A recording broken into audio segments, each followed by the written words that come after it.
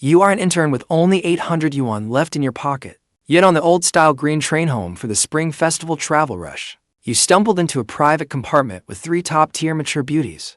To your left was a woman in black stockings, an ice-cold beauty in high heels.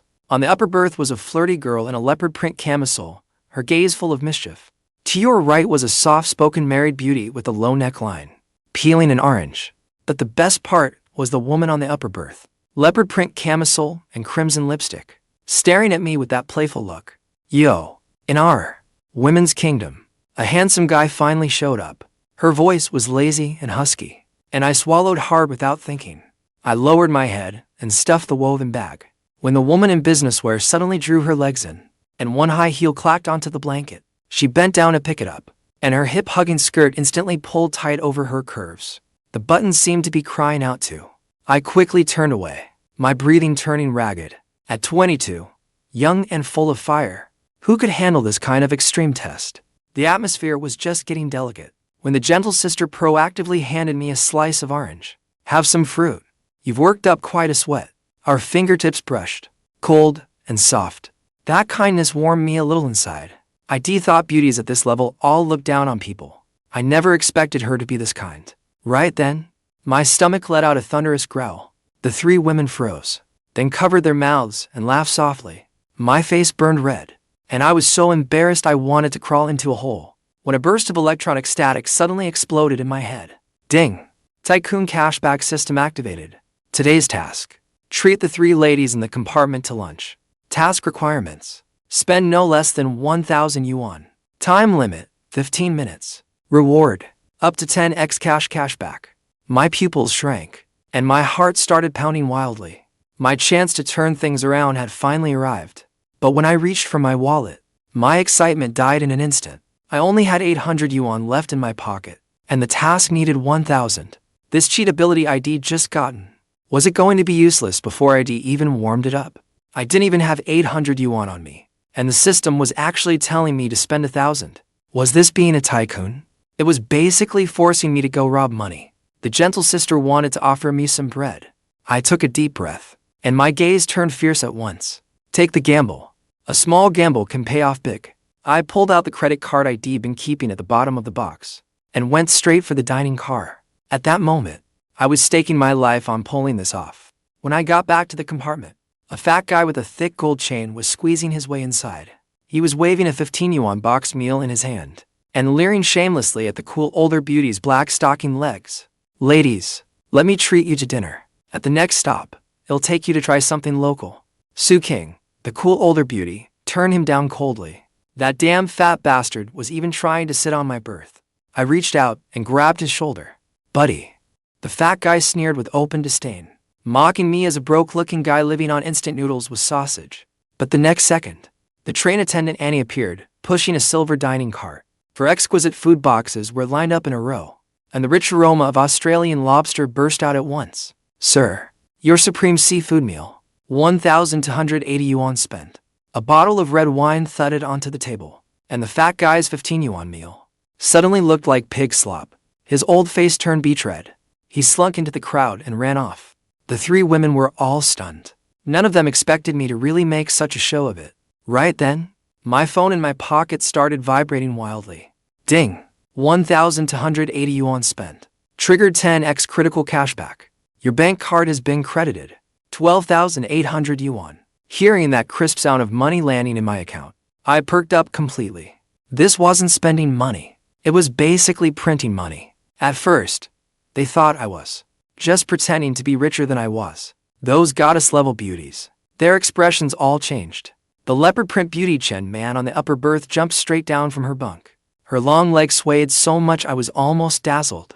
She lifted her wine glass, her gaze seductive, her voice husky. Little brother, you, an intern, really aren't ordinary at all. Little brother, with that kind of spending, you're probably some rich kid out here slumming it for the experience.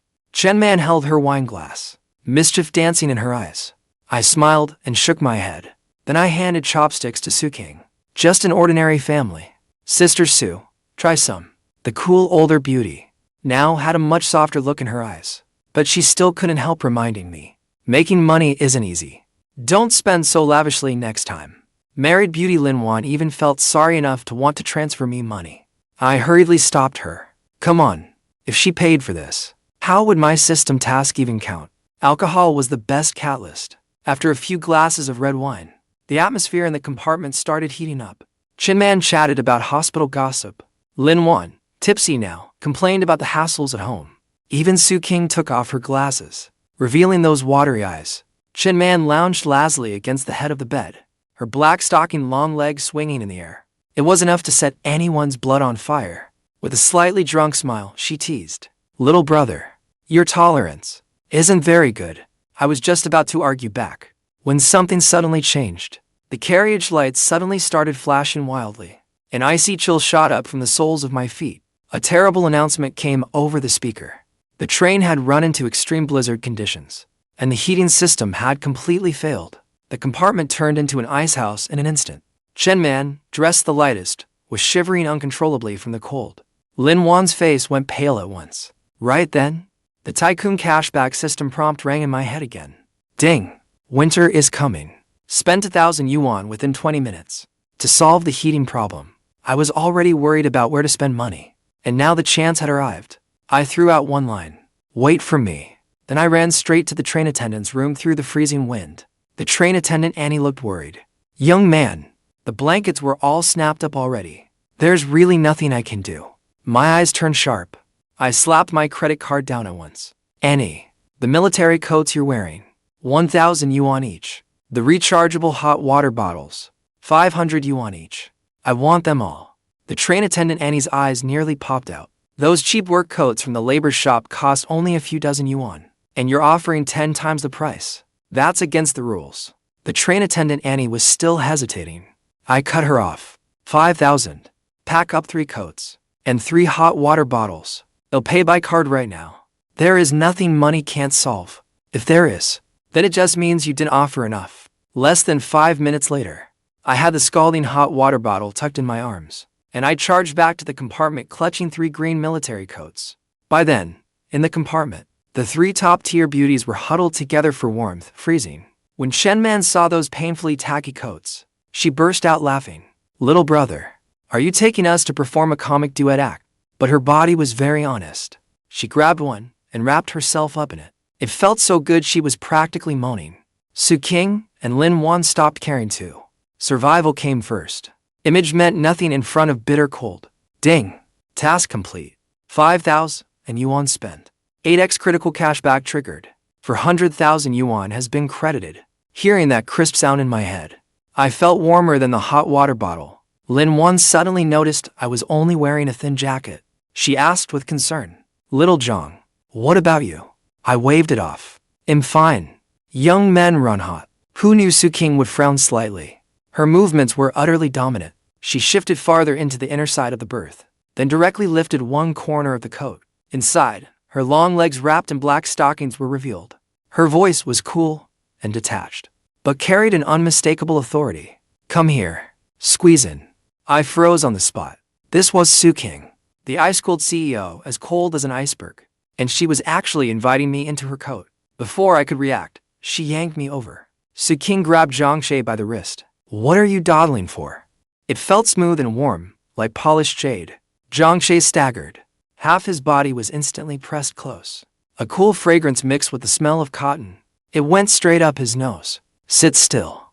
Don't move around. Qingge wrapped the military coat around both their knees. But the next second, the outside of Jiang's thigh was pressed against something smooth and warm. It was her long leg, wrapped in black stockings. That sensation was like an electric current. It shot from the point of contact straight to the crown of his head. Jiang's body stiffened instantly. Qingge also shivered slightly, but she didn't pull back. Instead, she stuffed the hot water bottle into his hand. Take it.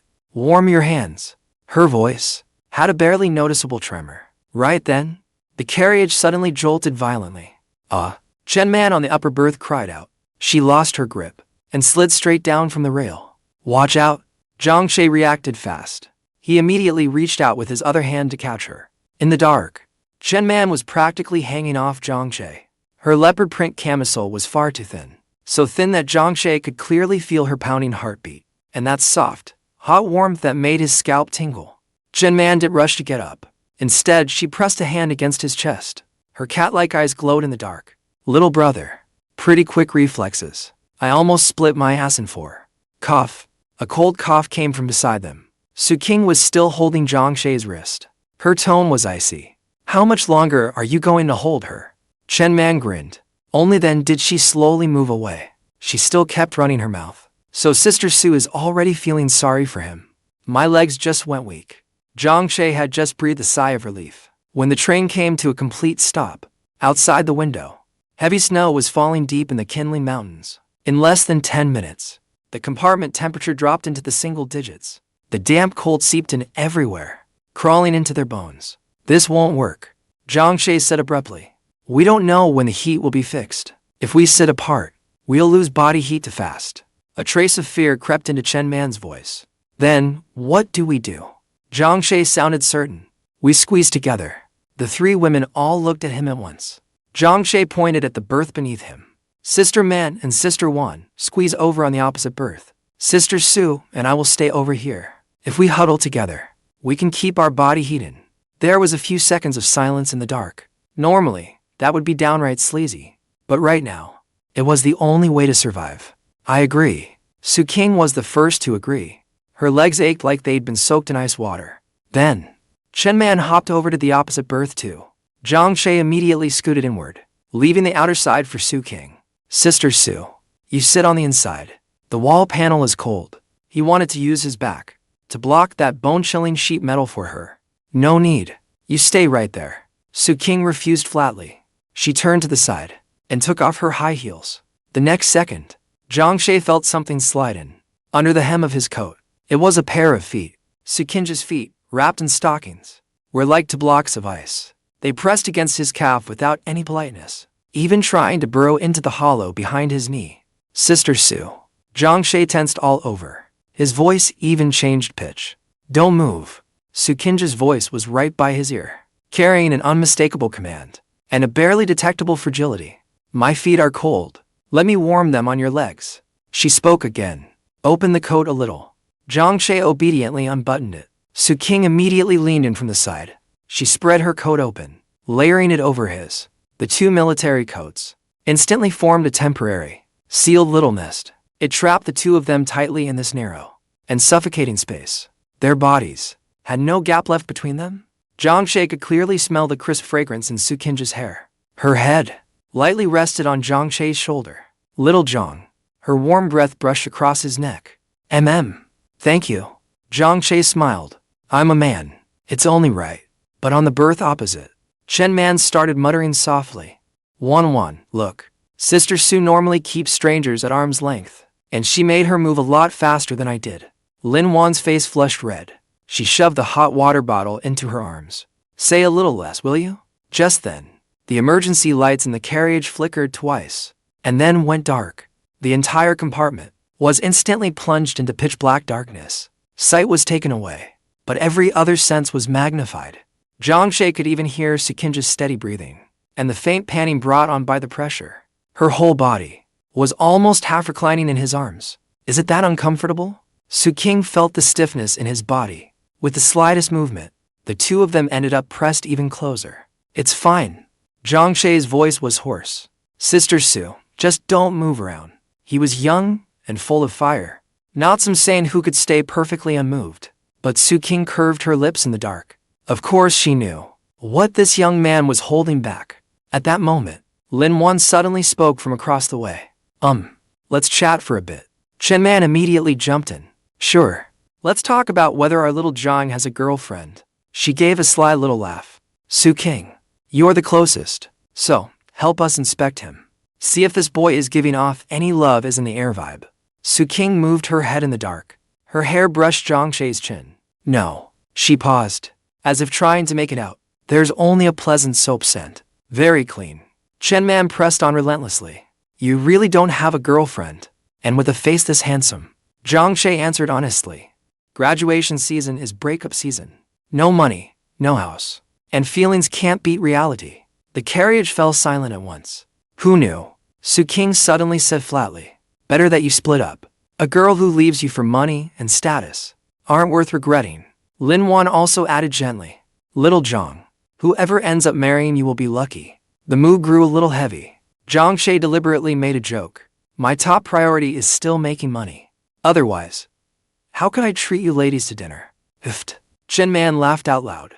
Are you really treating us to dinner? You're feeding us like pigs. Time passed little by little. Sleepiness crept in. Qingge's body slowly went limp. She completely relaxed and leaned against Jiang Shay's chest. Her breathing grew long and even. She had fallen asleep. But her feet were still icy cold. Even in her sleep, she would curl up unconsciously because her feet were cold. Jiang Shay hesitated for a moment. Then he slowly reached out one hand, feeling his way downward in the dark. His hand slipped beneath the thick coats and touched her feet wrapped in stockings. So cold, it was like touching to pieces of jade. Jiang Shay didn't think much of it. He took both of her icy feet in his hands and kept sending over the warmth from his palms. Qingge's body suddenly trembled. Jiang Shay froze. He thought she'd woken up, but the person in his arms not only didn't stir, she let out the faintest. She let out the faintest little murmur, like a kitten stretching. Then, those feet actually nudged into his broad, warm palms and nestled deeper. He could tell that Qingge was not fully asleep, but he did not let go. Qingge did not pull back either.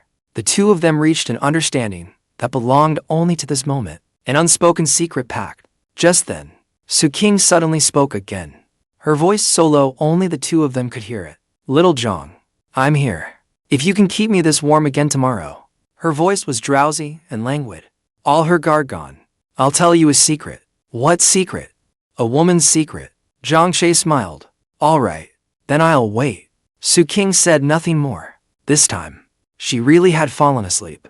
But the next second, she suddenly rolled over. That exquisitely beautiful face buried itself without warning in the crook of his neck, her warm breath brushing over his collarbone. This night was bound to be hard to endure. No one knew how long passed, until the sky outside the window turned pale. Jiang Shay woke up with one arm gone numb. The left side of his body felt like it had been pinned under a boulder all night. He instinctively tried to move his arm, but found something holding him in a death grip. He suddenly opened his eyes, and when he saw what was in front of him, he froze completely. Qingge was clinging to him like an octopus. One leg was thrown brazenly across his thigh. The black hem of her skirt had already ridden up to the base of her thigh. Even worse, her arms were locked tightly around his waist, her cheek pressed against his chest, and even in her sleep, she had rubbed two of his shirt buttons loose. Qingge let out a dissatisfied little hum. Not only did she not let go, she actually rubbed against him even tighter. Jiang Shay held his hands up, not sure whether to move or not. Just then, there was movement from the bunk opposite. Lin Wan woke up. She sat up, rubbing sleep from her eyes. And then, her gaze froze on the scene opposite her. The startled cry was smothered back into her mouth. Lin Wan's eyes went wide as she looked at the two people practically glued together, her face turning red all the way to her neck. Jiang Shay gave her an awkward wink and made a gesture. His face was full of silent pleas for help. Lin Wan bit back a laugh and mouthed to him, You really do have a gift with women. Jiang Shay gave a wry smile. Want this kind of luck for yourself? Just as the awkward silence became suffocating, the speaker above the carriage crackled to life. Good morning, passengers. The line ahead has been cleared. The train is expected to leave in 20 minutes. Along with the announcement, the light tube overhead flickered twice, then snapped on with a pop. The sudden glare made Qingge frown. She slowly opened her eyes. She looked around blankly, her gaze settling on Jiang Shay's face, so close to hers, then on her own hand clutching his clothes, and the leg thrown across his body. Time seemed to stop for 3 seconds. Qingge's pupils contracted slightly. That aloof mask was already sliding back into place on her face, but at the roots of her ears, while a flush quickly spread across her face. She jerked her hands and feet back as if shocked. Then she sat up straight at once. Morning. Her voice was hoarse from just waking up, but she forced herself to stay calm. Last night. Thank you. Jiang Shay rubbed his numb arm and gave her an easy way out. Morning, Sister Sue. It was just to stay alive. I get it. I'm going to wash up. Qingge did not dare look him in the eye. She grabbed her toiletry bag and rushed out. Her slightly flustered steps betrayed her panic as she hurried away, exposed her feelings completely. Just then, Chen Man's amused voice drifted down from the upper bunk. Oh, So our King is shy now. Chen Man's big waves were a tangled mess, yet they still gave her a wild kind of beauty. Little brother, you slept pretty soundly last night. I even heard you snoring. Sis man, don't make things up. I never snore. Jiang stood up, and every joint in his body crackled. His body was sore, but his mind was strangely energized. Not just because of that unusual experience, but also because of the prompt that sounded in his head. A new day has begun. Hidden reward from yesterday has been settled. Congratulations, host. You have obtained a passive skill. Charm Magnet. When interacting with the opposite sex, you are more easily trusted and liked. Before he could even react, today's task was immediately issued. Prepare a hearty, comforting breakfast for everyone. You must spend at least 3,000 yuan. Jiang lifted a brow. A 3,000 yuan breakfast? This time, he was about to go all in with the real power with money. You ladies get ready first. They'll go buy breakfast. Jiang straightened his collar. That youthful energy in him was impossible to hide. Qingge, just back from washing up, froze. She looked at him with complicated eyes. You're spending more money again. Didn't you say last night that making money isn't easy? Sister Sue. Jiang cut her off. A mysterious smile curved his lips. You still haven't told me that secret yet. But before I hear it, we need to fill our stomachs first. Don't worry. This meal, I can afford it, and am happy to treat you. With that, he pushed the door open and walked out. His back looked utterly untroubled. Qingge wiped her face with a wet towel, her gaze a little dazed. TSK, TSK, TSK. Chen Man sighed while applying her lipstick. Qingge, you're done for. The way you're looking at him, you're about to fall in. Qingge came back to herself. She shot her a cold glance, but her protest sounded weak. What nonsense are you talking? She turned toward the mirror, looking at her own faintly flushed face in the glass, and felt a long-lost flutter in her chest. Meanwhile, Jiang was heading toward the dining car when he heard a commotion ahead. Why won't you sell it to me? I've got money. Jiang looked up. There was yesterday's gold chain guy, red-faced and shouting, blocking the dining car entrance. One foot was braced on the doorframe. A cigarette pinched between his fingers. Spittle flew everywhere. 500 bucks. I want that supreme seafood Qingge. Get it for me right now. The train attendant looked troubled. Sir, it's not about the money. We only have enough ingredients to make plain white Qingge right now. I'm telling you, I'm getting that Qingge today. No matter what. It has to have sea cucumber and abalone in it. The gold chain guy was still throwing a tantrum, but a clear voice cut in. Ma'am, excuse me. The gold chain guy turned and saw it was Jiang. His eyelids twitched immediately. He let out a sarcastic snort. Well, isn't this yesterday's big spender? What? Are you here to grab food too? Jiang didn't even spare him a glance. He walked straight to the dining car window. Morning, ma'am. You worked hard last night. The train attendant immediately let out a sigh of relief. Morning, young man.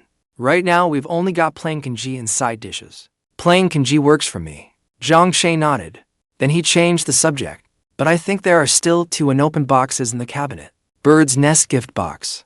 Gift boxes. The attendant froze. How did you know? Those are for entertaining VIPs. They're not for sale. Jiang simply took out his black card. He held it out between the fingers. Please cook both boxes. Also, there are a few cans of imported caviar and 2 bottles of Evian bottled water in the fridge. Bring those out too. The attendant hesitated. If we use those gift boxes, we have to pay triple the market price. Jiang tone was flat, as if he were asking whether 3 yuan would buy a head of cabbage. Will 3,000 do?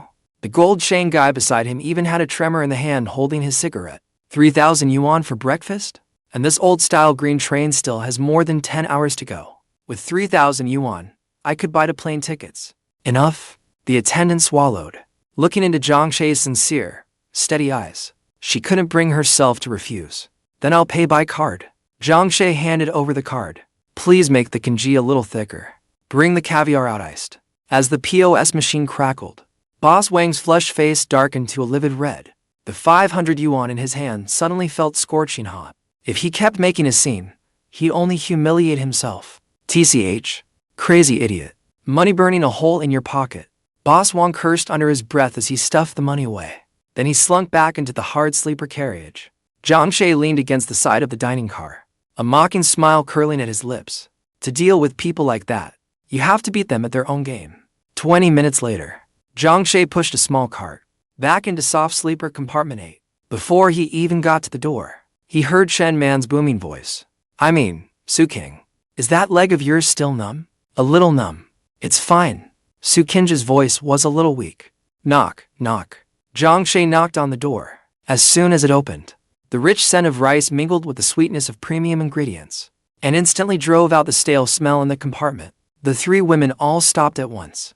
On that peeling little fold-out table, the spread was once again packed from edge to edge. Translucent bird's nest Qingge, iced top-grade caviar, and even sliced hominy melon. My God! The comb slipped right out of Lin Wan's hand. She pointed at the French label on the caviar jar. This? How could there be something like this on the train? Good luck.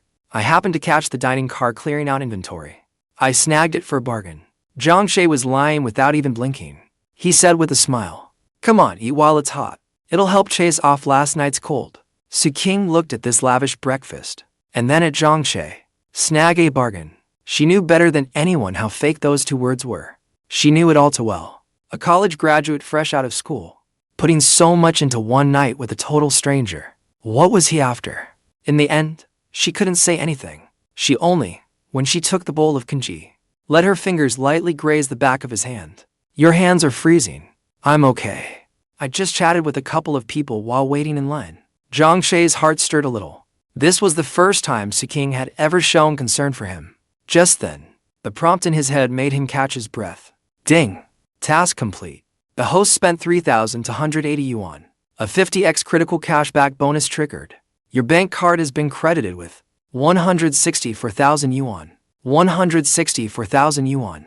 Jiang clenched the hand in his pocket into a fist. He barely suppressed the urge to laugh out loud. His expression remained calm and unreadable. Ladies, dig in. It'll taste fishy once it gets cold. Then I won't be shy. Chen Man had already been dying to eat. She took a big gulp of Qingge. This isn't Qingge. This tastes like money, little brother. Once the steaming bird's nest Qingge went down, the atmosphere in the carriage was even livelier than last night. Lin Wan looked at him like he was her own little brother. She picked up a piece of pickled cucumber and put it into Jiang's bowl. Little Jiang, you should eat more too. You sat up all night. That's hard on your body. That kind of care made Jiang's nose burn a little. Qingge hadn't said much. She ate with graceful poise. But just then, the phone beside her pillow suddenly buzzed.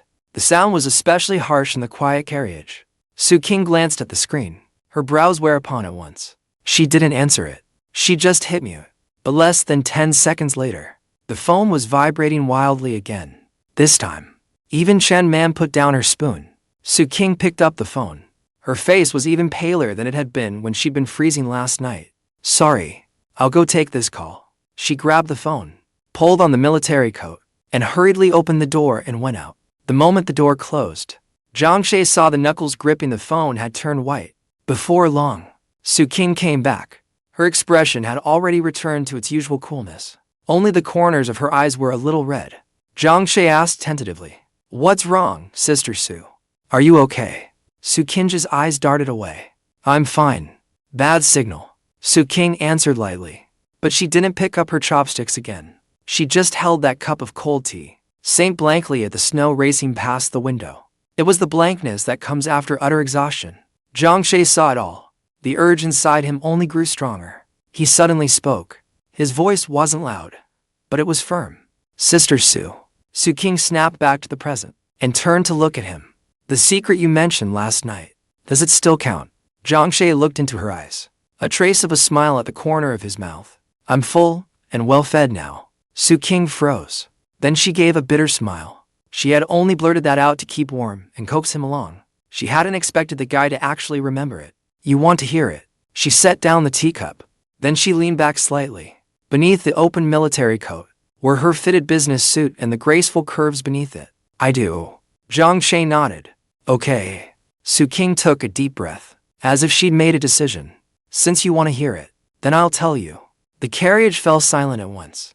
Chen Man and Lin Wan also softened their breathing. Qingge looked at Jiang, her gaze hazy and unfocused. A lot of men think women want money, designer bags, and other vain little things. But let me tell you, what really makes a woman fall completely is never how much money you spend on her. Jiang asked instinctively. Then, what is it? But the next second, Qingge suddenly leaned forward. Her delicate face came right up to Jiang's. They were so close their breaths tangled together. It's a sense of security. Her breath was soft and fragrant. Her eyes fixed directly on Jiang's pupils. It's when she's at her most disheveled, her most helpless, and her coldest. You don't need her to say it. You just wrap your coat around her, and warm her feet, and warm them in your arms. That last half of the sentence, she said so softly only Jiang could hear it. Jiang's heart skipped a beat. This woman, she was practically a seductress. But before he could savor it, Qingge pulled back. A self-mocking smile curled her lips. If my damn company hadn't had its cash flow cut off, if those debt collectors hadn't blocked my front door, I wouldn't have bought this soft sleeper ticket and run for it. What? Chen blurted out in shock. Qingge, you went bankrupt. Qingge didn't deny it. She just shrugged. Pretty much. This trip to the provincial capital was to beg for one last round of financing. If she couldn't get it done, she didn't go on. But the meaning was already clear. This aloof female CEO might really end up with nothing. I was pretty desperate at first. Qingge looked at Jiang, but her gaze softened. But last night, there was a silly guy who clearly didn't have any money himself, but still paid for dinner and bought a coat. A suspicious blush rose on her face. He even told me to use him like a hand warmer. At that moment, I thought, there's always a way. Why should I, Qingge, admit defeat? Qingge's tone turned very serious. Jiang, thank you. This meal counts as something I owe you. When I get back on my feet, I'll pay you back, principal and interest. Forget about paying me back. Jiang smiled. There was a touch of youthful arrogance in his voice. If Sister Sue really wants to thank me, then why not? Why not what? The three women all looked at him at once. Jiang blinked. Why not wait until we get to the provincial capital? And let me go with you to negotiate that financing. My luck's always been pretty good. Which is what you call wife-attracting luck. I was saving the caviar bird's nest Qingge to savor slowly. Even an intern's breakfast can cost thousands. The coat on my back alone cost more than Chen Man's monthly salary. Her cat-eye-lined eyes were fixed on me. Her brows drew together. Little brother, just come clean. Are interns really this ruthless now? Hearing that, Yuan and Qingge both looked at me too. I, on the other hand, leaned lazily against the seat back. My expression calm and natural. If I told you I'm a rich kid, would you believe it? Unexpectedly, Qingge answered simply. She shook her head. No. No way. A rich kid wouldn't wear 100 yuan undershirt. I lifted the corners of my mouth. I didn't look embarrassed at all, even though I'd been called out. Sister Sue's eyes are way too sharp. My family is actually pretty ordinary. This few thousand yuan came from following the crowd and investing in crypto a while back. I got lucky. It multiplied dozens of times over. I arched my brows. I swept my gaze over the three beauties. Money only matters when you spend it, especially at a moment like this. Meeting you ladies, it's worth it. The doubt in Yuan's eyes gradually faded. Chen lazily leaned back in her seat. Her eyes turned dim. Someone like me can work for so long and still just end up as a well-paid office drone. She gave a soft, cold laugh. I just broke up not long ago. That scumbag thought her nightclub job wasn't classy enough and turned around to marry some civil servant candidate. The carriage turned cold in an instant. At that moment, the always gentle Yuan spoke softly. I'm honestly a little jealous that you two can still date. She stared at the huge diamond ring on her ring finger, her face full of helplessness. My husband and I met through a blind date. We've been married for 5 years, and I can count how many times he's come home on one hand. She paused, her voice dropping very low. My mother-in-law is forcing me to go to the hospital for an exam. Actually, I understand. It's not my problem. It's that his body isn't up to it. That shocking revelation left me stunned. Chen immediately threw the topic to Qingge. Sister Sue is so outstanding. The people chasing you must be lined up all the way to France, right? Who knew Qingge would lean against the window and say calmly, I've never dated. She turned and let her gaze land on me. The corners of her mouth lifted. Most men are childish. Instead of wasting energy coaxing them, I'd rather negotiate a few more contracts. Of course, if someone can lift my mood and protect me when it matters most, I might consider it. That made my heart skip a beat. Just then, the mood broke. Feeling sticky and grimy was especially unbearable.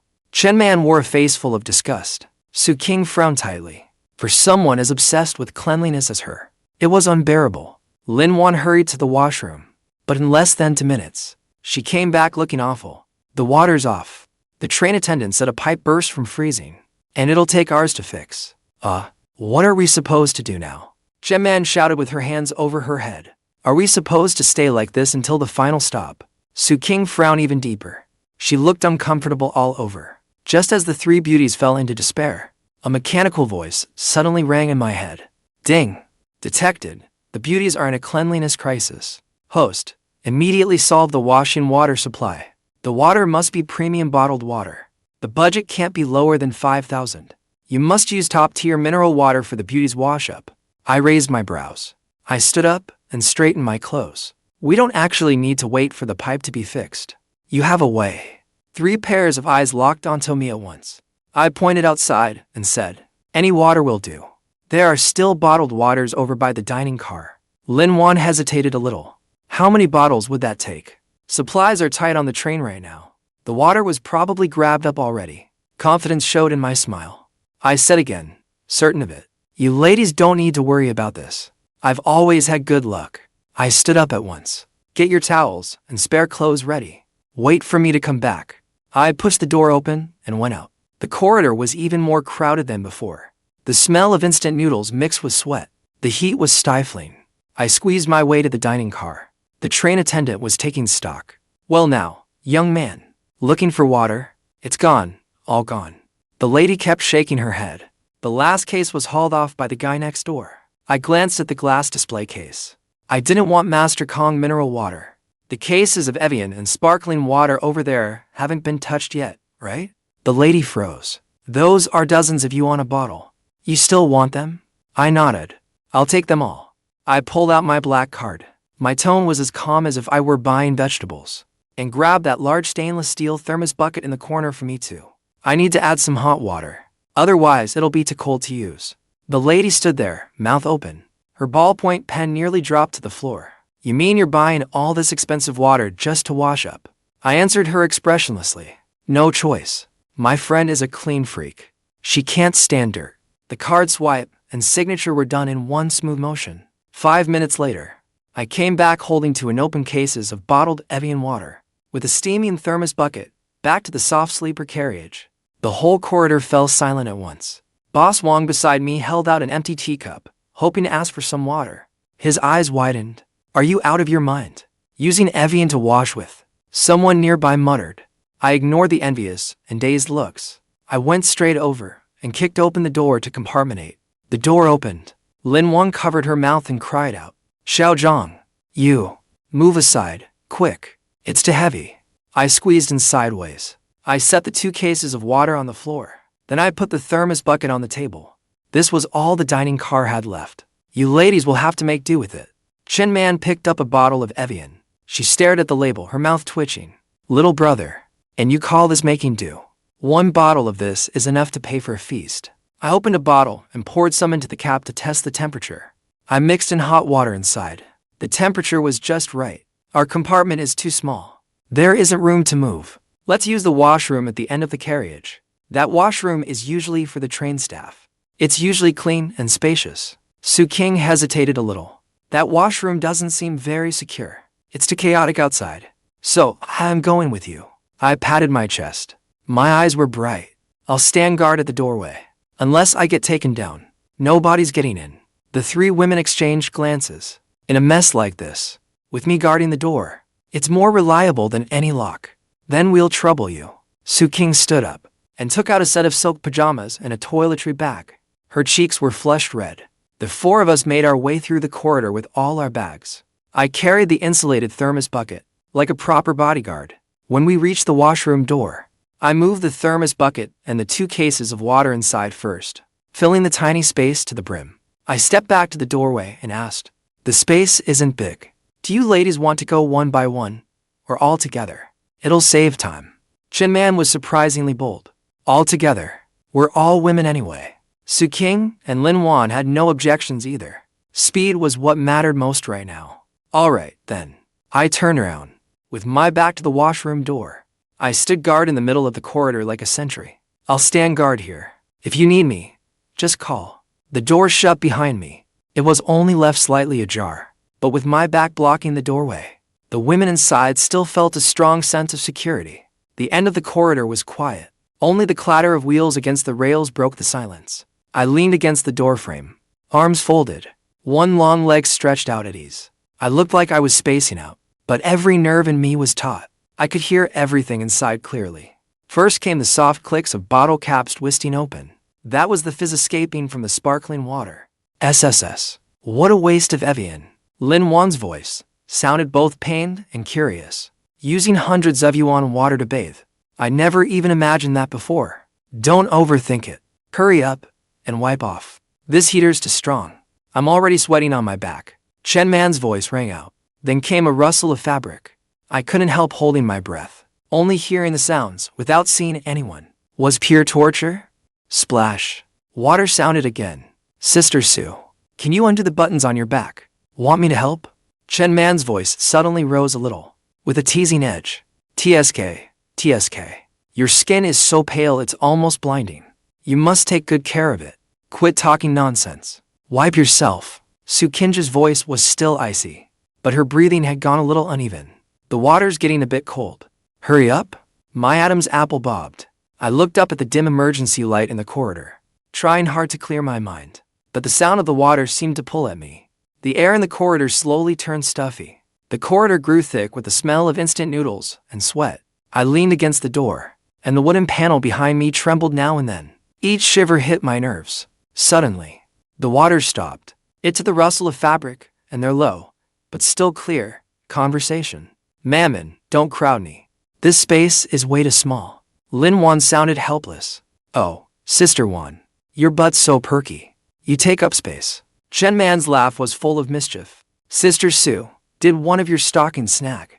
It looked like it caught on the door handle just now. Chen Man added again. Stop talking nonsense. Qingge's voice turned cool with irritation.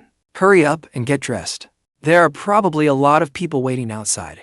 I tilted my head back and stared at the emergency light flickering on and off, trying to empty my mind. But at times like this, my imagination was running wild. Then, there was a soft knock on the door behind me. It was very light and a little hesitant. Xiao Zhang. Lin Wan's voice came softly from the crack in the door. It sounded a little unnatural. I didn't move. I just turned my head slightly. I'm here. What is it, Sister Wan? There was a brief silence inside. Then came a bit of shuffling, as if they were shoving the task onto each other. It sounded like they were trying to pass the job off to each other. In the end, Lin Wan spoke up. Her voice was even softer now. Could you pass the black travel bag in? I looked down. Sure enough, there was a black tote bag by my feet. It was stuffed full. Okay. I was just about to open the door. I had just picked up the bag, when Chen Man gave a startled cry from inside. Don't open it wide. Just crack it a little. Wan forgot to bring a change of clothes. She forgot her change of clothes. My hand froze in midair. So it was just that she forgot her clothes. How do you even forget something like that? Ready? I took a deep breath, trying my best to keep my tone proper. You can pass it in. I turned and gripped the cold door lock, then slowly twisted it. The broken latch gave off a faint metallic sound. The door opened into a crack of about 5 centimeters. A wave of warm steam rushed out at once. The scent was something special. The crisp scent of Evian bottled water mixed with the sweet fragrance of body wash, along with a faint feminine scent. The heat washed over my face, like a soft little hand brushing lightly across it. I stared at the wood grain on the door, and slid the black bag in through the crack. Can you reach it? A hand reached out from the mist. It was wet. Her skin was pink and tender from the hot water. Droplets were still falling from her fingertips. Because the crack was so narrow, when that hand grabbed the bag, it inevitably brushed against the back of my hand. Wet, slick, and warm. The touch made both of us jerk back as if we had been shocked. Thanks. That hand hurriedly caught the bag handles, then pulled back fast. I could tell. It was Qingge's voice. She was trying hard to stay calm, but the slight tremor at the end still gave away her fluster. Thud. The door closed. I leaned back against the door frame again, staring at the back of my hand where she had touched me. It was still slick with warm water. I flexed my fingers, a helpless smile tugging at my lips. This was way too much. More frantic sounds of getting dressed came from inside. Sister Sue, why are you blushing? Chen Man's voice was as ill-timed as ever. It's just passing a piece of clothing, not seeing anything. Qingge snapped coldly. It's hot, and besides, that's my bag. Don't rummage through it. Yeah, I know. Sister Sue's personal stuff is off limits to me. Chen Man's voice carried a wicked little smile. But this lace trim is gorgeous. Nice taste. Chen Man, listening to the playful noise inside, the heat in my chest slowly faded. They were no longer untouchable goddesses, and not some rich ladies from high society either. They were just a few women on a journey, letting their guard down for a while. 10 minutes later, the lock clicked. This time, the door was pulled wide open. Chen Man came out first. Her loose white t-shirt was tied in a knot at the waist, showing off her flat stomach. Her freshly washed legs were long and snow white. A few drops from her wet hair splashed onto my face. Little brother, bathing with Evian bottled water really is different. Your skin feels silky soft on another level. Yuan came out after her, wearing a set of gray cotton loungewear. She carried herself like a soft-spoken married beauty. Her face was red as a ripe peach. Qingge came out last. She was wearing a simple shirt and trousers. The buttons were delicate. Her still damp hair and the rich scent of body wash made her usual aloofness fade quite a bit. 3 women, 3 sights. They lit up the dim carriage at once. Are you all set? My eyes lit up. Qingge nodded. She handed me the towel in her hand. Half a bucket of hot water was still left untouched inside. I took the towel, still warm from her body. Water is precious, of course we can't waste it. You head back to the compartment first. Then hurry up. We'll wait for you. Yuan reminded me, watching the 3 goddesses disappear from view. I finally stepped into the washroom.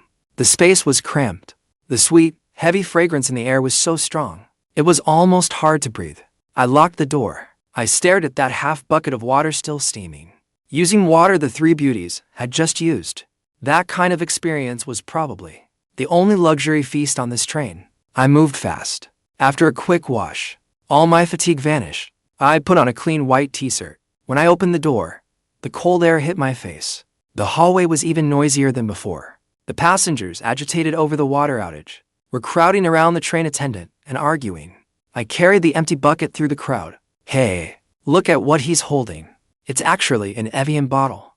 Damn, it really is. If old Wang said someone bathed with Evian water, I'd have laughed it off. The whispers buzzed in my ear like mosquitoes, with dried instant noodles and odor all over the carriage. I, fresh from a shower, was basically an outcast. I ignored them and headed straight for car 8. Just around the corner, I saw that the 3 goddesses hadn't returned to the compartment. Instead, they were waiting for me in the aisle, like a still frame from a movie, beautiful enough to take your breath away. But nearby, Boss Wang, the one with the gold chain, was leaning by the door. His beady little eyes locked onto us. After the 3 beauties had washed up and changed clothes, the visual impact was absolutely nuclear. Boss Wang swallowed hard. His Adam's apple was jumping like crazy. Little Jiang is back. Yuan waved with a smile. I hurried over and naturally stood between the 3 women and Boss Wang, blocking that filthy gaze. Sorry to keep you waiting. Let's head back inside. That really is uncomfortable. Chen Man deliberately glanced at Boss Wang, raising her voice. Some people really have no manners. Smoking in public and not worried about turning their lungs black.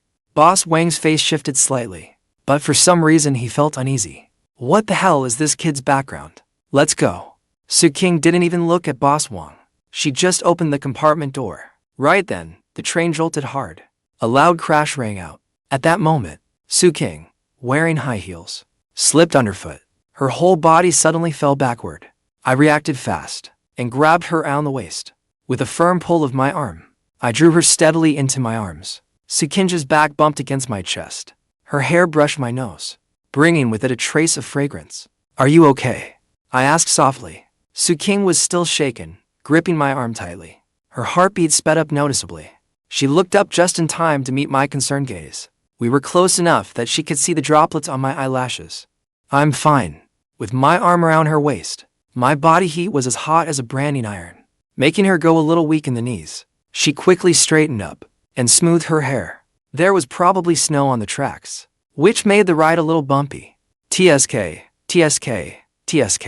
Chen Man crossed her arms beside me. Qingge, Your skills at throwing yourself into people's arms are getting more and more professional. Shut up. If you don't say anything, no one will think you're mute. Qingge glared at her. With a mix of embarrassment, annoyance, and a different kind of charm, the group filed back into the compartment one after another. With a bang, the door shut, cutting off Boss Wang's envious, resentful stare. He took a hard drag on his cigarette, ground it out underfoot, and muttered, "Damn it, a fine cabbage had been gobbled up by a pig." But he knew full well, the pig in front of him was not someone he could afford to mess with. The compartment suddenly felt cramped. Several scents mingled together, making it smell even better. Finally, it felt comfortable. Chen flopped straight onto the upper bunk, her long legs swaying back and forth. After eating a 5-star breakfast and bathing with Evian water, she could brag about it for a year when she got home. I sat back on my bunk and shook out my arms. Not bad. Might as well count it as exercise. Across from me, Qingge was rolling up her pant legs, revealing her smooth calves, and applying body lotion. Her fair, tender skin glowed under the light like porcelain. I couldn't take my eyes off her. Qingge noticed my gaze and paused, but didn't lower her pant leg. She looked up with a teasing, half-smiling expression. "What are you looking at? Never seen someone apply body lotion?" Cough. I nodded without hesitation. "I really haven't. I haven't seen anyone put it on this beautifully." That line was bold and a little teasing. Qingge froze for a moment. If anyone else said it, it'd sound greasy and disgusting. But when I said it, she actually felt a little happy. So slick-tongued, she gave a soft snort and handed the body lotion over. "Since your mouth can talk, then help me with something." "What?" I didn't catch on. "My back?" She turned around, facing away from me, and pulled her collar down, revealing a stretch of snow-white neck and back. "That fall just now hurt a bit, and I can't reach it. Help me put some on." As soon as she finished, Chen on the upper bunk even forgot the sunflower seeds in her mouth. Yuan's hand, which had been applying hand cream, froze in midair. I looked at the bottle still warm in my palm, then at that unguarded back. My throat went a little dry. "What? Not willing?" Qingge tilted her head slightly, with provocation in the corner of her eye. "My pleasure." I drew in a deep breath and opened the bottle. Squeezed some lotion into my palm.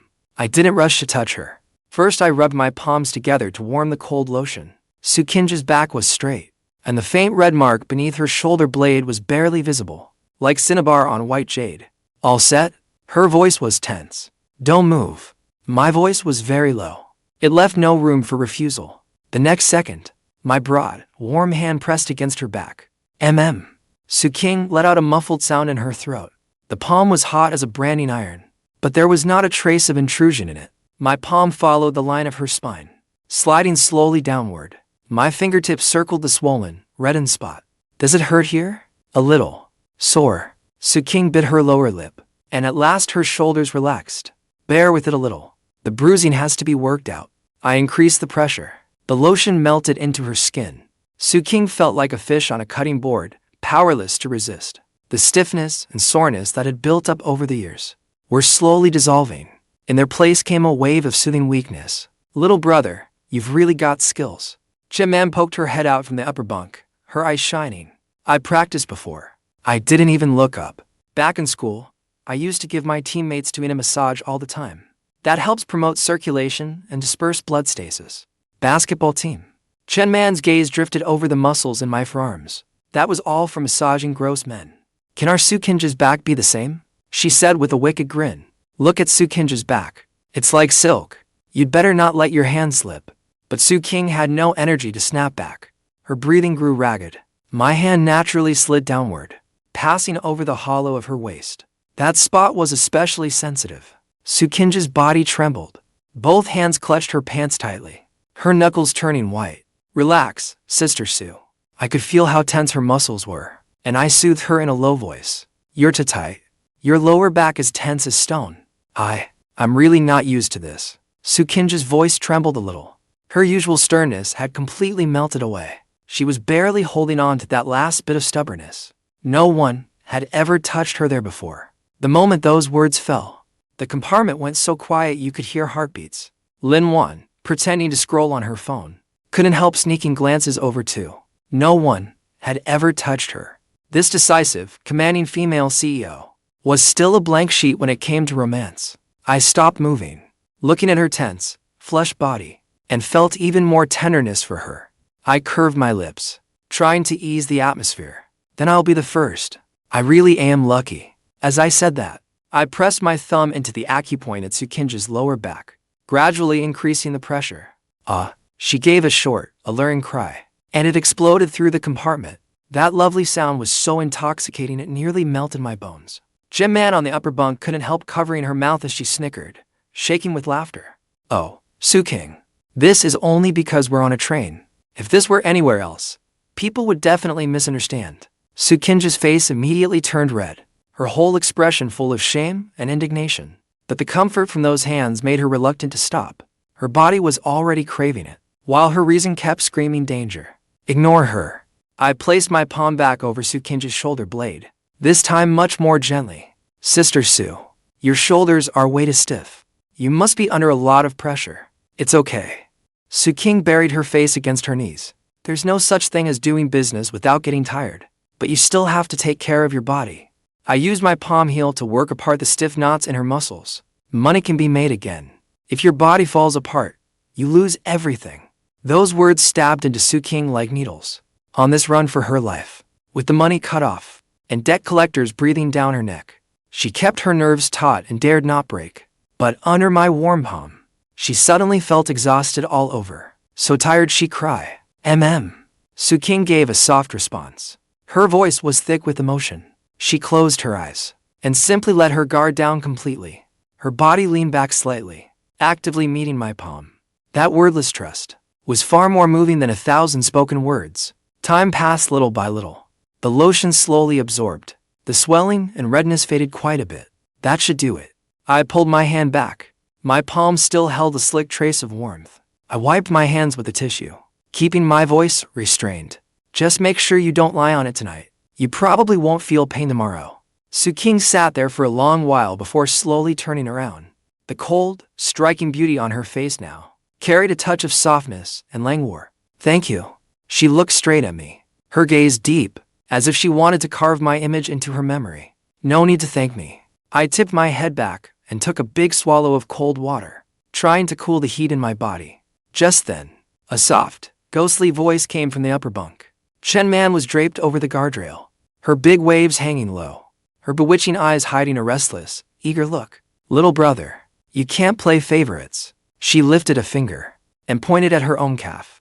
The sister's leg got chilled last night, and it really does feel a little off now. The teasing warmth in the air hadn't even faded, and a new spark was lit. Qingge had just straightened her clothes when she shot Chen an annoyed glare. Chen, can't you be a little more proper? Can proper manners fill your stomach? Chen said, without the slightest shame. She twisted on the upper bunk like a beautiful snake, even showing a sliver of her slim waist. Watching how intimate yet respectful I was with Qingge, she somehow felt a little jealous. Why could that cold woman get that kind of special tenderness? Little brother, just take a look, will you? Chen stuck her leg straight through the gap in the railing, swinging it back and forth in the air. Isn't my leg way more eye-catching than Qingge's back? And they really were a pair of stunning legs. The curves were perfect, the skin smooth and bright, the ankles slender, and the dark red polish on her toes looked like ripe cherries. I laughed helplessly and set down the water bottle. Sister your legs really are beautiful. They ought to be insured. But Chen eyes lit up, thinking she had a shot.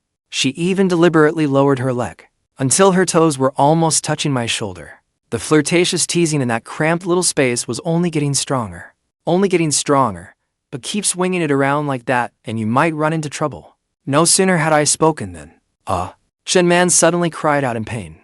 Her leg went rigid at once, the top of her foot tightening hard, and her toes curling up. What's wrong? Yuan was stunned. Cramp. It's cramping. Chen was in so much pain she was crying. She curled up into a ball. Her face was twisted in pain. It was agonizing. Serves her right. She'd been showing off too hard, then got hit by the cold wind. Her calf had just quit on her. Don't move. I reacted fastest. I stepped on the edge of the bed and stood up. I grabbed her cramping leg. It felt icy cold to the bone. Just as I thought. It had gone numb from the cold. Don't force it. I snapped softly. One hand gripped her ankle. The other braced her foot and slowly pressed it back. It hurts. Are you trying to break my foot? Chen cried out, clutching the bedsheet. That kind of pain was something no one could understand without experiencing it. Hang in there. We have to work it loose. Sweat began to bead on my forehead. I had to fight the cramp and keep my own balance. Sister Lin, hold down her knee. Lin Yuan hurried over to help. She held down Chen Man's flailing leg. It really hurts. Chen Man cried out, not caring about her image at all. I held back my irritation. I pressed her soul against my chest. Then I wrapped both hands around her calf and started kneading the muscles as hard and tight as stone. The movement was rough. I had to work it loose by force. As I kept pressing and kneading hard, Chen Man's cries slowly turned into moans of relief. In that tiny compartment, the sounds were especially embarrassing. Go a little gentler. Chen Man's tearful voice softened like it was melting. Her leg was almost draped over my shoulder. I was right in front of her reddened eyes. And that tear-streaked face. There was no trace of that fierce, cool older beauty anymore. She looked like a little cat that had been bullied to tears. Better now. I noticed the muscle had loosened, so I eased up on the pressure. It's not cramping anymore. Chen Man turned her blushing face away, but I still didn't let go. This wasn't over yet. If I don't keep working it, you'll be stuck in bed later. I kept kneading gently. My fingertips moved slowly along the curve of her calf. Chen Man stayed silent, quietly feeling the warmth and pressure of my hands. That little bit of jealousy vanished completely. What was left was an unprecedented sense of security. The men she'd met before either got handsy or had ulterior motives. No one had ever helped so desperately when she looked her worst, and not once trying to cop a feel. Little brother, Chen Man suddenly said in a husky voice, I think you're a pretty decent guy. I smiled, tucked her leg back under the blanket, and pulled the covers snug around her. Sister Man, you really do have a loud voice. The people next door probably thought we were slaughtering a pig. Screw you. Chen Man laughed through her tears, giving me a light kick. The mood turned light again. I jumped down from the upper bunk, but stumbled a step. I turned my back and quietly straightened my clothes, hiding every trace of my body's reaction. And all of that was seen by Lin Yuan on the lower bunk opposite me. She silently watched my sweat, the veins standing out in my tense arms, and my slightly flustered back. Lin Yuan unconsciously rubbed the diamond ring on her ring finger. For 5 years, her husband had only ever given her one line: drink more hot water, or a transfer. Never once had warm hands reach out for her when she needed it most. Little Jiang, Lin Yuan suddenly spoke up. Her voice was very soft, with a barely perceptible tremor. I turned back to look at her. What is it, Sister Yuan? Lin Yuan looked at me, a faint blush quietly rising over her face. She pointed at the empty insulated thermos bucket on the table. The water's gone cold. I'll go and change it. I was just about to reach out when she said, I'll do it. Lin Yuan insisted. She got up and walked past me. Her steps were actually a little unsteady. Her body swayed slightly. I instinctively reached out to steady her arm. Through the gray cotton loungewear, her softness was startling. Lin Yuan didn't pull away right away. She looked up. Her gentle eyes now seemed to hide a fire within them, and yet also an endless sea.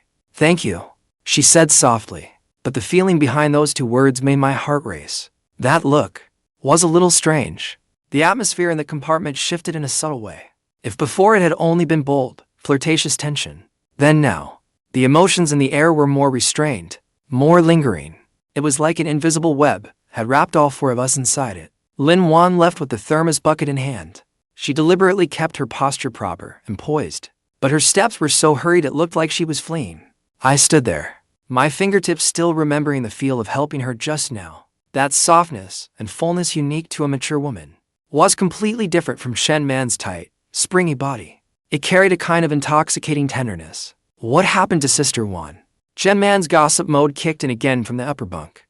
Her face is so red. Is she running a fever? The compartment must be too hot. Qingge answered lightly. She was leaning against the headboard reading, but that page still hadn't turned. As a veteran of the business world, Qingge understood people far better than Chen Man did. Lin Yuan's look just now, she understood it perfectly. That was the gaze of a woman who had long been stranded in an emotional desert, who would crave even the smallest warmth and rush toward it like a moth to flame. It was dangerous, but somehow understandable. Qingge lifted her eyes to me. This boy was quietly sitting on the lower bunk, straightening the bedsheet. His side profile was clean and sharp, with a straight nose bridge. When I wasn't speaking, There was an uncommon steadiness about him for someone so young. It was indeed very attractive. I'll go check on Sister Yuan. I hope nothing's wrong. I could feel the atmosphere. Didn't want to stay in such an awkward space anymore. I pushed the door open and stepped into the corridor. The corridor was still noisy. The train moved forward slowly. Outside the window, the snowy fields stretched endlessly. I found Lin Yuan by the washstand. She had her back to me, hands braced on the washstand, her shoulders slightly hunched. The empty thermos bucket sat by her feet. Water rushed and splashed, but she only stared blankly at her reflection in the mirror. In the mirror, there were fine lines at the corners of the woman's eyes, but she still carried herself with grace. Only those eyes were full of confusion and inner struggle. Sister Yuan, I called softly. Lin Yuan startled violently, turning around like a frightened rabbit. When she saw it was me, she hurriedly turned off the faucet. She wiped the droplets on her face, or maybe tears, in a fluster. Xiao, why are you here too? Lin Yuan forced out a smile. It was more heartbreaking than tears. You hadn't come back for a long time, so I was worried you might not be feeling well. I walked over and handed her a pack of tissues. Lin Yuan took them, but didn't use them to wipe her face. She only clutched them tightly in her hand. I'm fine, she said with her head lowered, her voice very soft. I just thought it was too stuffy here. I wanted to get some air. It really is noisy. I leaned against the window across from her. I didn't call her out on it. This train still had hours to go. If you feel uneasy, then, when we reach a big station, we can go out for a walk. Lin Yuan lifted her head and looked at me, backlit by the light. My face was a little blurred, but my eyes were bright and reassuring. There was no pity in them, and none of that desire either. Only a gentle warmth that put people at ease. Little Jiang. Lin Yuan suddenly stepped closer. The distance between us suddenly crossed a line. A faint milky scent mixed with the crisp smell of mineral water on her body drifted into my nose. Tell me. Lin Yuan bit her lip, as if making an impossibly hard decision. If a woman feels she has lived her whole life wrong, and now wants to live differently, is it still too late? Her question was wrapped in layers of uncertainty, but I knew exactly what she was asking. About that marriage that had long since become a shell of itself. About that husband who couldn't bring her happiness. And about the dutiful wife role she'd been forcing herself to play these past few years. Sister Yuan. I looked straight into her eyes. The best time to plant a tree was 10 years ago. The second best time is now. As long as you want it. It's never too late. Lin Yuan's pupils contracted slightly. At that moment, she felt a crack split open in the dam inside her heart. No one had ever said something like that to her before. Everyone around her told her to endure and compromise. All for the sake of some so-called face and a supposedly intact family. Only I, a boy 10 years younger than her, told her, it's never too late, no matter when. Really? Lin Yuan asked herself softly. There was a trace of obsession in her gaze. She glanced at my lips. These lips had just been teasing to other women. A strange impulse surged up in her. She wanted to know whether the words coming from my mouth were really that warm. Then what if? Just then. Bang! A dull, heavy boom came from the connector not far away. It sounded like something heavy smashing into a steel plate. Then came a chaotic burst of curses and shrill shouts. What are you doing? That's my bag. He's robbing me. Someone's being robbed. The emotions that had almost spiraled out of control were instantly cut off. Lin Yuan seemed to have had cold water dumped over her. She stumbled back 2 steps at once. The color in her face instantly changed from a blush to fear. What happened? She looked anxiously toward the source of the noise. My gaze also turned firm at once. The boyish softness vanished, replaced by a cheetah's alertness and sharpness. This train car was already packed and in total chaos. On top of that, the heavy snow had delayed the route. The water and power were both out. Passenger tempers were at the breaking point. At a time like this, security was most likely to go bad. Sister Yuan, you go back to the compartment first. I grabbed Lin Yuan at once. Then I led her toward compartment 8. Lock the door. No matter what you hear, don't come out. What about you? Lin Yuan clutched my sleeve tightly, her eyes full of worry. I'll go take a look. See what the situation is. I patted the back of her hand. My tone stayed unnervingly calm. Don't worry. I know what I'm doing. With that, I shook off her hand and strode toward the commotion. In my wake, Lin Yuan saw a brand new aura. I was no longer just the warm, gentle guy who knew how to rub legs and cheer up his sister. I was a man who could truly stand on his own. Lin Yuan stood there, watching me blend into the crowd, and the seed in her heart finally broke through the soil. As I pushed through the crowd, that familiar mechanical voice sounded again in my mind. Ding! Detected a sudden conflict. New quest triggered. Stand up for injustice. In a moment like this, when chaos is everywhere, money alone is not enough. You need the iron fist of justice. Please resolve this crisis and protect your companions.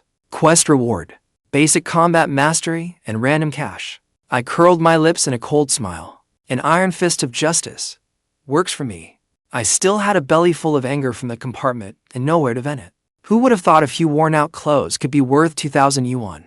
For that kind of money. The bald thug was gripping the female college student's collar and refusing to let go. The girl's face had gone paper white. Her tears kept welling in her eyes, but she didn't dare let them fall. With tears in her voice, she explained that she'd only knocked it over by accident while getting water. But the bald guy, drunk as he was, not only refused to let go, he even talked up that filthy woven bag as if it were some valuable treasure. That rough hand kept sliding lower. Everyone around them fell silent. After all, who would dare provoke a drunk bastard reeking of ergo too?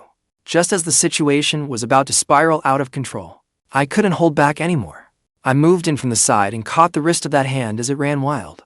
Let go. My voice was calm, without the slightest ripple. The bald man froze. He turned and saw me towering half a head over him. The yellow teeth in his mouth immediately split into a nasty grin. Where'd this pretty boy come from? Trying to play the hero? You should check your own weight first. With that, he snapped his wrist around and tried to grab my collar. I didn't move an inch. Just as that filthy hand was about to touch me, the system's mechanical voice rang out on time in my head. Ding!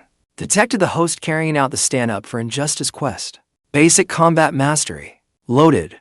A strange wave of heat swept through my body. My senses sharpened to an extreme. The bald man's vicious movements slowed in my eyes, as if replayed in half speed.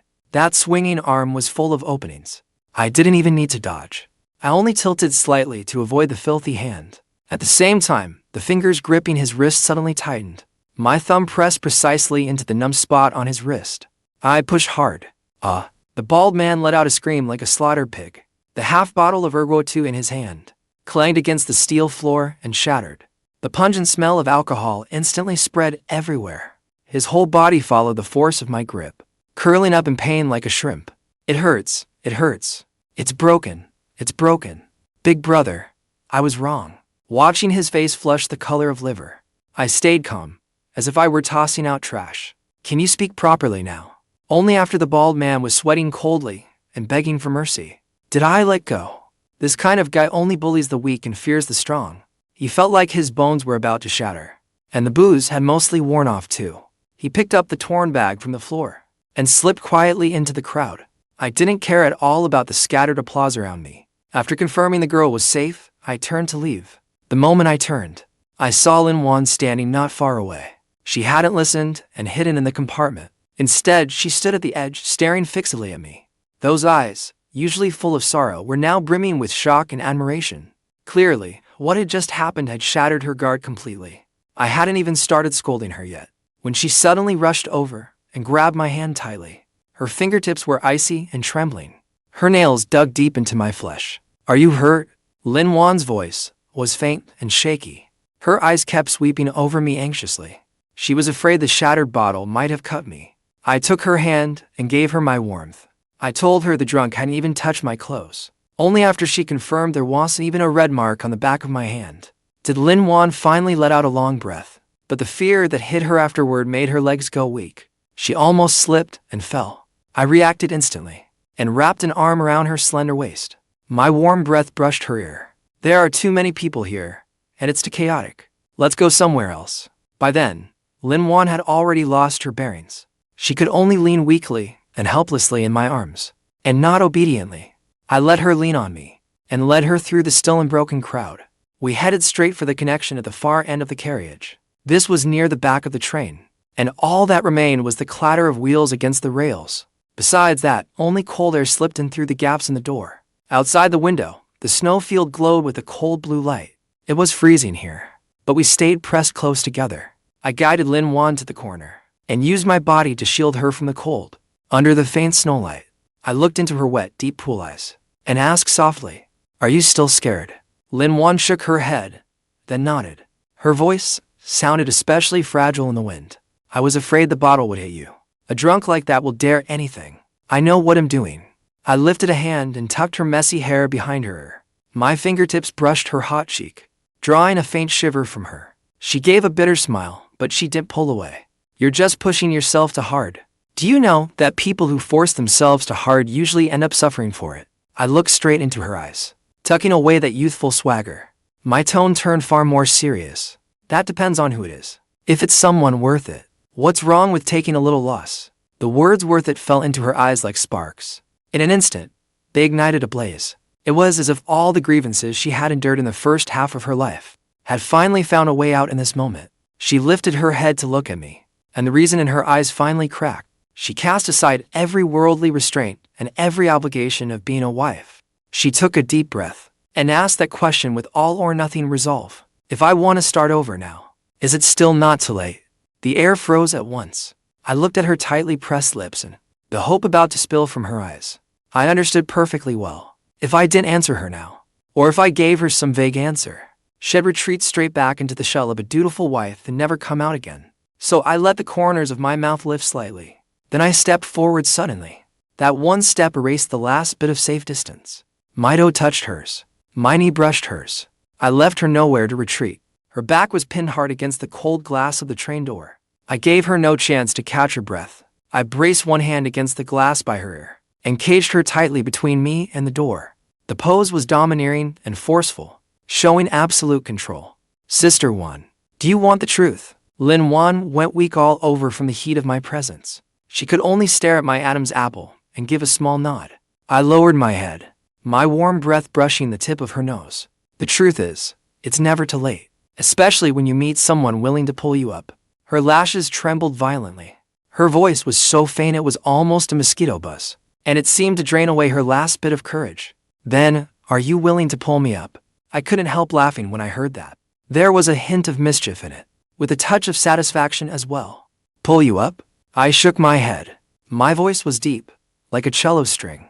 Sister Yuan, you really underestimate me. Yuan looked up in surprise. Wha, just pulling you up would never be enough. Before I had even finished speaking, I had already caught the back of her head. I gave her no chance to react. A kiss carrying the taste of wind and snow pressed down on her, fierce and unyielding. This was no shy, hesitant test from a boy. It was the naked possession of a grown man. Her hands, which had been pressed against my chest trying to push me away, gradually went weak under that deep kiss. In the end, she clutched my shirt tightly, like the only piece of driftwood in a flood. I was telling her, in the simplest way possible, you belong to me alone. The clatter of the rails, the howl outside the window, all vanished at that moment. In my world, there was only her in my arms, and the dizzying tangle of lips and teeth. Yuan was like wax thrown into a furnace. She melted little by little in my arms. That long-lost, intense tremor of being needed shot straight up her spine. Those 5 dead years of marriage had long since drained away her vitality and longing. She had thought her heart was calm as still water, but I was determined to use the fiercest way possible to smash the lid off that dry well and pour in sunlight and fire. A broken whimper spilled from her throat. It carried the release of something she had held in for far too long. I pulled back slightly, but gave her no chance to escape. Forehead to forehead, nose brushing nose. I watched her gasp for breath. Her face flushed so hard it looked ready to bleed. Those hazy eyes were just like a drunk cat's, especially those delicate red lips, left messy by my kiss, smudged at the corners of her mouth. It gave off a stunning, decadent beauty. Do you still want to ask that question? My voice was raspy beyond belief. My fingers gently brushed her swollen lips, my gaze dark and intense. She shook her head, unable to say a single word. This kiss was answer enough. Sister Yuan, I held the back of her neck, my voice gentle but firm. Remember how you feel right now. If anyone makes you hurt in the future, remember tonight. No matter where you are, no matter what your status is, as long as you want to start over, I will be here anytime. Yuan's eyes turned red at once. Tears slipped down freely. This time, it wasn't sorrow. It was complete relief. Sniffling, she gave me a soft little punch. Why are you so bad? You're clearly younger than me, but you talk like an old man. Bad. I laughed under my breath and bent down to kiss the tears from the corner of her eye. That's because you haven't seen me at my worst yet. Those words carried a hidden meaning. Her cooling face heated up again. I took her hand on the spot. But I didn't say any more. This heart had been frozen for too long, and could only be warmed slowly. It couldn't be smashed open all at once. Come on. I wiped away the lipstick at the corner of her mouth, and straightened her collar. It's too cold. If we stay any longer, you'll catch a cold. Sister Sue and the others are probably getting anxious. As for Qingge and Chen, Yuan suddenly snapped back from the dream to reality. She looked fearfully at her reflection in the train window. Am I like this? Is it very obvious? I looked into her rippling, luminous eyes, and those pampered lips, and gave an honest nod. Very obvious. Then, what do I do? If they find out? Yuan was anxious. I, on the other hand, looked completely calm, even self-righteous. Let them find out. I'm unmarried, and you're still single. What's there to hide? Besides, I think Chen has probably wanted something real to happen between us for a long time. You still say that. She shot me a glare, but it had no force at all. When we were almost at compartment 8, Yuan suddenly stopped. She caught my sleeve, her gaze serious and clear. Little Jiang, thank you for giving me the courage to make a mistake. I turned to look at the woman who had finally come alive again. A slight smile curved my lips. This isn't making a mistake. It's cutting your losses. Just then, the door to compartment 8 was suddenly pulled open. Chen poked her messy head out, a handful of sunflower seeds in her hand. Her eyes swept over us, and instantly turned full of innuendo, as if she could see straight through us. Crack! The crisp crack of cracking seeds echoed down the hallway, especially sharp and loud. Chen leaned against the doorframe, like a diligent human security scanner, her gaze sweeping back and forth over us without the slightest shame. That stare was far too direct, full of shameless, gleeful voyeurism. Yuan was already feeling guilty, and that look practically burned her. In a flash, she let go of my hand. She quickly lowered her head, using her bangs to hide her burning face, and those outrageously swollen lips. Yo, we back? Chen spat out the seed shells, dragging out the last syllable. This little breath of fresh air break lasted quite a while, huh? I was starting to think you didn't want to see us, and had stayed out overnight. Yuan's voice was weak, her head lowered as far as it could go. Don't talk nonsense. We just ran into a little trouble. Trouble? Chen arched a brow, her hooked gaze fixed firmly on Yuan's lips, and she let out a knowing little laugh. I can see that. That trouble must have been pretty tricky, huh? Look how anxious our sister Yuan is. Even the pricey lip tint got rubbed off. That hit the mark. Panicked, Yuan covered her mouth, and her sleeve slipped down, just exposing a ring of fading red marks around her wrist. That was the unmistakable proof left behind when I got a little carried away just now. Chen eyes lit up like light bulbs, as if she had discovered a new continent. She was just about to tease us again, when I made my move first. I popped a peeled orange segment straight into her mouth. Sister, eat some orange. I wore an impeccable faint smile, and casually stepped sideways in front of Yuan, blocking Chen view. There was a drunk causing trouble over there just now. Sister Yuan got scared. We went out to calm down for a bit. Chen was stuffed so full of orange she could hardly breathe, and could only make a few muffled protests. All the flirty trash talk she had been about to say was completely blocked back down by me. Those peach blossom eyes clearly said for words, keep making it up. Chen chewed a few bites of orange, then casually tossed the seed shells into the trash bag. Fine. A drunk, huh? She brushed the crumbs off her hands. The moment I brushed past her, she suddenly lowered her voice. She teased me, reminding me, little brother, remember to wipe your mouth clean next time. You've still got a stamp at the corner of your mouth. Without changing expression, I lifted a hand and wiped the corner of my mouth. Sure enough, there was a bit of bean paste red on my fingertip. Ironclad proof. I smiled and said nothing. Then I steered the still dazed Yuan straight into the compartment. The compartment was warm but a little oppressive. Qingge sat by the window, holding a book in her hands. Her gaze swept over us coolly. As expected of a seasoned career fox, her eye for detail was ruthless. One look, and she saw straight through Yuan's unease. She even caught the lingering scent of hormones on me. But smart people never ask too much. She closed the book, then pointed at the cold water cup. As long as you're okay. That was a huge commotion just now. We almost called the railway police. No need. It's handled. I helped Yuan down to the lower bunk. As soon as she sat down, she looked like a deflated ball. She curled up in the corner, clutching the empty insulated bucket tightly, as if it were a lifeline. Her mind was probably still full of that wild kiss just now. Ashamed, yet secretly thrilled at getting away with it. Sister Yuan, are you hot? Jiang hopped back to the upper bunk, leaning half her body out, with another handful of sunflower seeds in her hand. Her face was red as a monkey's ass. Why not have little brother get some more Evian bottled water so you can wash your face again? Cool off a bit. I'm not hot, Lin Yuan said in a voice as thin as a mosquito's buzz. Her head was almost buried in her chest. All right, stop teasing her. Qingge suddenly frowned, staring out the window. Did you notice? The train's slowing down. Those words killed all the flirtatious mood instantly. I turned to look outside. A moment ago, I could still make out the outline of the snowfield. Now, there was only darkness. I could hear the wind and snow slapping against the glass with crackling pops. It sounded like someone outside was wildly throwing sand around, dense and frantic. This snowstorm felt wrong somehow. I pressed closer to the glass and looked carefully. Under the faint light, a thick layer of white snow had already piled up along the window ledge. You could see with the naked eye that it was piling up thicker and thicker. The forecast said there'd be a blizzard here tonight. Qingge pulled out her phone.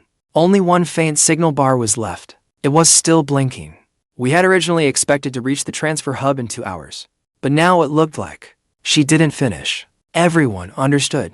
The train was moving as slowly as a broken-down cart pulled by an old ox. Every inch of progress was hard. It won't really stop here, will it? Chen even stopped cracking seeds, her easy grin fading at once. We're out in the middle of nowhere, and if it really stops in this ghost of a place, what are we supposed to eat or drink? I pointed under the bed, to cases of Evian bottled water and a pile of snacks. As long as we don't go out and freeze, no one in this carriage will starve. Starving isn't the issue. Qingge tapped irritably on the table. Her nails clicked sharply. But I have an important meeting tomorrow. If I can't make it to the provincial capital, the company's bridge loan will probably be dead in the water. The whole thing sat on her chest like a stone. This business trip was a last-ditch gamble. If we were trapped on the road, she'd lose everything. Lin Yuan cautiously looked up at Qingge's tightly furrowed brow. Should I pour you some water? That was the only way she knew to try and help. Qingge waved it off, pinching the bridge of her nose. No need. I'm not thirsty. Right now, I just want to know whether this train can still move. Before she could finish, the announcement overhead suddenly crackled to life. It was followed by a piercing burst of static. BZZT. Attention, passengers. Due to heavy snowfall ahead on the line, the train will make a temporary stop ahead for snow clearing operations. The duration of the stop is currently unknown. BZZT. The broadcast cut off abruptly. Then, the train seemed to hit the brakes all at once. A screech of metal tearing through metal stabbed straight into our ears. The car jolted. Then it came to a complete stop.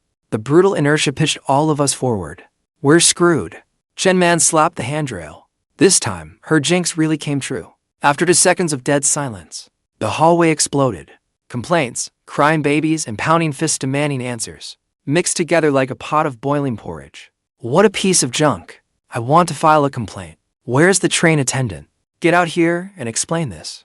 The 4 of us in the compartment exchanged glances. Qingge stared at her phone, where the signal bars had turned into a red X. Her face was even paler than the snow outside.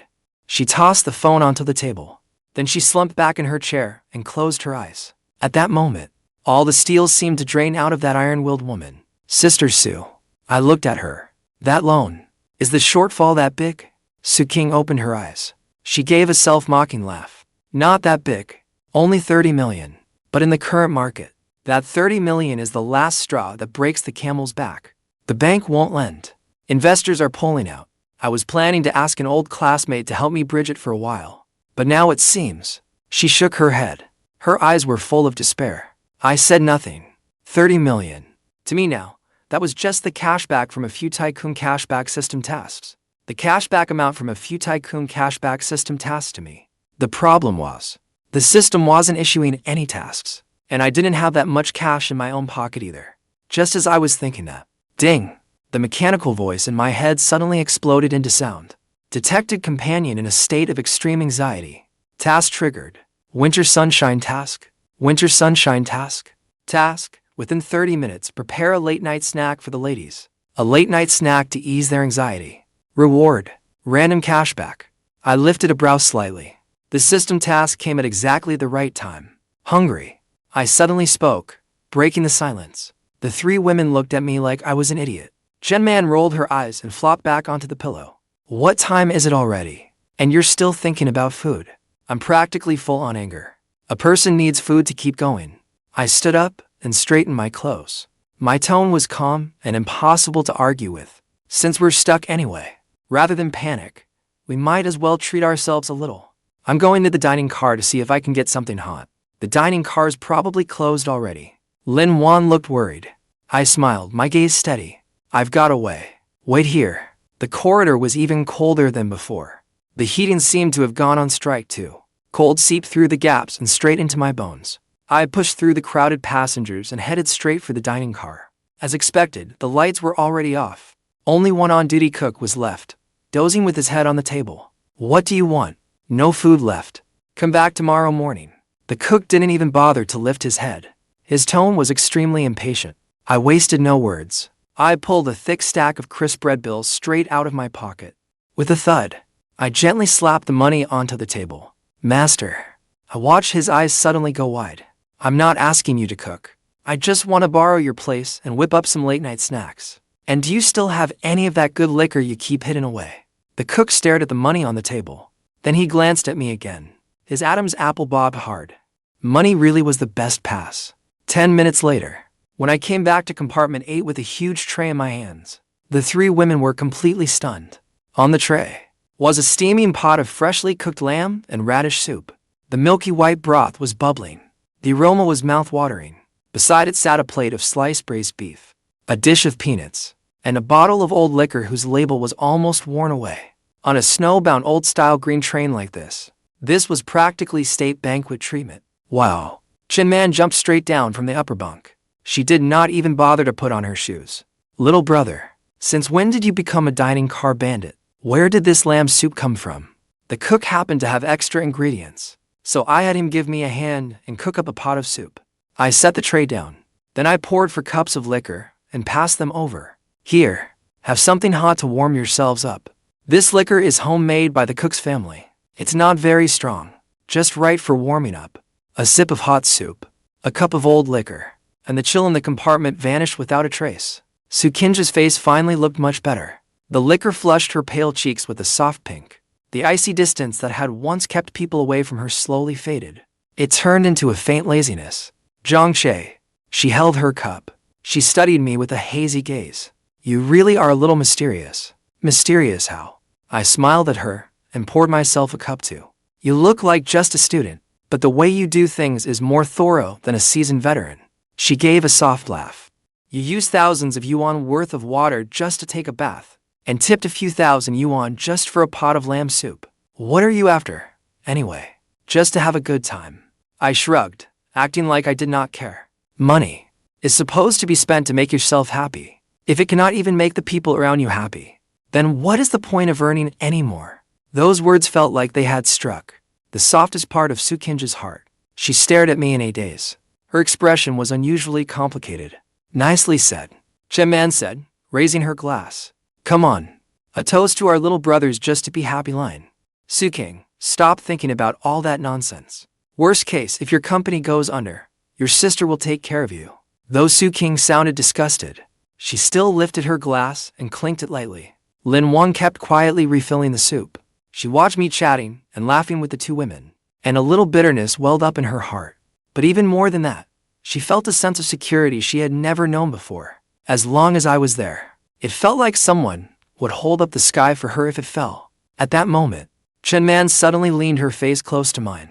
She smelled faintly of alcohol with a wicked little smile. Hey, little brother, we were too busy eating just now, and I forgot to ask. What were you and Sister Yuan doing out there? Just now? Do not try to brush me off with some drunkard excuse. These eyes of mine are sharp. The atmosphere in the compartment suddenly fell silent. Yuan's hand jolted. With a ding, the spoon tapped the rim of the bowl. She was so nervous she wanted to crawl under the table. I turned and looked at Chen, who was right in front of me. Then I reached out and lightly brushed the tip of her nose. Sister man. I lowered my voice. My tone was soft and suggestive. Some things Understanding them, without saying them out loud, is the kind of unspoken tact adults share. I leaned close to her ear. If you're really curious, I can take you with me next time, just to get some fresh air. Those words were neither an admission nor a denial. Instead, they became the ultimate tease. Chen Man froze for a moment. She had meant to put me on the spot, but instead she was the one who ended up flushed red. That line about taking her along, even though she knew it was a joke, still made her heart skip a beat. TCH, who wants to go? She sat back down, her face still red. All her swagger instantly deflated. Right then, my phone in my pocket buzzed softly. It was the special alert tone for a bank text. I pulled it out and checked it. Account ending in 5207 has received 100,000 yuan. The familiar mechanical female voice rang in my head on cue. Ding! Winter Sunshine task completed. Rating: perfect. Reward obtained: 100,000 yuan. The funds have been legalized. Please use them without concern. A smile crept onto my lips. I tucked the phone back into my pocket. A pot of soup for 100,000 yuan. Worth it? Staring at that string of numbers, I felt unnaturally calm. 100,000 yuan used to be an astronomical sum to me. Now it was nothing more than a cold line of digits. Oh, why is the train moving so fast? Chen Man rolled over on the upper bunk. Her long legs were draped over the railing. She looked completely lazy and relaxed. From the sounds of it, the snow ahead was probably cleared. Qingge cleaned up the leftovers from the table with graceful movements. She glanced casually at the snow drifting past the window. Then she lifted her wrist and checked her Jägerle lady's watch. A frown touched her brow. At this pace, we should reach the transfer station by 3 this afternoon. We can catch the last high-speed train. If things go well, we can get into the provincial capital before 7. At the mention of 7, her voice faltered. A flash of anxiety crossed her eyes. The bank will definitely be closed by then. As for my old classmate, it's a long shot. Sister Sue. I took the tray from her hands. My voice was calm and certain. There's always a way. If there isn't one, we'll smash one open. Qingge paused. Then she laughed. It was a faint smile, yet it was stunning. She tucked the loose strands of hair behind her ear. Her expression softened quite a bit. You really do take things in stride. Go return the tray and ask the train attendant about the exact time. I nodded. Then I carried the tray and headed out. Behind me, the lock clicked shut. Inside the compartment, only the 3 women were left. The atmosphere suddenly turned a little subtle. Yuan sat in the corner. She was carefully folding the blanket I had just used. She folded it very slowly, with great care, as if she wanted to smooth out every last crease. Yuan. Chen Man was lying on the upper bunk, twirling her eyeliner pen in her hand, her eyes full of teasing amusement. You're about to fold that blanket into a work of art. What? Can't bear to part with me. Yuan froze mid-motion. Her cheeks instantly burned hot. Nonsense. I'm just tidying it up. Tidying what? You can't take public property home. Chen Man puckered her lips. Then she suddenly leaned down, lowering her voice. Hey, seriously, are we basically going our separate ways now? Though this trip only lasted a little over 10 hours, it felt like a dream none of us wanted to wake from. Instant noodles, showers, late-night snacks, and that kiss in the back of the train that left my whole body trembling. All of it. Was it really going to end here? Qingge was about to return to her role as a powerful female CEO. Chen Man would keep being her carefree boss lady. And me, I still had to go back to that cold house and face the man who wouldn't even spare me a proper glance. That kind of contrast was suffocating. Don't talk about going our separate ways. It sounds awful. Qingge was patting on Toner, her tone calm, but distant. The provincial capital isn't that big, so if we want to meet, we can run into each other anytime. Sister Yuan, what are you planning to do? Chen Man suddenly turned to ask. Go home, I guess. My hands froze at once. Home. Before, it meant belonging. Now it felt like a cage. I think so. My voice was so low it was almost inaudible. Isn't your husband coming to pick you up? Chen Man pressed again. I forced a smile. He's busy. I doubt he even has time to look at his phone. TCH. What a jerk. Chen Man rolled her eyes dramatically. Why keep a man like that around? He should just come hang out with us. We can team up for a game of Dudiju. Then bring little brother along for mahjong. Wouldn't that be great? I didn't answer again. I only managed a stiff smile. Then, suddenly, creak. I pushed the door open. A gust of cold air followed me in. I asked and got it clear. I casually brushed the snow off my shoulder. The atmosphere eased at once. There shouldn't be any problems on the road. If all goes smoothly, we'll get there by 2:30. We still have 4 hours. 4 hours. The final countdown of this trip had begun for real. I went back to my seat and sat down. I tilted my head back and took a gulp of water. My gaze swept across everyone and finally settled on me in the corner. I kept my head down, my fingers twisting the hem of my clothes. I looked like a frightened little quail. The water bottle dropped. With a thud. Sister Yuan. I heard it and looked up sharply. I nodded toward the heavy suitcase on the luggage rack. That suitcase looks pretty heavy. It'll be a hassle getting it off later. Let me carry it for you. That simple bit of concern made my eyes suddenly turn red. I quickly lowered my head, letting my hair hide everything. My voice choked up. Thank you. No need to thank me. I smiled reassuringly. My tone was warm, like family. We went through thick and thin together. Looking out for each other is only natural. That word, comrades, made Chen Man beam. Little brother, you really know how to talk. So that means we're brothers and sisters who have been through battle together. I said half jokingly. We just had the water cut off and then the power go out. And we still had to watch out for drunk people. That is not much easier than a fight. The compartment finally felt much lighter. But the sadness of parting was like the thick snow outside. It was slowly fading in the sunlight. Yet it still pressed on everyone's heart, especially me. Looking out the window, a wild thought sprang into my mind and grew unchecked. Afternoon sunlight broke through the clouds, and the train sped across the snowfield like a silver snake.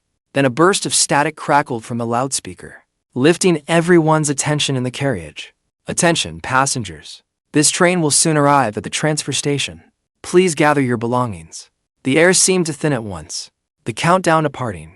Watching item after item get packed into the suitcase. My heart was pounding wildly. Qingge changed back into her sharp business suit. She buttoned the slightly wrinkled white shirt all the way to the top. Her snow-white neck was completely tucked into the collar. That capable powerhouse of a woman was back in full force.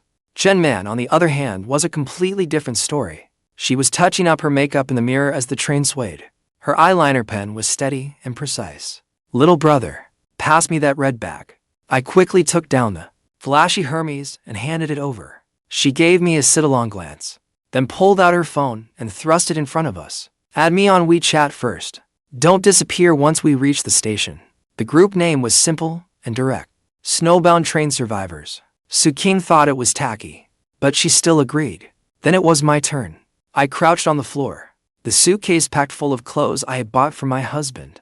I barely had anything of my own in there. I awkwardly dried my hands and pulled out a phone covered in cartoon stickers. Ding! The profile picture was a landscape photo. Her nickname was Yuan, soft-spoken and mild-mannered, just like my personality. My black and white silhouette avatar got teased by Chen Man for looking like some kind of artsy intellectual. If you need anything later, just say so in the group, Chen Man promised, patting her chest. Especially Qingge. If you need money, come to me. Qingge smiled faintly. I won't go hungry. Just then, someone gently tugged at my sleeve. I crouched at his feet, clutching the dirty t-shirt he had taken off. My voice trembled. Little Jiang, your clothes are dirty. How about I take it home and wash it for you? A unique low t-shirt that cost just a few dozen yuan was nowhere near worth taking home to wash. But this was never really about washing clothes. It was a cautious test. Her knuckles had gone completely white. Even I felt like I was about to cry. No trouble. I'll wash it myself. The light in my eyes immediately went out. Then I heard him suddenly change the subject. His fingers brushed lightly over the back of my hand. But, Sister Yuan, help me take down that bag, will you? I can't reach it. I froze for a second. The light in my eyes began to rekindle, little by little. Okay, I'll help you right now. At that moment, Qingge beside me pushed up her gold-rimmed glasses. The look behind the lenses seemed to understand something. I'm going to the restroom. She picked up her bag and went out. Chen Man understood at once too. She took her makeup bag and followed. Before leaving, she even winked at little Jiang. Click. The door clicked shut. Suddenly, the cramped space held only the two of us. Sunlight warmed my face. My hand was still gripping the bag.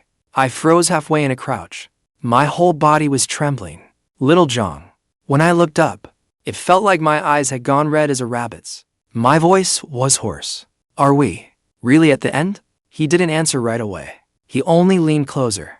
So close I could smell the faint milky scent on him. It was mixed with a hint of anxious sweat.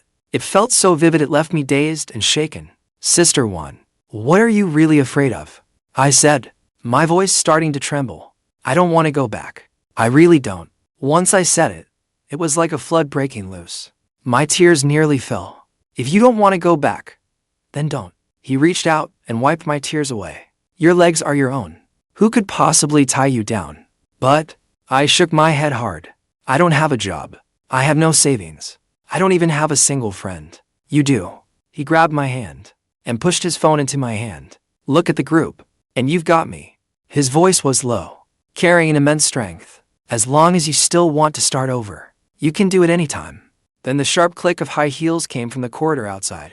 They're coming back. That uneasy feeling, on the verge of breaking apart, made my heart pound wildly. His resolute gaze was right in front of me. In that instant, my 30 careful years as a housewife came down to one crazy decision that could change my fate. Little Jiang, Lin Wan stood up, but her numb legs gave way, and she swayed into my arms. She didn't pull back.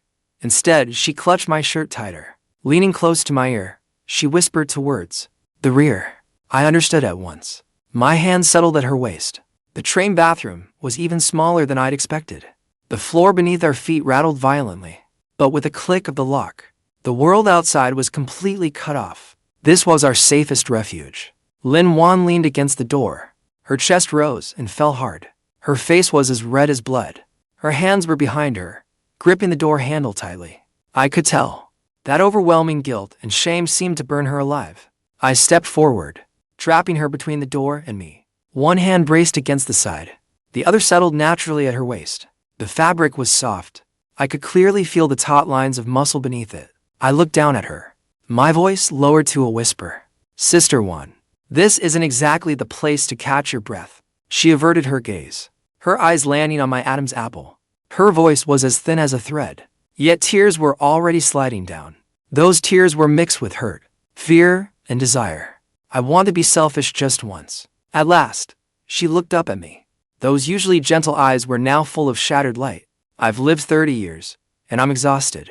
I was a good daughter, a good wife, but never myself. She choked back a sob. She sniffled. If I get off this train, I'm afraid I won't have the courage anymore. I can only keep living that lifeless existence. She shook her head hard. Tears flew off her face. Even if it's only this once, I want to be a woman who breaks the rules. The words woman who breaks the rules left her lips, like a hammer blow to my heart. Looking at this woman flying straight into the flames, the restlessness I had been suppressing finally exploded. Then dawn. My voice was hoarse. I suddenly lowered my head and kissed her talking lips. This wasn't a test. It was a theft. It was possession. Even punishment. She let out a broken whimper. Her hands instinctively pushed at me. But the moment they touched my burning chest, they turned into a tight cling. I asked casually, Sister Yuan, your suitcase wheel looks stuck. Want me to take a look? She froze for a moment. Then she caught on. I stood up at once and pulled her suitcase over. I crouched down and pretended to inspect it. Lin Wan crouched too. She moved close beside me, her head leaning in close, just out of Chen Man and Qingge's line of sight. My finger lightly hooked across the back of her hand. Her hand trembled suddenly, but she didn't pull away. Instead, shielded by the suitcase, she hooked my finger with her pinky. That touch made my heart race even faster than before. It was an unspoken understanding between us, right under the noses of those two sharp women. It was a secret that belonged only to us. I straightened up quickly. I brushed off my hands. Nothing serious, just a small pebble jammed in the wheel. It's out now. Lin Wan looked up at me, her eyes practically overflowing with tenderness. Thank you. Chen Man rolled her eyes. She zipped up her makeup bag. With a zip? Stop acting out an idle drama in here. I smiled. I'm about to faint from all this lovey-dovey sweetness. They'll take that as a good omen from you, Sister Man. Having more skills never hurts. The announcement blared out again, more urgently this time. It was even more urgent than before. Attention, passengers. The train will soon arrive at this transfer station. The train was slowing down fast. Outside the window, the darkness faded and the outline of the city appeared. The anxiety of an impending parting spread through my heart at once. I saw Lin Wan looking out the window. Her palms were soaked with sweat. I understood that her so-called home, where her husband in name only was waiting for her, she did not want to go back. I could see from her eyes that she truly didn't want to. Suddenly, I broke the silence. Sister Sue, Sister Man, Sister Yuan, when we get off, there will be a crowd. Don't get separated. No matter what happens in the future, the bond we built on Snowbound train can't be broken. Chen Man stretched lastly at once, showing off every curve. Of course, if anyone dares leave the group, it'll go straight to their house. Even Qingge rarely showed a smile. She nodded. The sunlight finally fell on Lin Yuan. She stared at me with a complicated look. Sensing her gaze, I turned and winked at her. In that instant, I saw her finally let go of the fear she had been holding in her chest. With a loud clunk, the train came to a complete stop. The anxiety of parting was replaced by the chaos of disembarking. The aisle was packed with people. Large and small bags blocked every inch of space. Chen Man frowned. I stayed calm. Don't rush. Let them go first. We can stay in the carriage and keep warm for a couple more minutes. Qingge glanced at her watch, frowning slightly. We only have 40 minutes to transfer. If we're late, we'll miss the next train. If we miss it, we'll take the one after. I stood and reached for the black hardshell suitcase deep in the rack. It was Qingge's. It was dead heavy. I supported the bottom with one hand, my arm muscles tensing. Suddenly, the train braked hard. The momentum jolted us violently. Qingge couldn't stay steady in her high heels. Her foot twisted, and she toppled backward. But she didn't fall, because my other hand steadied the small of her back. She ended up half reclining in my arms. Her back was pressed tight against my chest. Through the thin shirt, I could feel her burning body heat and strong heartbeat. I lowered my head near her ear and teased her. Qingge, that's what happens when you ignore advice and insist on wearing heels. Her body stiffened. The frost on her face cracked, revealing a flustered blush. Let go. She tried to stand up straight. Her legs went weak. I didn't let go right away. I steadied her firmly.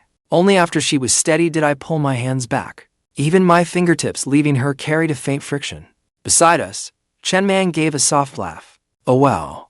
Qingge has such a tiny waist. That must feel amazing. Little brother, you're playing favorites.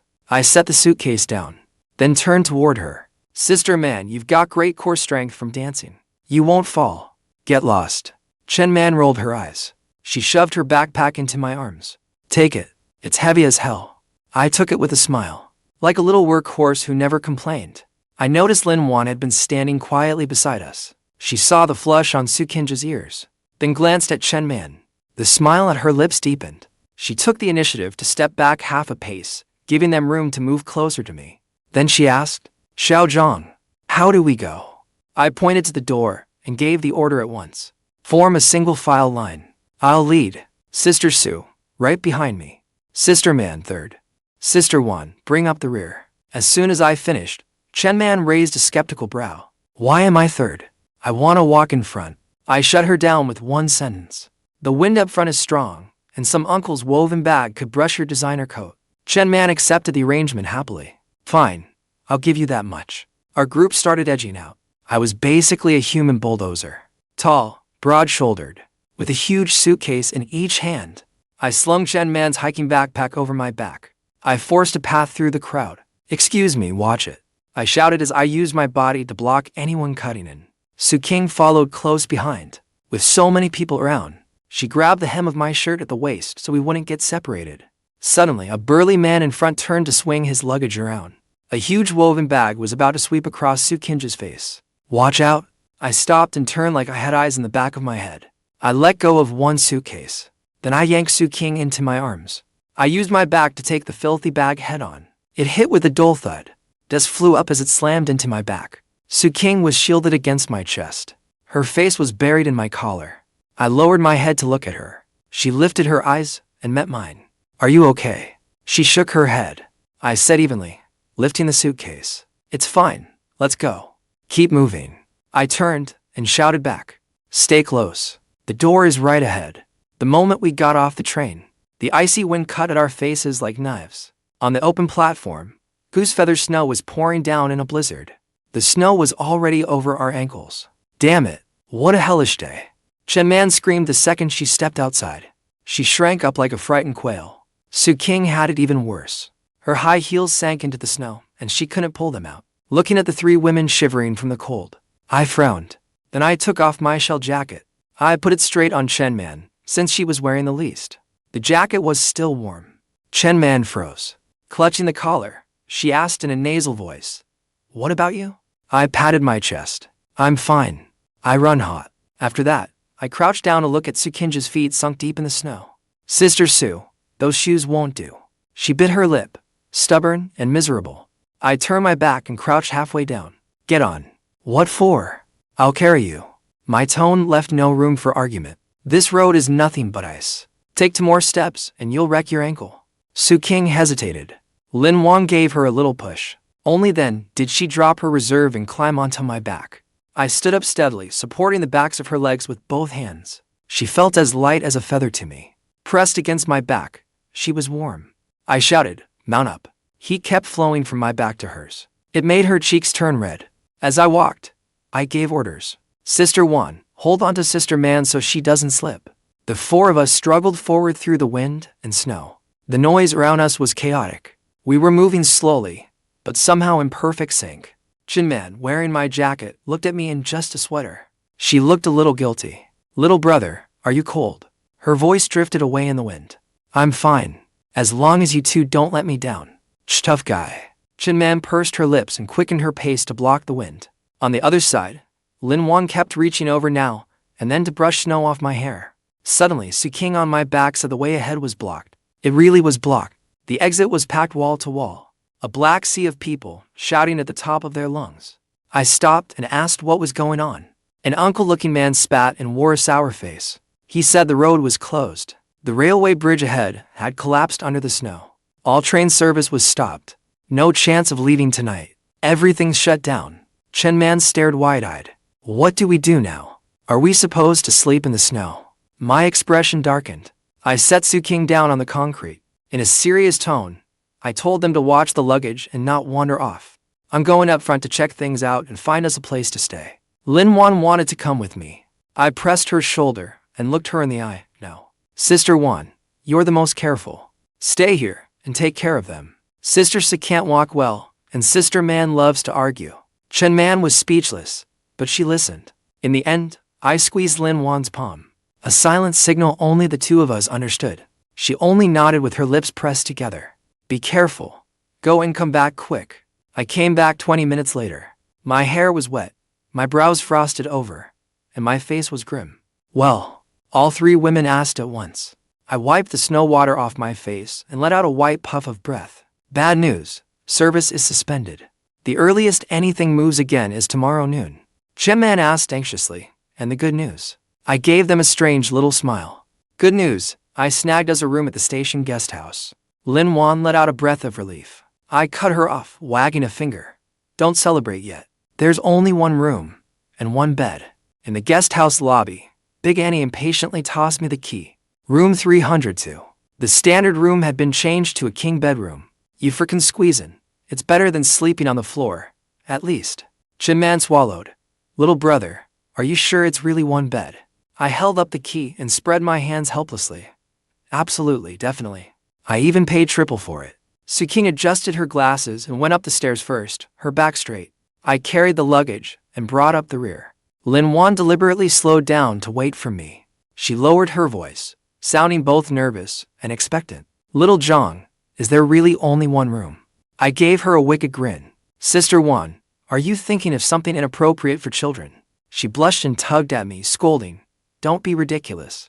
I said I was worried Sister Sue and Mammon might not be used to it. Special times call for special measures. The tighter we squeeze, the warmer it'll be. At the door to room 302, I slid in the key and turned it. All 3 women drew in a sharp breath. The room really was small. The king bed took up almost all of the 15 square meters. The only space left was enough for the luggage and to turn around. The only good thing was that the heat was strong and the room was pleasantly warm. In an instant, it felt like I was back in the human world. Chen Man pointed at the bed, her tone airy. "Isn't for people on 1 bed a little too much?" Without saying a word, Qingge took off her coat and kicked off her heels. She sat on the edge of the bed, rubbed her ankle, then looked up and stared at me. "How are we sleeping? I can't let you sleep on the floor. And there's no room on the floor anyway." Once the door closed and cut off the noise, everything went instantly quiet. It was so quiet, We could hear each other's breathing. The air heated up and the warm, intimate vibe grew like crazy. I pointed to the only broken wooden chair in the corner. I'll make do, and sleep there for one night. No. The three women said it in unison. Chen Man was the first to jump in. That's not a place for a person to sleep. Even an iron body couldn't stand it. Lin Wang grew anxious too. Exactly. Little Jiang, you have to sleep on the bed. Otherwise, I'll sleep on the chair. I cut her off at once. Sister Yuan, your back isn't good. Don't push yourself. Just then, Qingge suddenly stood up. She walked to the bedside and pressed down on it. The bed is big enough. Her voice was cool, but the tips of her ears were red as blood. We can sleep sideways. It'll fit? Sleep sideways? Chen Man's eyes lit up. She laughed out loud. Qingge, you're brilliant. The only issue is who has to sleep next to whom. It's basically a death trap question. Lin Wan raised her hand first. Her voice was soft and timid. I'll sleep on the edge. I sleep very still. Chen Man immediately grabbed the other side. I'm afraid of falling off too. And that settled it. 2 spots were left open in the middle. One was Qingge's. The other was mine. I looked at the empty sheet. Then at Qingge's wonderfully conflicted expression. My scalp tingled. I rubbed my nose, about to say I better sleep on the edge after all. When Qingge suddenly spoke, her voice was firm, as if she'd finally thrown caution to the wind. We'll sleep like this. I'll sleep on the inside. You sleep between me and Lin Wan. Lin Wan looked up sharply. She glanced at Qingge, then at me. A hint of understanding smiled in her eyes. My throat went dry. Let's take a shower first. As soon as I said that, all three of them looked at the frosted glass bathroom door. The bathroom was right next to the bed. The glass wasn't transparent, but it let light through. Once the light was on, the silhouettes outside were easy to see. Chen Man licked her lips. Her gaze swept over me. Then it landed on Qingge. Qingge, you go first. Qingge took a deep breath, grabbed her toiletry bag, and went inside. Click, the lock snapped shut. Water started splashing loudly. The frosted glass showed a graceful silhouette. Qingge took off her clothes, starting with the shirt, then the skirt. Finally, those long, slender legs lifted. I sat in the chair. I couldn't twist open the mineral water bottle. Chen Man leaned over until she was almost pressed against me. She blew in my ear. Little brother, does it look good? Her hand quietly rested on my thigh, her fingertips tracing circles. This is nothing. I'll show you something even better later. My whole body tensed. The bottle creaked under my grip. Heat gathered in the room. I stared at the bathroom door lit by a soft orange glow. A shadow moved inside, and water rushed. Every sound hit my nerves. Then the mechanical voice in my head rang out. The Tycoon cashback system issued a task. Task description. As a tycoon, even in a guest house room, you can't shortchange the woman beside you. The host must immediately improve the room's comfort. Spend at least 5,000 yuan. Time limit, 1 hour. Reward, random multiplier cashback. I frowned. 5,000 yuan. In this backwater guest house? Is the system telling me to buy the whole place? At some point, Chen Man had come closer. Her brows were furrowed like an old man's. She was wearing a tight undershirt with a plunging neckline. Her perfume drilled straight into my nose. She held half a bottle of water and watched me with amused eyes. I ignored her. I got up and took the scarf from the hanger. I'm going out for a bit. Lin Wan looked up from organizing her luggage, worry in her eyes. What are you going out for in the snow? It's 20 below zero outside. I pointed at the thin quilt on the bed. There's only one quilt in this room. It's not enough. And the heater isn't even warm. If the heat cuts out in the middle of the night, we'll freeze solid. I'm going to get some supplies. Big Annie at the front desk was cracking sunflower seeds. She didn't even lift her eyelids. No rooms left. Don't ask. I braced a hand on the counter, then casually slapped a 100 yuan bill on the table. I'm not here to rent a room. The woman paused mid-motion. She narrowed her eyes and sized me up. What do you want? I cut straight to the point. Where in town can I buy a high-powered electric heater? Preferably an oil-filled radiator. And a new quilt too. Cotton, 8 pounds if possible. Down is fine too, as long as it's dry and warm. The woman gave a cold laugh. It's the middle of the night. Everything's closed up. The snow has sealed off the mountain. Who's still got that stuff lying around? I stayed calm. I took out some more red bills and stacked them on the counter. I'm sure you can find something. We can't have the 3 girls freezing. Money isn't the issue. The woman stared at the 200 yuan and swallowed. Then she sighed at me. You really know how to spoil your woman. She waved the hand and swept away the melon seed shells. I do have an oil-filled radiator. Almost new. I was using it at home. The quilt was originally prepared for her son to use when he got married. It's a brand new cotton quilt, never used. I said calmly, "Name your price." She spread one hand. "Rental and sale together. Flat price, 500. I shook my head. "That price is insulting me." The woman froze. "Too expensive." I pointed outside the window. "It wasn't a complete set, though. And I need to trouble you for some food too. Bring a pot of free-range chicken stew, and some hot dishes and hot rice, and a full copper hot pot set. The meat has to be freshly sliced." I slapped over 2,000 yuan in cash onto the table. "That should be enough now, right?" The woman stared at the money, wide-eyed. "Absolutely enough." She said her man worked as a butcher. There were also lamb rolls in the backyard, and the copper pot was ready to go. As soon as she said that, she ran for the backyard. She shot off like a sprinter. I rested a hand on the counter. A smile tugged at my lips. Half an hour later, there was a knock on room 302's door. Chen man, wearing only a bath towel, cried out, "Who is it?" I answered, "Room service." The door opened.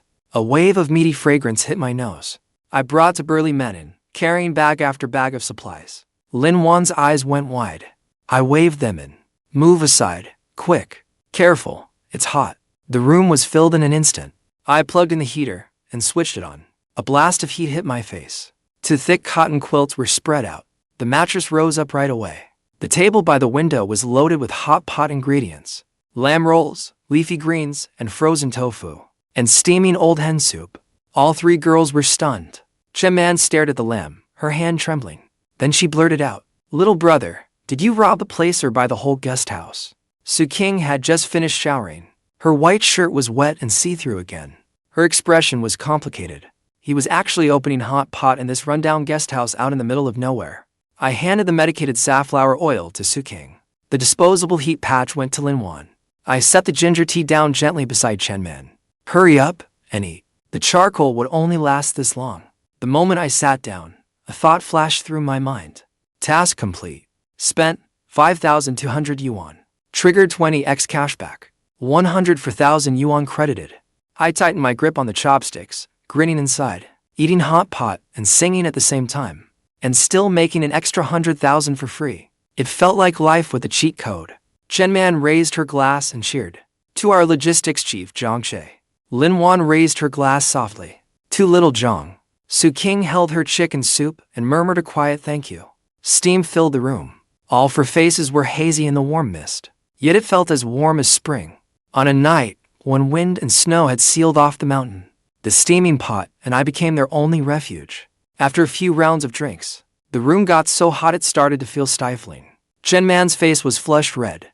The bath towel was as thin as gauze and couldn't hide her figure. She sat cross-legged on the chair. Her toes lightly tapped my calf. "Little brother, you're so good at taking care of people. Which girl wouldn't be over the moon marrying you?"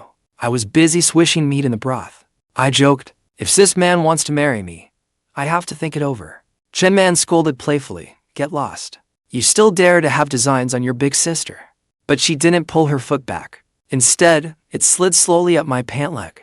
Little movements kept going under the table. Lin Wan sat across from me. Quietly, she picked up some lamb and held it to my mouth. "Eat more and get your strength back." Qingge lowered her head and drank her chicken soup. Her expression was cool and distant. Only when I had just picked up the chopsticks did I faintly brush against her injured foot. She didn't dodge. Instead, she lightly stepped on me. It was soft, more like a spoiled little gesture than a complaint. This meal, nobody said the quiet part out loud, but the atmosphere was strangely harmonious. After we ate and drank our fill, the charcoal was almost burned out. I packed up the pot and dishes and set them outside the door. Back in the room, I saw the girls were already under the covers, calling me over. Lin Wan patted the empty spot and told me to lie down. I slipped into the warm covers. The whole bed was taken up by them. I was sandwiched between Lin Wan and Chen man. I guess that made me the cream filling in a cookie sandwich. I took off my coat, leaving only my undershirt and shorts, and slipped under the blanket. Instantly, the scent of body wash and feminine fragrance mixed with the heat and nearly knocked me out. Lin Wan on my left was soft as water. Chen man on my right was hot and fiery as flame. With three girls like this, wasn't that obviously a test of my self-control? "Turn off the lights." Qingge said from the side. I flipped the switch, and the lights went out. The oil-filled radiator cast a faint orange glow on the ceiling. In the dark, every sensation grew sharper. I heard Yuan breathing fast. Then came the rustle of Chen man turning over against the quilt. Suddenly, a hand reached through the covers and gripped mine tightly. The palm was slightly sweaty, the fingertips soft. It was Yuan. She said nothing.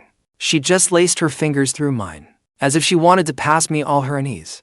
I squeezed back. My thumb gently stroked her back, trying to soothe her. But the next second, another hand reached over. That hand was bold, hot, and smelled of alcohol. It slid down my arm and traced my bicep.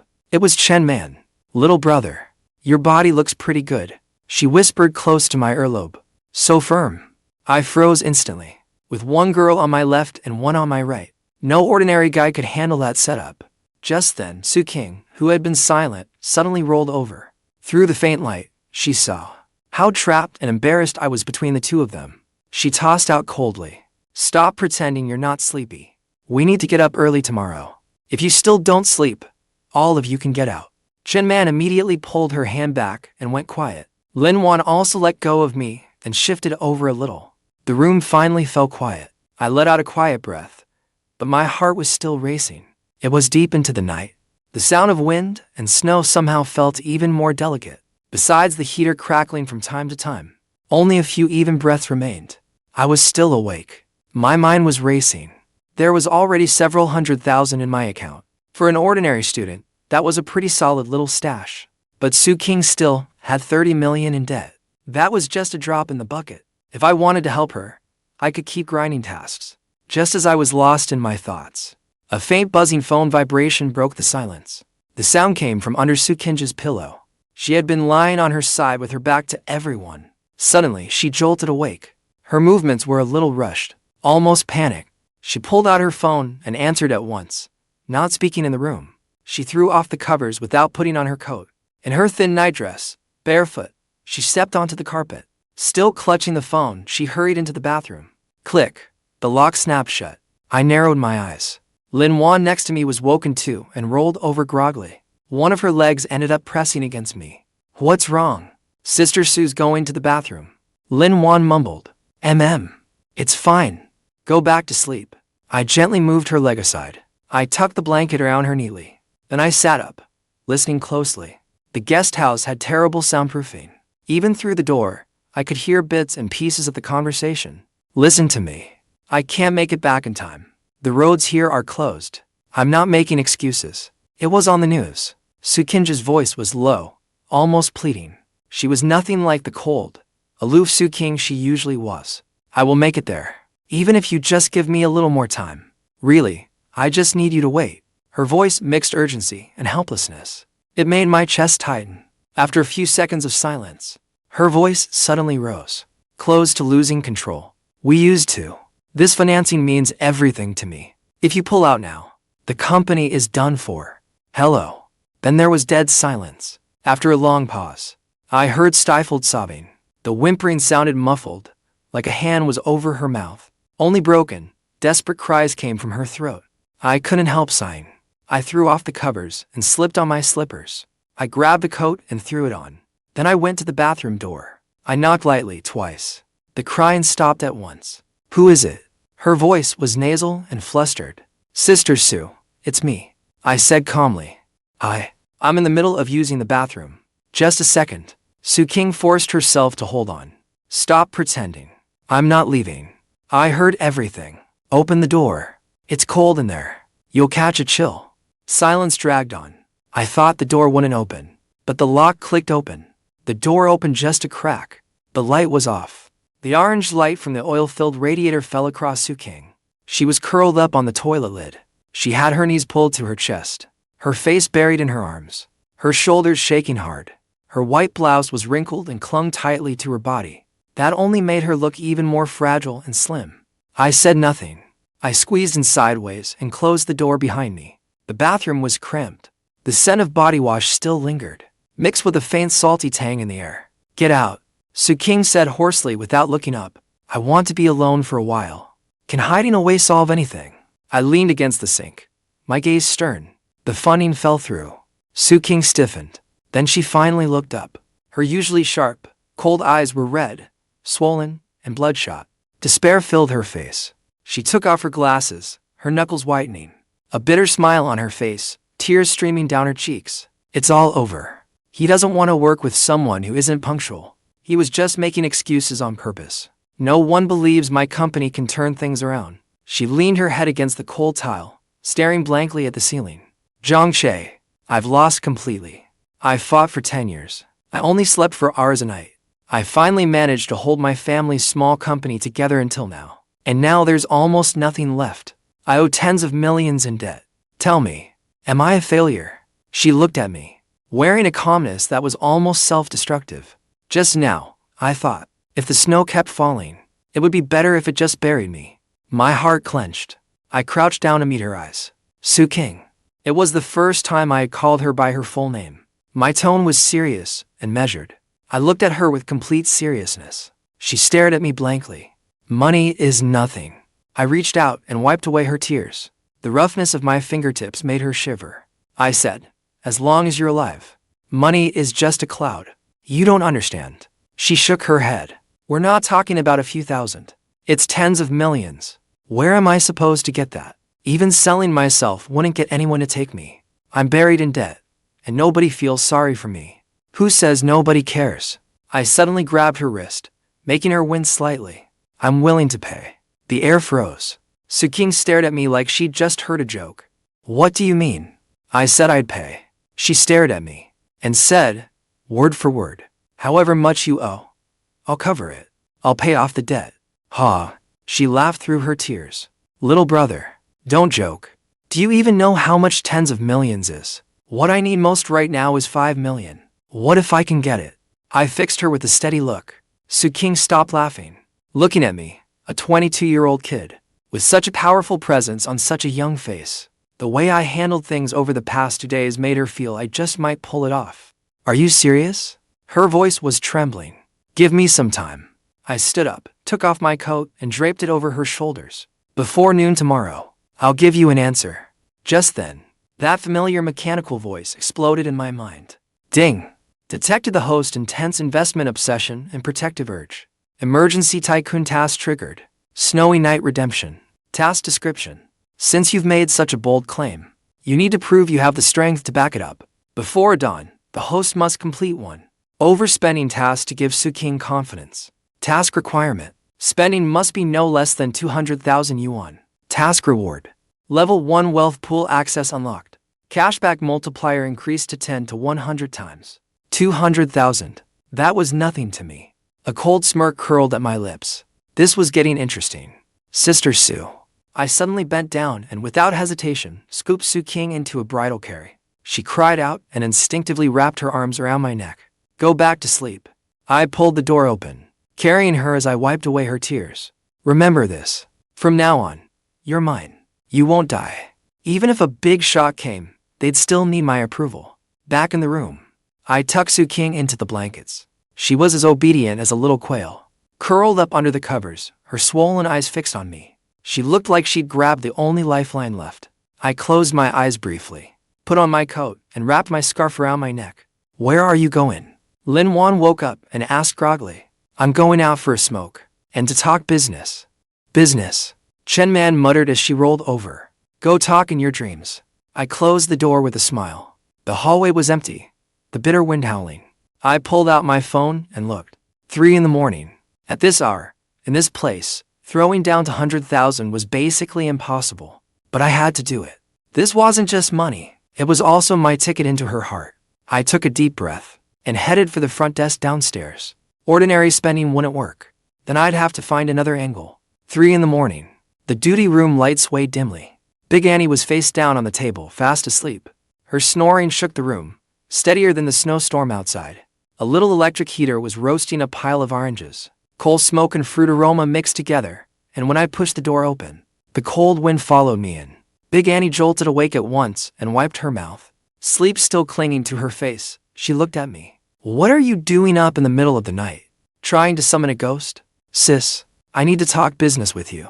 I got straight to the point. Pull up a chair and sit across from me. Let's talk business. Big Annie rolled her eyes so hard they nearly disappeared into her head. What? Did the oil-filled radiator break? Are the blankets not warm enough? I'm telling you, kid, instead of holding a gorgeous woman, you came running over here to talk business with me. What business are you running to me for? I want to buy something. I tapped the table, a wild glint in my eyes. Buy what? What do you take me for? A supermarket. Actually, I want to take the goods off your guest house's hands. I want the next 3 years' drink supply rights. Or I can take the old liquor you've got buried in the back storeroom outright. Big Annie froze, sizing me up like I was an idiot. She probably thought I drunk myself crazy or was running a fever. I don't have much liquor here at the guest house. Just 2 cases of Ergo 2 liquor. Stop pretending. I smiled. But my eyes were sharp as knives. A moment ago, I spotted something in the back courtyard. A cellar door with a rusty lock, with fresh snow just cleared away. This guest house used to be a state-run restaurant, right? You must have hidden a lot of old liquor back in the day. That was part of her family's legacy. When the state-run restaurant was restructured back then, her father quietly kept back 2 cases of Iron Cap Matai, hidden in the cellar and never touched. Not even her husband knew about it. How the hell did this kid know? Actually, I was taking a gamble too. In my previous life, I saw in the news that when the old station guest house was demolished, those bottles of old liquor sold for a sky-high price. This guest house was far too old, so I decided to test my luck. And it actually worked. That's a treasure. Big Annie dropped the act. She lit a cigarette. I'm not selling. 20,000. I held up 2 fingers. Big Annie's hand trembled. Ash burned through her pants and left a hole. You said how much? 20,000. Transfer now, and the money lands immediately. I pulled out my phone and showed her an app screenshot with a balance of over 180,000. I knew the liquor was worth more than that, but it's hard to find a buyer who knows the market here. And your son is about to get married. This money would make the down payment on a house in the county seat, right? One line hit right where it hurt. The daughter-in-law wanted a house, and the family in the county seat had already blown up over it. Big Annie stared at me for a full minute. Your brain's gone soft. She blew out a smoke ring. Spending 20,000 on liquor in the middle of the night? Got so much money you don't know what to do with it. I'm saving her, and I'm saving myself. I put my phone away. Sell or don't sell. Give me one word. Big Annie fell silent and crushed out her cigarette hard. Sell. Heaven really is sending me my bride price money. 10 minutes later, I watched the transfer screen, sending for separate transfers and confirming each one. Transfer successful by 4. Ding. Large spending detected. Snowy night gamble task completed. Spending amount 200,000 yuan. Cashback multiplier settling. Congratulations. Level 1 wealth pool access critical hit.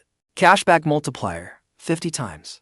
The 10 million yuan cashback has been deposited into the offshore account and is available anytime. 10 million. I stared at the string of zeros on the screen. My whole body felt like it had been struck by electricity. My scalp went numb. This tycoon cashback system was terrifying. It was pure, brutal joy. I became a 10 millionaire in 1 second. I took several deep breaths, desperately forcing down the urge to sprint 3 laps around the lobby. Where's the liquor? When are you taking it away? Big Annie stared at the balance on her phone, grinning so hard her eyes disappeared.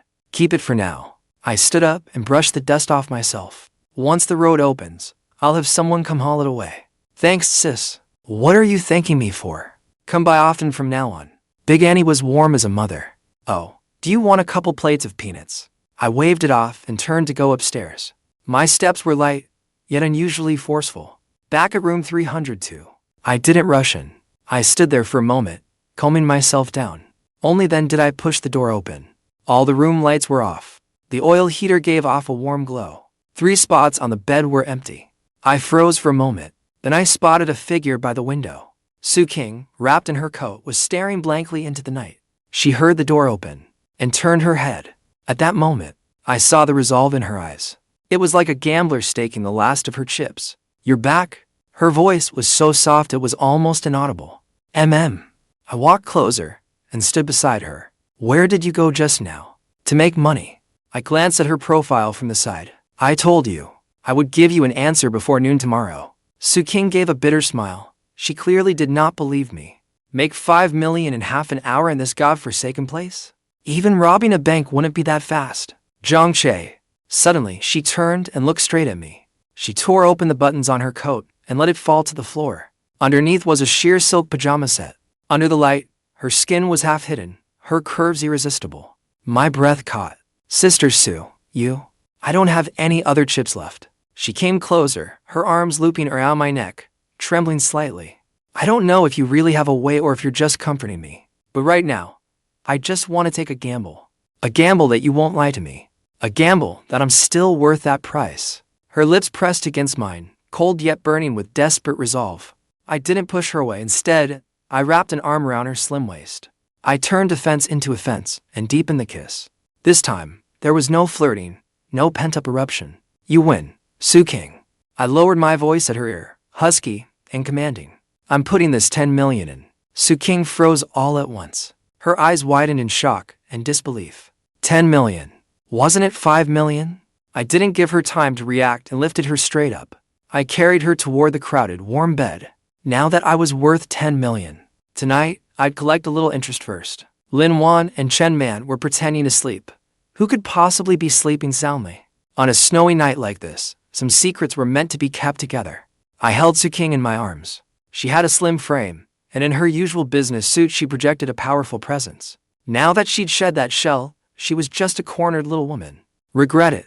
I whispered near her ear like we were discussing what to eat for breakfast tomorrow. Sue Qingge didn't answer. She buried her face in the crook of my neck, both hands clutching my back. Her nails almost sank into my flesh. She gave a tiny shake of her head, small but utterly firm. I smiled and stopped kissing her. I steadied her by the arm and walked her to the bed.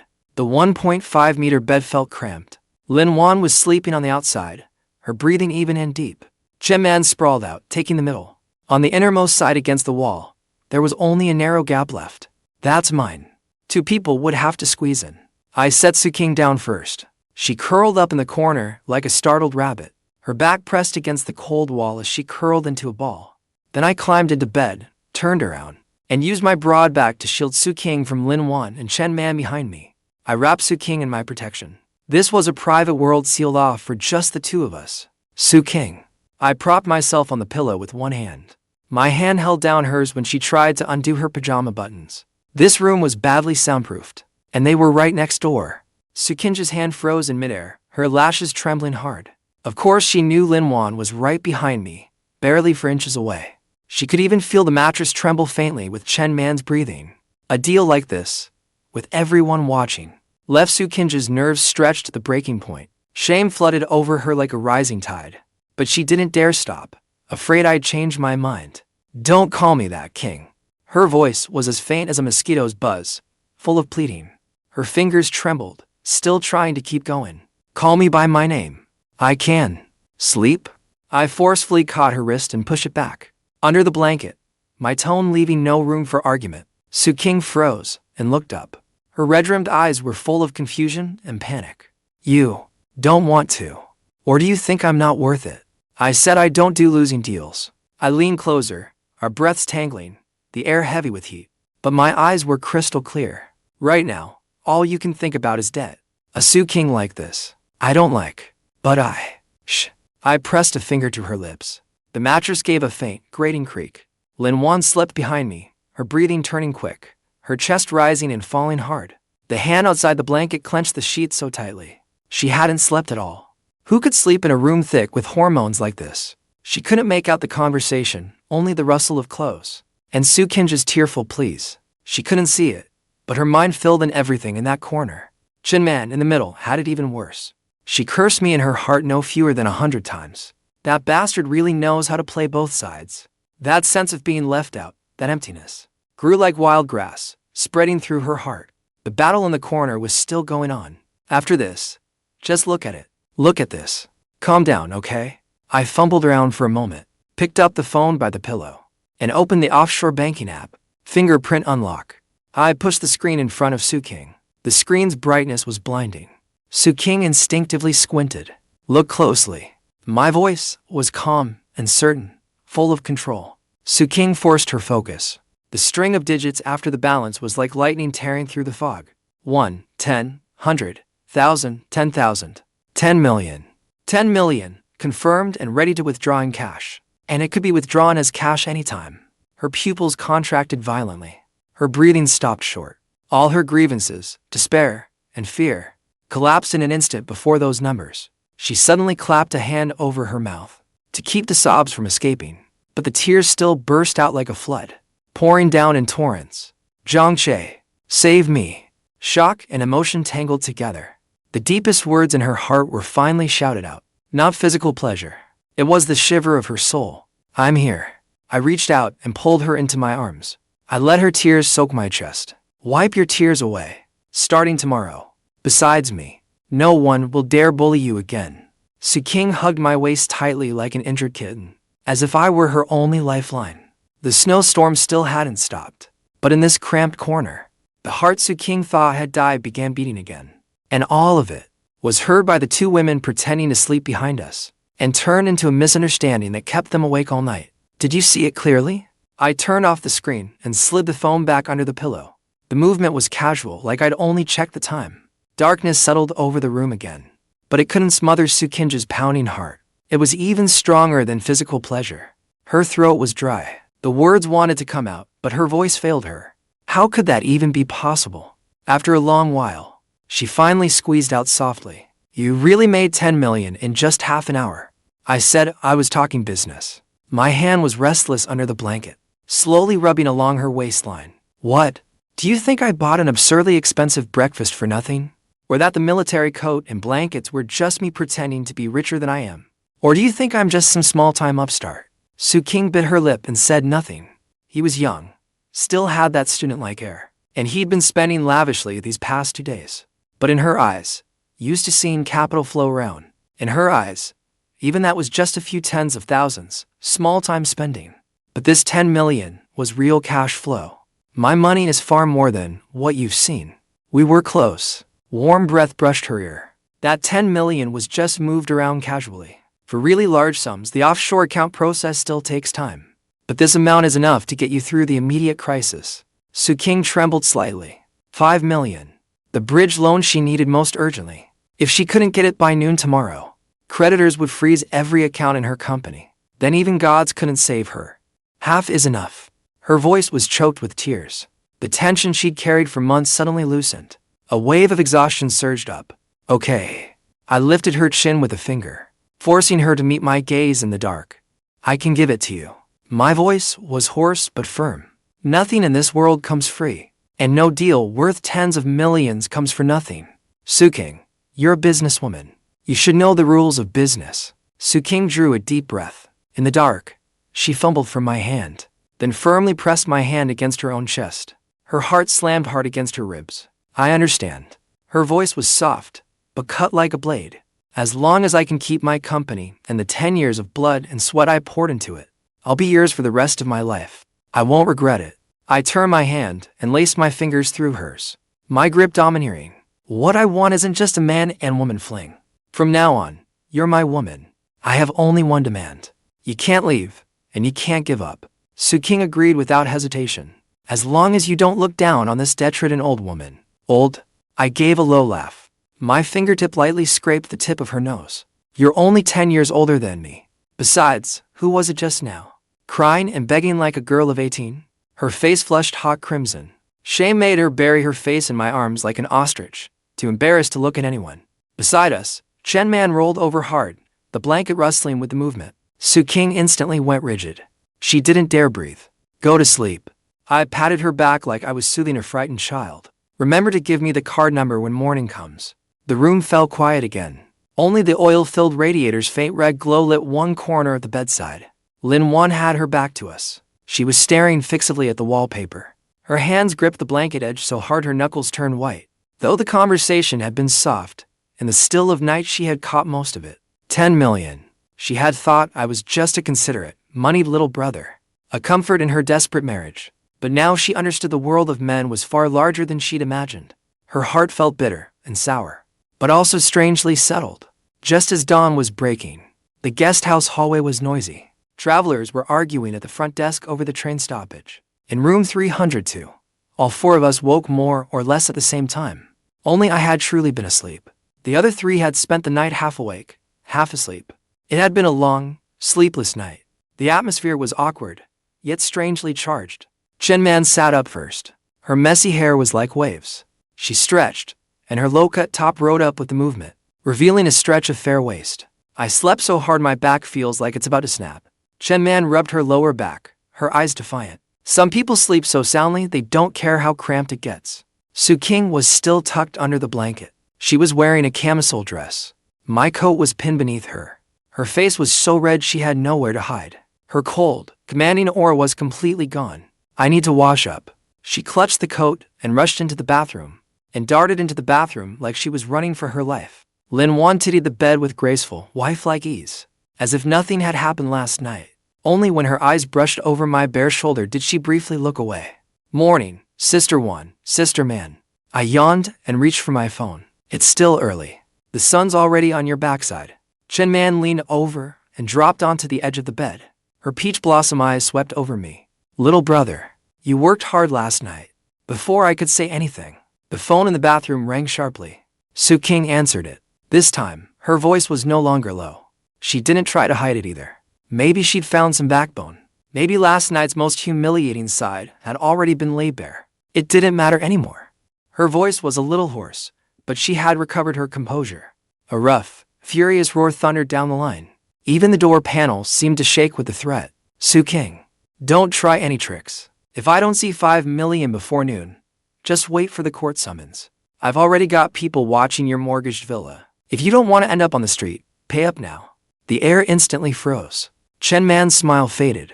Yuan stopped what she was doing. She looked worriedly toward the bathroom. Boss Wang, it's only 8 o'clock. Clutching the phone, Qingge shot back calmly. It isn't time yet. Why are you in such a rush? I'm in a hurry. The man roared. I can see you're trying to stall and run. The bathroom door suddenly opened. Qingge came out holding her phone. Her face was pale, but her eyes were steady. She walked straight up to me without saying much, and handed me a bank card. It was her company's corporate account. I took the card. I quickly glanced at the card number. Then I worked my phone at top speed. The room was so quiet it felt oppressive. The man's furious shouting on the phone was still echoing. Say something. Have you gone mute? Qingge. Don't think. Ding. A mechanical voice in my head gave a prompt. Detected. The host is fulfilling a promise. Tycoon task issued. A promise worth 1,000 gold. Task objective. Help Qingge resolve her first urgent debt. The task funds will come from my own money. Task reward, based on how much I spend.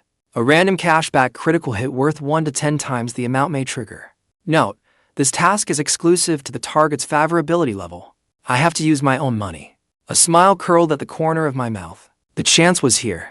Without a trace of hesitation, I typed 5 into the transfer field, then followed it with 6 zeros. 5 million. One fingerprint tap, and the transfer was confirmed. I casually put the phone on speaker. My casual remark made Qingge freeze. Then she tapped speakerphone too. The man on the other end roared so loud it filled the whole room. You filthy bitch. You think I won't go straight to your company and make a scene, banners and all? Ding dong. A text alert broke the stalemate. A bank deposit alert popped up on Qingge's work phone. When she picked up the phone, her eyes turned red at once. I took over Qingge's phone. I said it as calmly as a weather report. The money is in. Check it. And one more thing. Watch your mouth. If you dare shout at her again, this 5 million, I've got plenty of ways to make you puke back every cent you took. The line went dead silent. 5 seconds later, the man's tone did a complete 180, turning fawning and stammering. He immediately started flattering me, his voice stammering with flattery. Oh, hey. So, you're a friend of Qingge. It was all a misunderstanding. As long as the money's arrived, that's fine. Everything else is easy to talk about. As for Qingge's contract and all that, get lost. I said one cold word. Then I hung up. I tossed the phone onto the bed. I looked up and nodded to Qingge. Done. She stood there looking at me as I sat on the messy bed. My hair was a mess. Not even combed. Right then, I looked taller than every big shot in the room. Thank you. Qingge's lips trembled slightly. Tears rolled down one by one. Not from grievance, but from the release of finally being saved. Chen Man and Yuan were both stunned. Last night, they had only heard fragments of it. Now they were watching me transfer 5 million without even blinking. The shock was too much. Chen Man covered her mouth and gasped. For the first time, she showed me genuine awe. Little brother, you're insanely rich.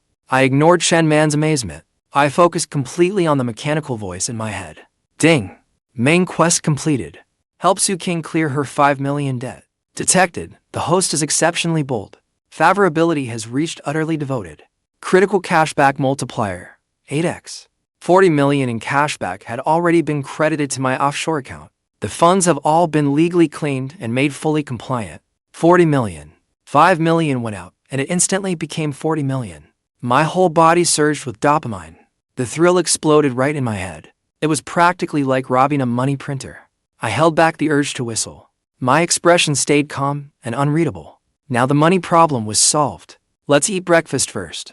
I stood up and rolled my neck. Is there any lamb left from yesterday? Something hot in the morning would be perfect. Yes, I'll get it ready right now. Wan agreed at once. She quickly cleaned up last night's hot pot. She was more meticulous than a daughter-in-law trying to please her mother-in-law. Qingge wiped away her tears. She took a deep breath and steadied herself. Then she came over and smoothed the wrinkles from my collar. The gesture was so natural and intimate, like a couple who had been married for years. I'll pay you back, she promised softly. With interest. What interest? Do we really need to count that? I took her hand in mine and gave it a gentle squeeze. If you really feel bad about it, then I'll just be your kept man from now on. Just don't kick me out. Qingge couldn't help laughing through her tears. She looked utterly alluring. Chen Man was looking for her socks. She stared at us, dazed. All right, stop showing off. Chen Man said with a sour tone. If you keep showing off, I'll puke up my dinner. Young Master Jiang, why don't you also help us figure out the trip? Getting train tickets is way too hard. That's just down to fate. I shrugged. But our living conditions will definitely improve. Just as we were talking, there was a sudden knock at the door. Big Annie was even more enthusiastic than last night.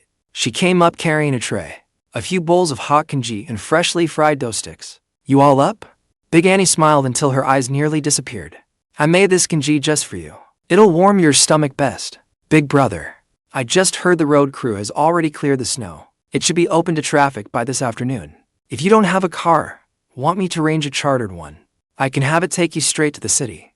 A chartered car. I raised a brow. They're willing to drive this road. There's always a brave soul for the right price.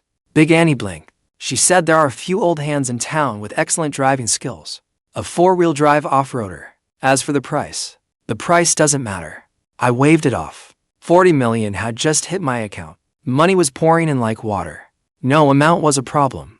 The car needs to be safe and roomy. There are 4 of us, and we have quite a bit of luggage. I'll contact them right now. Big Annie set the tray down and ran off at once. Her steps were amazingly light. You couldn't tell she weighed 200 pounds. Everyone pack up. Follow me downstairs. At the door, the snow had only been cleared into a narrow path just wide enough for one person. That SUV was parked at the crossroads. It was a modified Toyota Prado. There were plenty of mud splashes on the body. Its old but sturdy crash bars and imported off-road tires gave everyone real peace of mind. Big Annie was wrapped in a thick military coat, and in her hands, she was clutching the big bills I had just given her. She was grinning so hard her whole face lit up. Big brother, this car is driven by old Jiang. He's the best driver around here. As for getting to Mutin City, he's absolutely reliable. The driver, old Jiang, was a taciturn middle-aged man. He had an unlit cigarette in his mouth. He was stuffing luggage into the trunk. The vehicle was big enough. Chen Man circled the car and kicked the tires twice. Her high heels clicked sharply. But how's the suspension? Don't let the road shake my bones apart. Off-road vehicles are bound to be bumpy. I lifted the biggest suitcase. Qingge's. It weighed a ton. Manji, if you're really worried about the bumps, sit in the passenger seat. Chen Man's eyes rolled. She opened the passenger door and glanced at the stiff-looking seat. Then she glanced at the roomy back seat. Finally, her eyes settled on me. I want to sit in the back. The back is warmer, and I can chat with little brother. There are only 3 seats in the back. It can't fit for people. Qingge stood behind me. She said in a cool voice. She had already changed back into her work clothes. Her clothes were still a little wrinkled, but she carried herself with a cold, aloof air. Looking closely, she was actually a little stiff. Her weight was all on her left foot. If we're really squeezing in, Chen Man still wouldn't give in. Sister Yuan's slim. Qingge may have a big presence, but she doesn't take up much room. No, I cut her off right away. Manji, you take the front seat. Old Jiang smokes. You can keep him company. I'll sit in the middle of the back row. Chen pouted, but when she met my gaze, she obediently climbed into the passenger seat. TCH, good one. The back really is roomy. Lin Wang got in first and automatically sat in the far left corner. I climbed in after her and tapped the empty seat on the right. Qingge pressed her lips together. She braced herself on the door and slowly sat down. The doors shut. The wind and snow were cut off at once. The heater was turned up high, almost making it stuffy. Old Jiang started the car, and the engine rumbled low. The body gave a jolt as it pulled out, slowly rolling over the snow. We headed out of town. We had just passed the station. The road conditions were terrible. Even though it had been cleared, black ice was still making it slippery underneath. The tires screeched against the road. The whole car kept rocking the entire way. It felt like a little boat rocking across the sea with us inside. Oh. Chen grabbed the handhold and cried out, "Driver, slow down. You're going to shake my breakfast right back up. Roads like this. What can you do?" Old Jiang didn't turn around. His voice was low. "If you want to get to Mutant City early, you'll have to grit your teeth and bear it." The back row was even worse. I sat in the middle, trying to stay balanced. But when the car lurched again, I became the biggest victim. Lin Wan on my left hugged my arm. She gripped me tightly with both hands to steady herself. Her down jacket and my shell jacket rubbed together with a harsh rustling sound. She kept her head down. Her hair brushed my neck from time to time. It tickled like crazy. We'd gone to hard on her last night. Now the car was bouncing around. I saw Qingge's face go deathly white. She bit her lip hard. Her body was stiff as a board. She still refused to lean on me.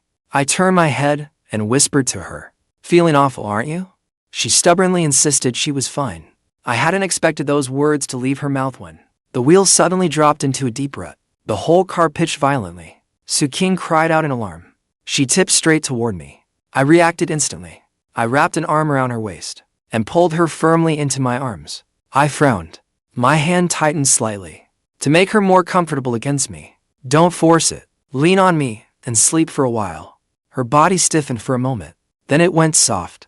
The familiar scent of a man made her settle down instantly. At that moment, Chen, who was driving up front, caught the scene in the rearview mirror. She let out a disdainful snort, saying no with your mouth, but your body is pretty honest. And now you're using a human cushion. Qingge's face went bright red. She didn't even open her eyes. I couldn't be bothered to deal with Chen. Then I turned and saw Lin Wan beside me. The hand she had on my arm was a little cold. "Sister Wan, are you cold?" She shook her head, but her gaze still drifted towards Qingge on my other side for a moment. On my other side. Then she immediately looked away. "I'm just a little sleepy." I gently moved my left shoulder to signal her to lean over. "My shoulder's pretty broad. I'll lend you half of it."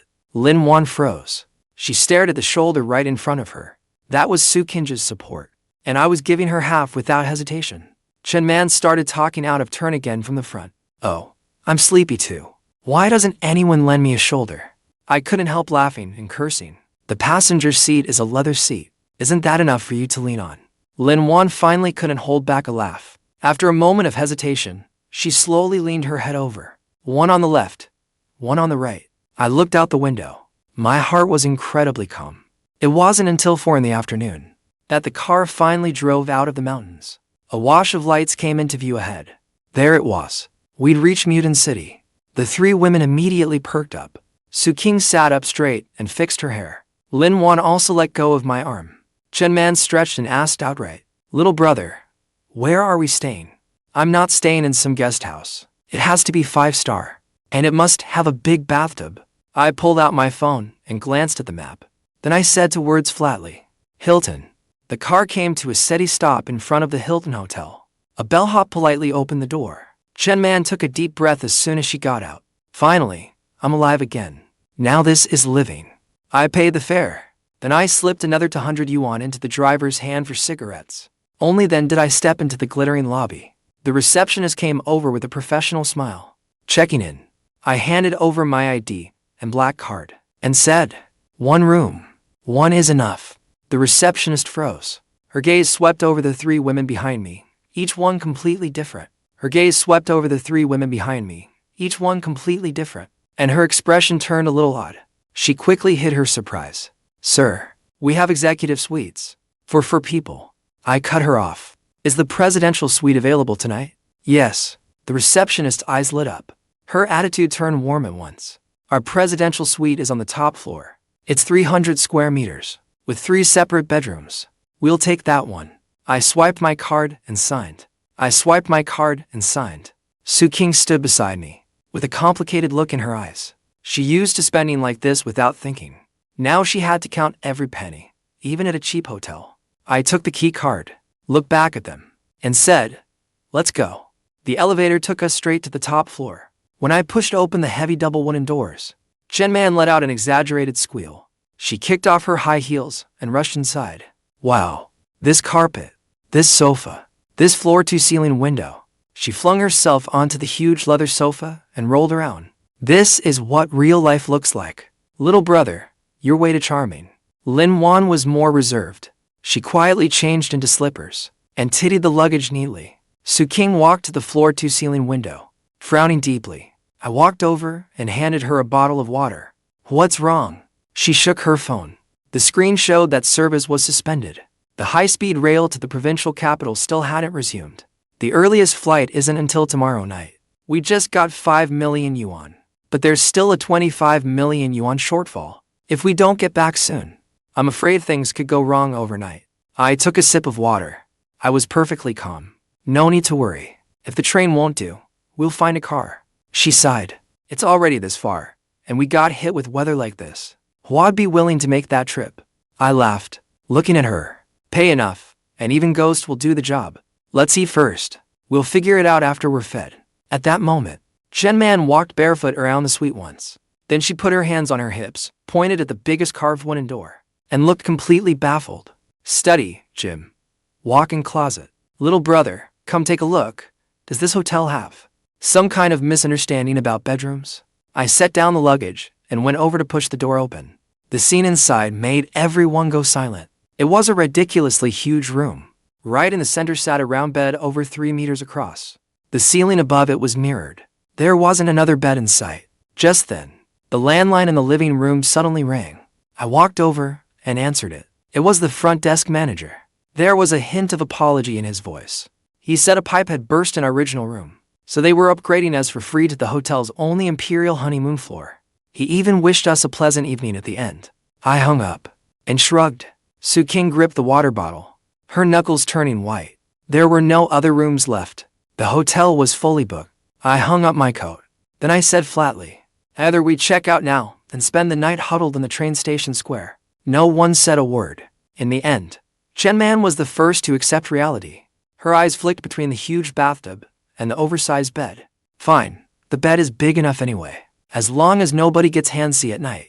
She said it while deliberately glancing at Qingge. Qingge's ears turned bright red. I'm going to shower first. Chen pulled out a lace outfit with almost no fabric and went straight into the bathroom. Water started rushing loudly. Behind the huge frosted glass, a graceful silhouette was faintly visible. The atmosphere turned awkward in an instant. I sat on the sofa and pulled out my phone to check the roads. Yuan quietly headed to the kitchen, as if she wanted something to do. Qingge sat across from me, holding a tablet and pretending to handle the mails. Suddenly, there were knocks on the bathroom glass. Chen's lazy voice came through.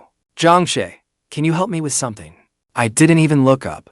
She said she forgot to bring it into the shower. Chen called out with complete confidence, in the side pocket of the pink suitcase. Bring it in for me. Qingge looked up, her eyes turning icy. Yuan's hand stopped too, mid-slice. I kept scrolling through the news, completely unfazed. Do you not have hands of your own? Chen's voice softened at once, with a coaxing, spoiled little lilt. Oh, come on, please. We're all this familiar already. You've already seen everything. So, why are you still pretending to be proper? I sighed. I got up and walked to her suitcase. I dug out a bath towel and went to the bathroom door. The lock clicked when I opened it. A wave of hot steam mixed with fragrance hit me in the face. Even the smart glass had turned semi-transparent. Even more awkwardly, Chen wasn't even in the bathtub. She was standing right by the door, covered in foam. I had barely stepped inside when my foot suddenly slipped. The floor was covered in shower gel foam. My balance shifted at once. I instinctively reached for the doorframe. Then a wet hand suddenly grabbed my wrist. Careful. Chen pulled hard, and we both fell into the huge jetted tub for 2. I choked on a mouthful of water. I was just about to stand up when a warm, soft body pressed tightly against me. Qingge clung to me like an octopus. Her peach blossom eyes were misted over. I wiped the water off my face and said in a low, restrained voice, "Have you lost your mind? There are people outside." She leaned close to my ear, biting my earlobe. Her voice was soft as a whisper.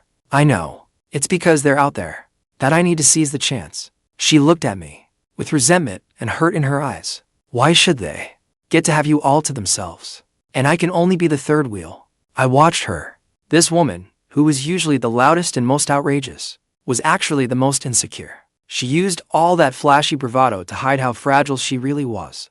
I held her by the waist to keep her from slipping in the water. "So you asked for the towel on purpose?" "Not just that." She tilted her chin up, determination written all over her face. "I want to leave a mark too." The words were barely out before she kissed me. There was no technique in that kiss, only raw feeling. Her teeth bumped against my lip. It hurt a little, which only made it worse. In that steamy heat, reason seemed to disappear. I hooked a hand behind her head and deepened the kiss. A long time later, our lips parted. Qingge was gasping against the tub's edge, her cheeks flushed red. I let go and draped the towel over her. "Cover her up properly. Let's go eat." She froze for a second, then burst out laughing. She lightly kicked me under the water. "Little brother, you really don't take advantage of people. But this one? I'm pretty satisfied." Just then, Qingge's voice came from outside the door, a little urgent. "Jiang, did you find it in there?" "I found it." I climbed out of the water, soaked from head to toe, and pushed open the bathroom door to step out. Behind me, Qingge had curled up in the tub, one hand still touching her swollen lips, her eyes full of smug, secret satisfaction. I walked out wiping my hair. The living room froze over in an instant. Qingge was sitting on the sofa, the screen glow lighting her face, making her look icy cold. She looked up, held her gaze on me for 2 seconds, then quickly looked away. That deliberate avoidance felt like a silent rebuke. Yuan was fiddling with the coffee machine, and the cup knocked against the counter with a sharp click. She turned back, her eyes shifting away, too afraid to look at me. Where's Qingge?" "She's in there blowing her hair dry." I walked over to Qingge and took the tablet out of her hand. "In my room. The only task is sleep." Her fingers curled in, but she didn't resist. "I can't sleep." She took off her glasses, her voice thick with exhaustion. "The road still isn't open. Every second brings new variables." I sat down directly on the armrest beside her and rested a hand on her shoulder. Her body tensed slightly. Her nose twitched. "The next second," she said, her tone so flat it held no emotion. "You cleaned up pretty well." I gave a small smile, my fingers gently kneading the back of her neck, with someone helping scrub my back. "Of course I'm clean." Qingge turned and shot me a hard glare. At that moment, the bathroom door opened. Qingge came out wrapped in a bathrobe, the blush still lingering on her face, giving her a lazy, seductive air. She walked straight to the long sofa and flopped down, stretching lazily. The robe's neckline exposed a wide swath of snowy skin. She gave me an obvious look. "This jetted tub is pretty good. It's just too tiring, little brother. Next time, find someone else for this kind of physical labor." My waist is about to break. Yuan came over with warm milk, her face red all the way to her ears at the sound of that. Qingge snorted coldly and got up without a word. "I'm going to sleep." Qingge pushed open the carved wooden door and froze in place. That oversized round bed was a real shock. The ceiling above the bed was mirrored. Dark gold drapes hung down. It looked less like a bedroom and more like a party venue. Qingge followed after her. She was carrying a glass of milk. She looked at Qingge with a faint, amused smile. "There was only one bed. Looks like we'll all have to share the bed tonight." Qingge ignored her. She went straight to the far left side of the bed and slipped under the covers. She turned her back to everyone. Then she pulled the blanket up over her head. A complete refusal to talk. I took the tray from Yuan and set it on the bedside table. "Sister Yuan, get some sleep early." But Yuan stood awkwardly by the bed, wringing her hands. "I can sleep on the sofa." I grabbed her wrist at once and led her to the right side of the bed. "A 300 square meter suite, and you want to sleep on the sofa? People would think I was mistreating a decent woman." "Sleep here." Yuan couldn't refuse, so she could only lie carefully along the edge of the bed. The bed really was huge. Even with 2 people lying down, there was still a huge gap in the middle. I turned off the light. The room went completely dark. After a rustling of blankets, The mattress sank slightly. Chen Man slipped under the covers. She didn't go to either side. She took the center left spot directly. Close to Qingge. Little brother, hurry up. She patted the empty spot beside her in the dark. I've even warmed the bed for you. I pulled back the blanket and lay down in the middle. The moment I lay down, an arm wrapped around me. Chen Man clung to me, sliding close like a snake, her leg pinning mine without the slightest hesitation. I caught her wrist firmly. My voice stayed calm. Sister man, keep messing around, and I'll make you sleep in the bathtub. TCH? Chen Man muttered under her breath. But in the end, she still obediently pulled her hands and feet back. I turned over, reaching past Chen Man, toward the lump at the very inside. Qingge had curled herself up completely under the covers, like an ostrich hiding its head. I gently patted her back through the blanket. Come out and get some air. Don't keep it bottled up in there. The blanket trembled. No response. So I simply slipped my hand under the blanket and found her face right away. It was damp. I sighed inwardly. With a hard pull of my arm, I hauled Qingge over, blanket and all. Qingge cried out in surprise. The next second, she fell into my arms. Chen Man in the middle sensibly scooted aside and turned her back to us. Let go. Qingge squirmed in my arms, her voice hoarse. You're going to crush me flat. I rested my chin on top of her head and tightened my arms around her. Move again, and I'll take that as a sign you want something else. Qingge went quiet at once. Her whole body stiffened against my chest, listening to my heartbeat. Jiang. She whispered my name. What if we still can't leave tomorrow? There is no if. I stroked her back gently to comfort her. Go to sleep. If the sky falls, I'll hold it up. Qingge closed her eyes, her fingers quietly clutching the hem of my pajama top. The next morning, I was jolted awake by rapid knocking at the door. I woke to half my body gone numb. Qingge was sprawled over me like an octopus. She was fast asleep. At some point, Yuan had also rolled into the middle. Her head rested on my arm. Chen Man was sprawled crosswise at the foot of the bed. Her sleeping posture was downright outrageous. I carefully pulled my arm free. Then I got out of bed and drew the curtains open. Outside, everything was still blanketed in white. The ice was even thicker than yesterday. I pulled out my phone and opened a ride-hailing app. The screen was full of no available vehicles, or a queue of more than 200 people waiting. I checked the local forum again. It was all posts begging for rides. The asking price was 10 times normal, and no one was willing to go far. I cursed under my breath. At this rate, with these road conditions, forget about getting back to the provincial capital. We might even be trapped here for days. Qingge's company couldn't afford that kind of delay. Just then, the voice that had slept in my head all night suddenly sounded. Ding! Detected, the host's travel has been blocked. Then another prompt rang in my head. In a world frozen like this, a real tycoon can't be tripped up by a little bad road. Random task triggered. Mobile fortress. Task details. Buy a vehicle within 2 hours that can handle harsh road conditions with top-tier comfort. Take 3 beauties and break through the snowstorm. Unlimited funds. Reward, God-tier driving mastery. Seeing that, a faint smile tugged at my lips. This system really delivered. I was planning to buy a car anyway. Money sitting in my account was just numbers I couldn't spend. But the problem was, where was I supposed to buy one? In this weather, the dealerships were probably shut down. A regular off-road vehicle wouldn't hold up. I went back to the sofa. Then I opened the local used goods marketplace. I filtered for urgent sale off-road RVs. I scrolled through several pages, and it was all ordinary junk. Then suddenly, a post uploaded just 10 minutes ago caught my eye, reluctantly parting with it. Apocalypse-grade heavy-duty RV. Man 8x8 chassis. Bulletproof and blast-resistant. In stock in Mutant City. Ready to trade anytime.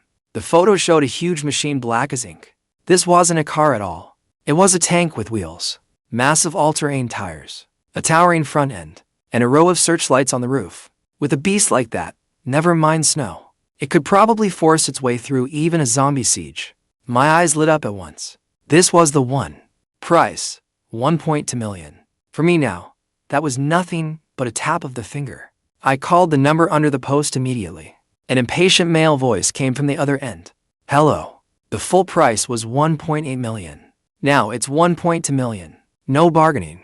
If you can transfer the money on the spot, come on over. My tone stayed calm. I'm in Mutant City right now. Send me the address. I'll be there in 30 minutes. The other side clearly froze. Bro, You're not joking, right? Half an hour in this weather? I cut him off right away. Get the contract ready. Then I hung up. A location ping came through. It was only 5 kilometers from the hotel. I stood up and looked back at the big bed. All 3 women were awake. They were staring at me through sleepy eyes. I shoved my phone into my pocket. My tone was firm.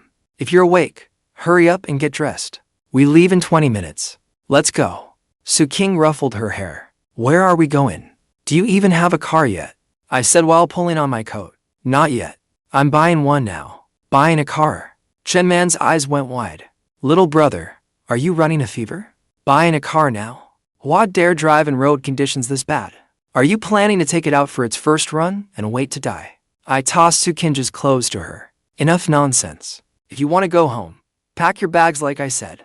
Once we check out, we're not coming back. My tone was full of authority. It made them instinctively fall silent. Even though it seemed unbelievable, everyone still moved quickly and efficiently. 20 minutes later, the 4 of us were standing in the hotel lobby, checking out. I called for last night's Toyota Prado. Then we headed straight for the custom car shop. The car drove into the industrial zone and stopped in front of a huge warehouse marked Peak Off-Road. Qingge pulled her coat tight around her. She stood on her heels, her face full of doubt. Here, does this look like a place that sells cars? I didn't say much. I just pushed open the heavy iron door. With a creak, dim yellow light spilled out. Parked dead center was a monstrous machine. At that moment, all 3 women froze. They all gasped. If the photo already made it look enormous, seeing it in person was even more overwhelming. It stood nearly 4 meters tall, 12 meters long. Its black matte finish gleamed with a cold sheen. The off-road tires were taller than Chen Man. This wasn't an RV at all. It was clearly a moving fortress. Just then, a young man in a leather jacket came over. He threw his cigarette butt to the ground and ground it out under his shoe. He sized me up from head to toe. His face was full of disbelief. You were the one who called earlier. To him, I didn't look like someone who could cough up more than 10 million. I walked straight over and patted the cold, heavy bumper. That's me. How's the car? The young man looked impatient. It just finished maintenance. It's fully loaded with top-tier features. With a full tank, it can go to 1,000 kilometers. Let me be clear up front. You need a Class A1 driver's license to drive this thing. An average person can't handle it. I looked back at the 3 women behind me. They were still standing there in stunned silence. Qingge swallowed. Jiang, are you sure you want to buy this? Are we heading off to war or something? I stepped onto the electric lift first. Then I looked back at her. In this weather, only this can get us safely back to the provincial capital. The others followed me into the vehicle one by one. The interior left them wide-eyed all over again. Outside, it looked like a steel monster. Inside, it was like a 5-star hotel. Teak flooring, genuine leather captain's chairs. There was even a small wine cabinet. The heat was turned up high. It was completely sealed off from the outside world. Wow. Jiang touched the expensive coffee machine. This is even more luxurious than last night's presidential suite. I walked a full circle around the interior. I was very satisfied. Then I took out my bank card and handed it to the young man who had followed us over. Run the card. 12 million. I looked at him and added, no bargaining, but I have one condition. The young man froze. He stared at the card, his hands trembling slightly. What condition? Fill up the tank for me. Top off the water tanks. I pointed at the empty fridge. And have someone stock the fridge full. Money's not the issue. The young man even froze while taking the card. A 12 million deal. And he didn't even ask for a test drive. Just looked once and swiped the card. The very next second, his face split into a huge grin. No problem, bro. You wait right here. I guarantee I'll stock it with the best supplies. Beep. Transaction successful. I felt nothing at all. The system voice rang in my head as promised. Ding. Task complete. Spending amount, 12 million. Critical cashback triggered. This time, the cashback multiplier is 5 times. 60 million cashback. Credited. Reward issued. God tier driving mastery. And an extra custom upgrade gift pack. Performance boosted by 30%. A flood of information instantly poured into my mind. 1 second ago, I still was familiar with this big beast. In that instant, it felt like it had become part of me. I put away the card, looking at the staff bustling around. I told the 3 women, each of you pick a comfortable seat. Qingge sat down in the front passenger captain's chair, buckled her seat belt, still worried. Can this thing really get us to the provincial capital? I climbed into the driver's seat and expertly flicked each switch. The dashboard lit up with a cool blue glow. The engine gave a low growl. The whole vehicle shuddered slightly. I only said 2 words, "Buckle up." Then I shifted gears, released the parking brake, stepped on the gas. The 12-meter steel beast slowly rolled out of the warehouse. Snow was like flat pavement to it. Its huge tires easily crushed the ice, with a deeply satisfying crack. Jiang pressed against the window and shouted excitedly, "This is so cool." Outside, car after car was stuck in place. She slapped her thigh in excitement. "This is pure overwhelming superiority. Look at that Land Rover. It's completely stuck." Yuan started sorting through the supplies that had just been delivered. The fridge was packed with steak and seafood. The cabinets were full of snacks too. That was enough to last half a month. The cabin was toasty warm. Qingge finally relaxed completely. She turned and looked at my profile as I drove. Her gaze was focused, yet relaxed. Then she said softly, "Jiang, thank you." Her voice was so quiet. "I owe you again." I never took my eyes off the road ahead. I smiled slightly. "Keep owing me. After all, you'll be repaying me for the rest of your life." Qingge's face flushed bright red. She didn't say another word. The car merged onto the national highway. The road conditions were terrible. The black beast completely ignored every patch of black ice and every deep pothole, and barreled straight ahead. Whenever we hit a traffic jam, I turned the wheel. The vehicle roared straight off the roadbed and onto the snowy shoulder. It glided over the snow like it was flat ground. The drivers on the roadside all stared in disbelief. "Damn, is that a tank?" Inside the car, Chen turned on the stereo. Then she took out a bottle of red wine from the bar cabinet. She walked over to me, swirling her wine glass, and held it up to my lips. "Little brother, you've worked hard. Wet your throat." I turned my head aside. "I don't drink and drive." She pouted and refused to take no for an answer. Then she leaned forward, and her chest pressed right against my arm. Qingge frowned and snapped, "Chen, stop fooling around. Everyone in this car is trusting his hands with their lives." Chen curled her lip, tipped her head back, and took a big gulp herself. Then she licked the corner of her mouth. Her dazed eyes stayed locked on me. "Then let's wait until tonight, when you're not driving. Can I drink then?" I ignored her, but my hand on the wheel tightened on its own.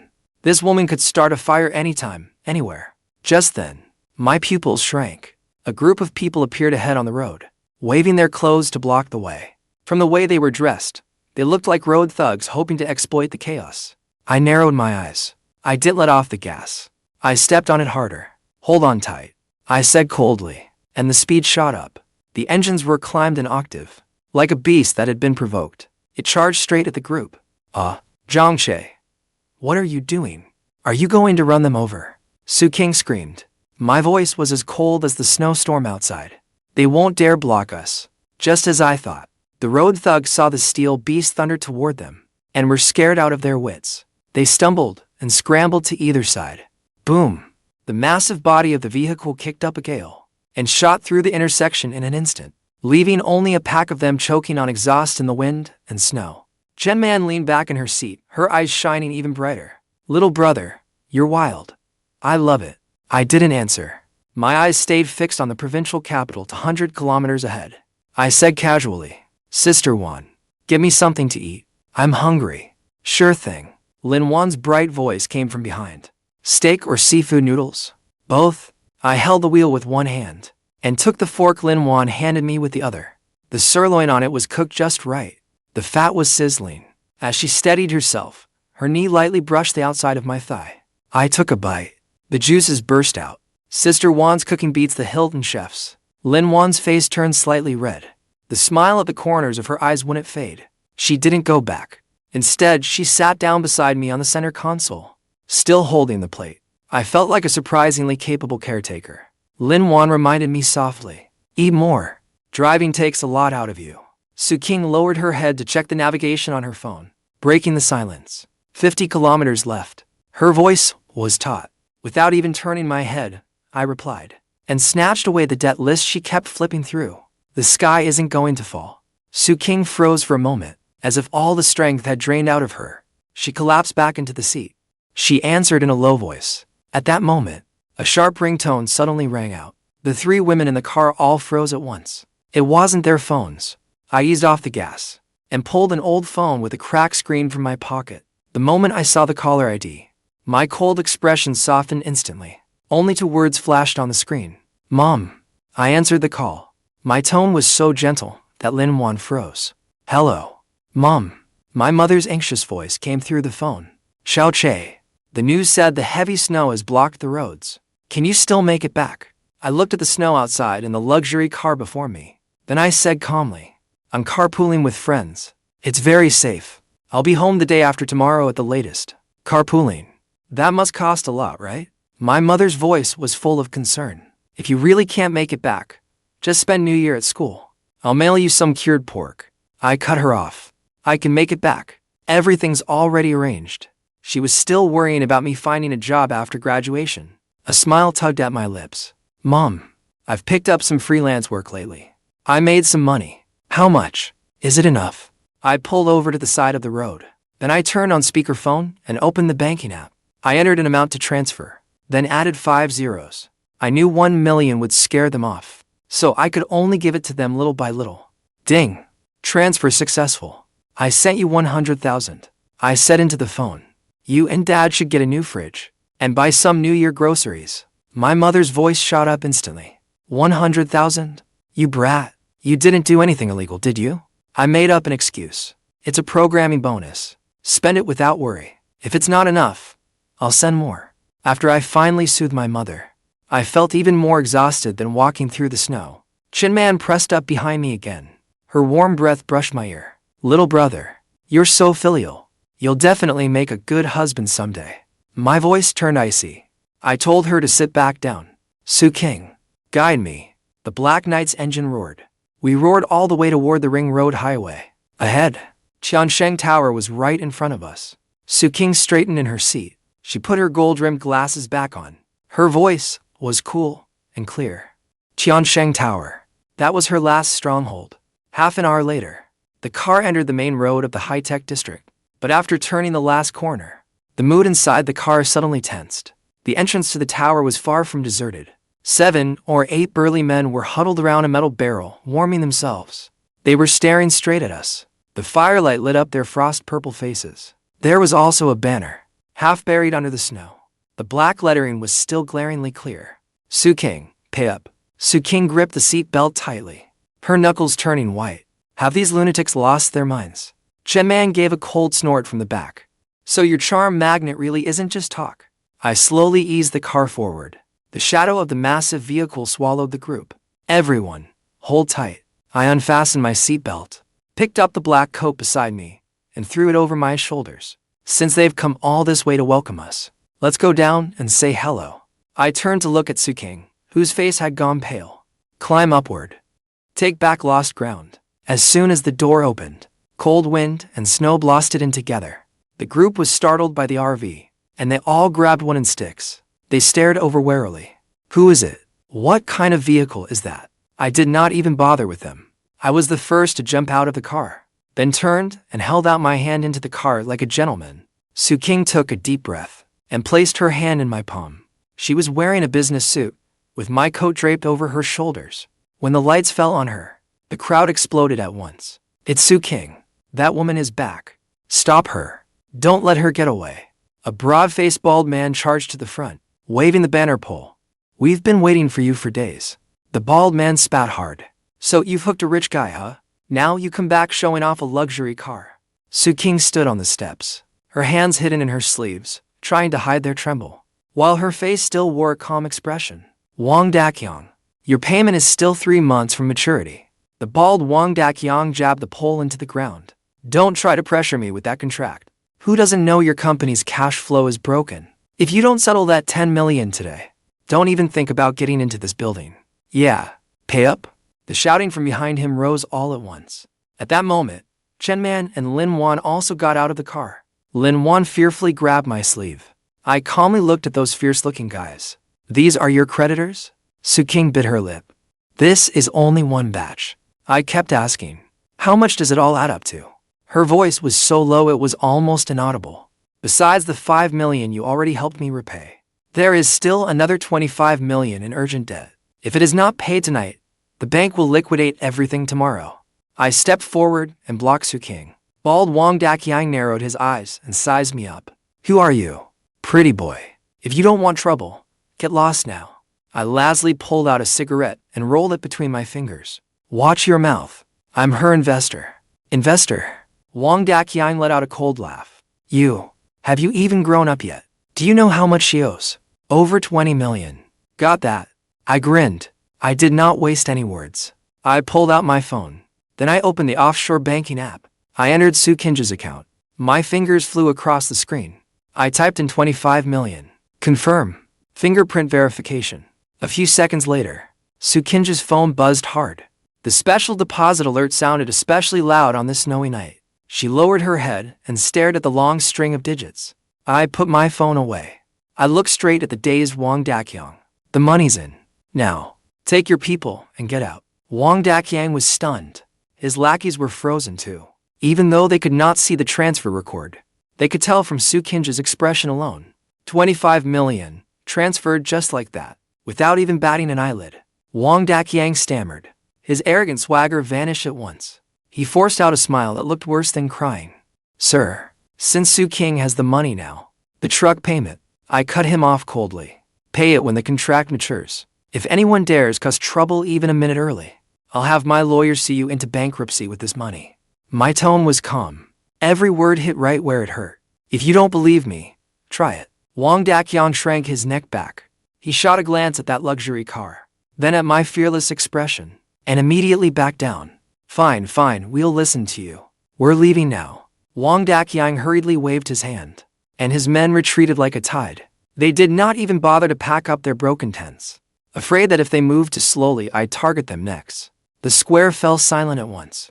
Just as Wang Daqiang and his crew had barely gotten lost, I had not even had time to relax yet, when Qingge stared at the deposit alert on her phone. But there was not a trace of a smile on her face. I knew it. This 30 million was nowhere near enough. Just then, a screeching roar tore through the night sky. Several blinding headlights split through the wind and snow like swords. 3 flashy sports cars drifted to a stop in front of me. Their gull-wing doors lifted open. A slick-haired pretty boy got out. He first looked down with obvious disgust at his leather shoes, which had been soaked by the snow. Only then did he lift his head and grin at Qingge. Yo, I heard you came back. I came over on purpose to check on you. The guy looked utterly punchable, his eyes roaming over her with bad intentions. What? Are you planning to sell the company and run? Qingge's face turned ice cold in an instant. She squeezed out 3 words through clenched teeth. Wang Zifeng. So it was this bastard who had pushed her to this point. But Wang Zifeng acted as if he had not seen a thing, and walked straight toward her. Why make this hard on yourself? If you'd agreed earlier, none of this would be happening. His gaze swept over Lin Yuan and Chen Man, then landed on me. It paused for less than half a second, before moving away as if I were trash. Then, Wang Zifeng held up 3 fingers, waving them in front of Qingge's eyes. 30 million. As long as you come with me tonight, and come to my villa to have a drink with me, I'll cover this money. I'll pay it for you. His tone was light, but the insult was obvious. Qingge, don't be so ungrateful. Without my money, the bank will come seal this place off tomorrow. Be my kept woman. Sure, you would lose your freedom, but at least, you'd still live in comfort, wouldn't you? Qingge was so angry her knuckles turned white. Her whole body was trembling. Watching her hold back her rage while looking so helpless, a fire flared up in my chest. Just then, a voice suddenly rang in my head. Ding! Temporary mission issued. Protect your girlfriend's dignity. Mission reward. God-tier combat skill.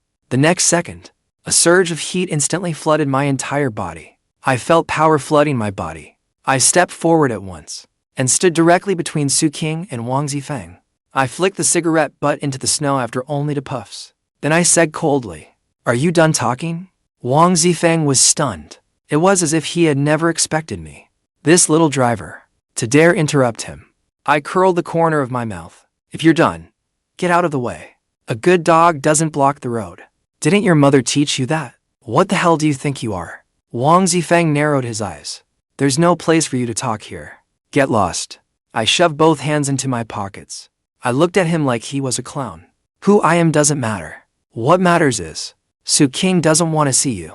And I think you're an eyesore too. So, are you going to get lost yourself? Or do I need to help you get lost? Wang Zifeng looked like he'd just heard the funniest joke in the world. He burst out laughing exaggeratedly. He turned to look at the bodyguards behind him. Hear that? This kid says he's going to help me get lost. Ha ha ha ha. His laughter hadn't even stopped when his face suddenly darkened. Wang Zifeng, humiliated and furious, raised a hand to shove me. With his other hand, he actually tried to reach around me to grab Qingge. You're coming with me tonight no matter what. Qingge panicked and quickly backed away. But that gold watch hand couldn't touch her at all. I struck like lightning. I caught Wang Zifeng's wrist like an iron clamp. I was so fast he didn't even react. Let go. His wrist hurt so badly he bared his teeth. No matter how he struggled, he couldn't move. You're asking for it. Attack? Cripple him. The two bodyguards behind him moved at once. One fist headed straight for my face. The other swept at my knee. Good teamwork. Every move was a killing blow. Chen Man screamed in fear. Qingge also shouted, Jiang, watch out. However, I didn't even turn my head. I just shifted my body slightly and dodged that heavy punch. At the same time, I yanked Wang Zifeng's arm hard. I used his force against him. Wang Zifeng was like a torn sack. He slammed helplessly into his own bodyguard. With a dull thud, he howled as he rolled into a heap with the bodyguard. The other bodyguard still hadn't recovered, and I was already on him. No fancy moves, just a simple step, a drop, and slammed in close. A shoulder slam. That bodyguard was sent flying more than 3 meters by me and smashed hard into the Ferrari's hood. It caved in on the spot. In all, it took only about 3 seconds. The two professional bodyguards were both taken out. Wang Zifeng lay sprawled miserably in the snow, trembling as he stared at me in terror. You, don't come here, he shouted weakly, all bluster and no courage. My dad is the chairman of Wang Group. I walked up to him and crouched down.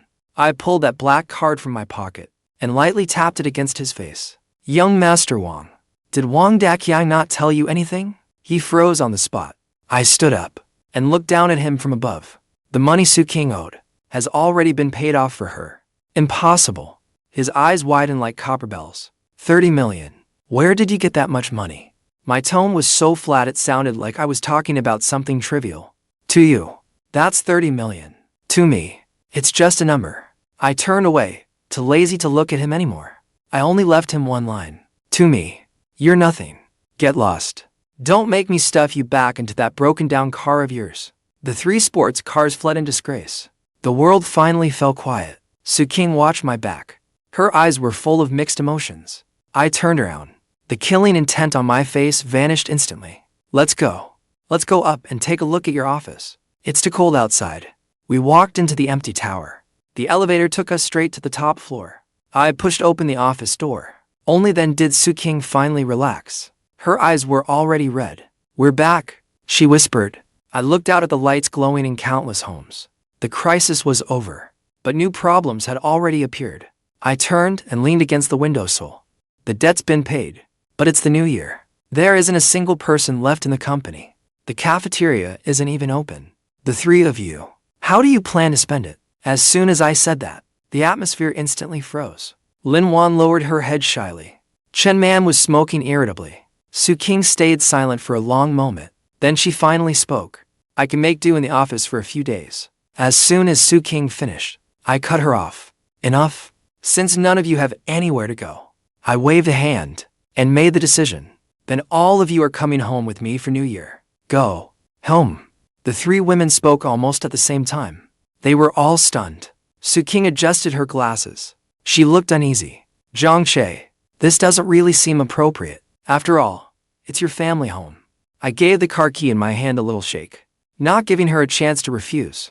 There's nothing inappropriate about it. My parents like a lively house. Just say your friends who carpooled with me. I added, with snow this heavy. If I leave you here, I'm afraid when I come back after New Year, I'll have to come collect your bodies. Lin Wan's eyes lit up at once, but soon she looked worried again. But, what if Uncle and Annie misunderstand? I looked at her with a faint smile. Misunderstand what? Her face flushed, bright red. She lowered her head and didn't dare look at me. It's settled. I made the call. No chance for them to back out. Pack your things. We're leaving tonight. We should get there tomorrow night. At that point, they were completely at a loss. Subconsciously, they all looked to me as their anchor. Half an hour later, my black night started up again. and hit the highway. The mood inside the car turned a little subtle. Qingge was in the passenger seat, staring out the window. Her face was actually full of tension. I thought to myself, you're not even scared when discussing contracts worth tens of millions. So why are you this nervous about meeting my parents? Is this what they call meeting the in-laws? In the rear cabin, Chen swirled her red wine glass, her gaze drifting. She looked at me, then at Yuan beside her, peeling me an orange. Her face was full of danger signals. Just then, she suddenly shouted, "Stop the car." I glanced at her in the rearview mirror. Chen cheeks were flushed red. Her eyes were glazed. What's wrong? I didn't slow down. I said stop. She unbuckled her seatbelt and swayed to her feet. I'm going to be sick. Car sick. Qingge frowned. This car rides so smoothly. What are you even car sick from? You must have drunk too much. Maybe. But Chen kept staring at my back. Little brother, if you don't stop, I'll throw up all over your $1 million carpet. I didn't make a sound. I signaled a turn and eased over onto the shoulder. The car came to a stop. Chen grabbed her down jacket and rushed out. Yuan tried to get up and go with her, but Chen stopped her. No need. Nobody follow me. The door shut. The cold wind was left outside. I saw in the rearview mirror Chen leaning against the front of the car, lighting a cigarette. The tiny flame flickered on and off in the wind and snow. About 5 minutes later, the door opened again. Chen climbed back in with a rush of cold air, but she didn't go back to the rear seat. Instead, she reached back and locked the soundproof door between the driver's seat and the rear cabin. Click. A soft click. Qingge and Yuan were instantly cut off. I turned around and looked at Chen, covered in snowflakes. Why lock the door? She didn't answer. She tossed aside her down jacket. Underneath, she wore only a thin black camisole. Her cold skin was pale enough to glow. Her chest was rising and falling hard. The next second, she suddenly straddled my lap. I leaned back. One hand was still on the steering wheel. I looked at the woman who had suddenly lost her mind. Sister man, we're on the highway. Isn't the car stopped? Chen cupped my face with both hands. Her palms were ice cold, but her eyes were burning hot. Those two are still back there. Aren't you afraid they'll hear us? I looked at her in silence. You know this car's soundproofing better than I do. Her nose was almost touching mine. She smelled of the clean chill of wind and snow, the richness of red wine, and her own unique scent. I didn't move. I only asked her why she had sent them away.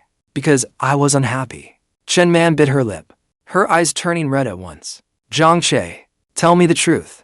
In your heart, am I just the extra one? Qingge is your woman. Yuan is your sister. Then, what about me? Am I just some random passenger along for the ride? Her voice was trembling. The nightclub queen from before now looked like a helpless child. I reached out and brushed the snow melt from her hair. You're not some background extra. You're my creditor too. Creditor. She froze.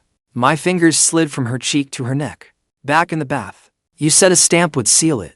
Then the contract would count as valid. You were just afraid I'd go back on my word, right? The moment I said that, the hurt in Chen eyes vanished at once. In its place came an even fiercer possessiveness. As long as you keep your word, that's fine. She took a deep breath, as if she made some major decision.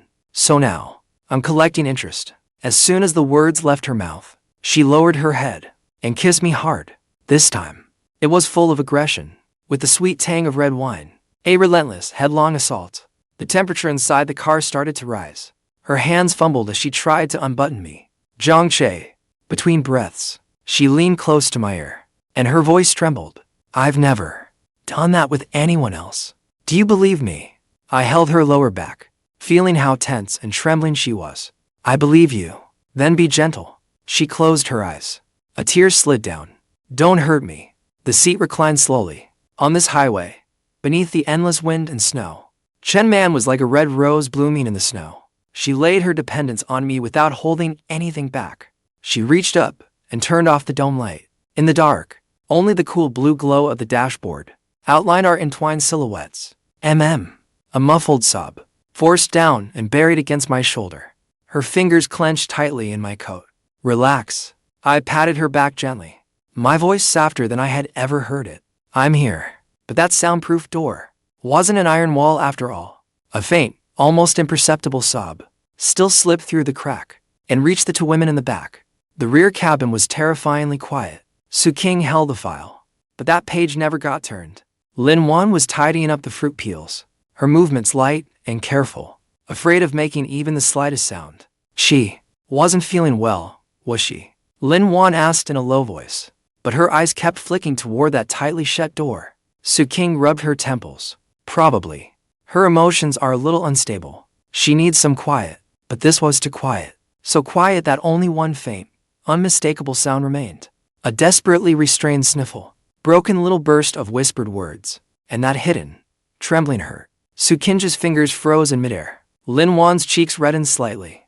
That noise was even more unsettling than what they had heard in that hotel hallway that day.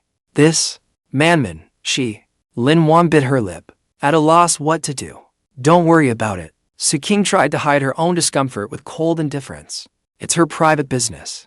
But could they really ignore it? As the voices up front grew more and more intense, thick with a heavy nasal tone, the whole cabin atmosphere turned heavy and sticky. Qingge felt even the seat had become uncomfortable. A strange, sour ache spread through her chest. It wasn't anger. It was a complicated kind of loss. As if some important moment, she had been shut out on the other side of the door. Qingge. Lin Yuan suddenly stood up, her voice tight. I'll go take a look up front. That excuse wasn't exactly convincing. The rear cabin clearly had everything, but Qingge didn't call her out. She just watched Lin Yuan's uneasy expression, her gaze complicated. Lin Yuan walked to the door, her hand lifting, then freezing in midair. Just then, the voice from the other side of the door suddenly rose, carrying desperate resolve. Jiang, I can't keep going like this. Chen Man's voice was thick with tears, yet it also carried the relief of having finally let it all out. Tell me what I should do. Those words were like a pebble, thrown instantly into Lin Yuan's heart, sending ripple after ripple across it, almost as if possessed. Her hand closed around the doorknob. That door, it wasn't even locked. Creak. The door cracked open. The warmth inside the driver's cabin mixed with the cold air rushing out at her. By the blue glow of the dashboard, Lin Yuan saw a scene that made her heart skip a beat. On the narrow driver's seat, Chen Man had buried her face deep in the crook of my neck, her shoulders trembling slightly. Her long hair was a little messy, and one was gently patting her back, my chin resting on the top of her head, my eyes especially deep and calm in the dim light. That one look left Lin Yuan frozen in place. I seemed to sense movement at the door, and turned my head slightly, my gaze passing over Chen Man and landing precisely on Lin Yuan's face outside the crack. I showed no panic at all. I only used a slightly hoarse voice, and spoke calmly. Need something? Sister Yuan? The water's in the fridge. Help yourself. Lin Yuan's breathing quickened. That suppressed longing, the warmth of being cared for, all converged into a rushing torrent. It shattered the dam she called reserve, her last line of defense. I don't want water. She untied her apron and let it fall to the floor. Underneath was a pale pink silk nightdress, tracing her full, mature figure. Barefoot, she walked step by step into this place full of heat and desire. Only then did Chen Man slowly open her eyes and see Lin Yuan walking in. A lazy smile curved her lips. Sister Yuan couldn't hold back either? She reached out and caught Lin Yuan by the wrist. Lin Yuan stumbled and sat down, and I caught her in one motion. Cold? I asked her. Hot? Lin Yuan nestled her face into the crook of my neck, breathing in my scent greedily. Little Che. She was like a pool of gentle water, completely different from Chen Man's fiery passion. The temperature in the driver's cabin rose again. At the same time, in the rear cabin, Qingge was still sitting there, the file in her hands creased with deep wrinkles. Even though that door was closed, the blush-inducing, heart-tracing sounds, yet they still drifted bit by bit into her ears. Not just Chen Man. Now, there was also Lin Yuan, the usually gentle and well-mannered Lin Yuan. The sounds she was making now was somehow even bolder than Chen Man. Qingge felt a little cold. The car was clearly set at 24 degrees, but her fingertips were icy. A space that had once held 3 people, now had only her, all alone. An unprecedented feeling of being abandoned rose in her chest. That hurt more than the company going bankrupt, more than the creditors coming to the door, and more than anything else.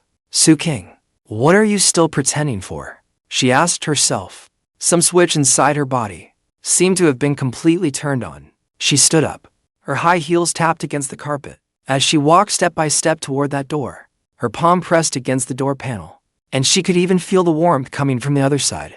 The door was pushed open. A mix of red wine, fruity sweetness, and a woman's warm scent rushed toward her. The driver's cabin lights had been turned to a warm amber. It stood in sharp contrast to the cold, snowy white outside the window. In the cramped space, the space felt crowded, yet somehow peacefully calm. On the berth behind the driver's seat, pillows and blankets were piled up, making it feel like a little haven of comfort. At the sound of the door opening, the three of us all turned at once. 6 eyes landed on Qingge in perfect unison. I swirled the half glass of red wine in my hand, lounging in the innermost seat, my gaze amused. I patted the only empty spot beside me.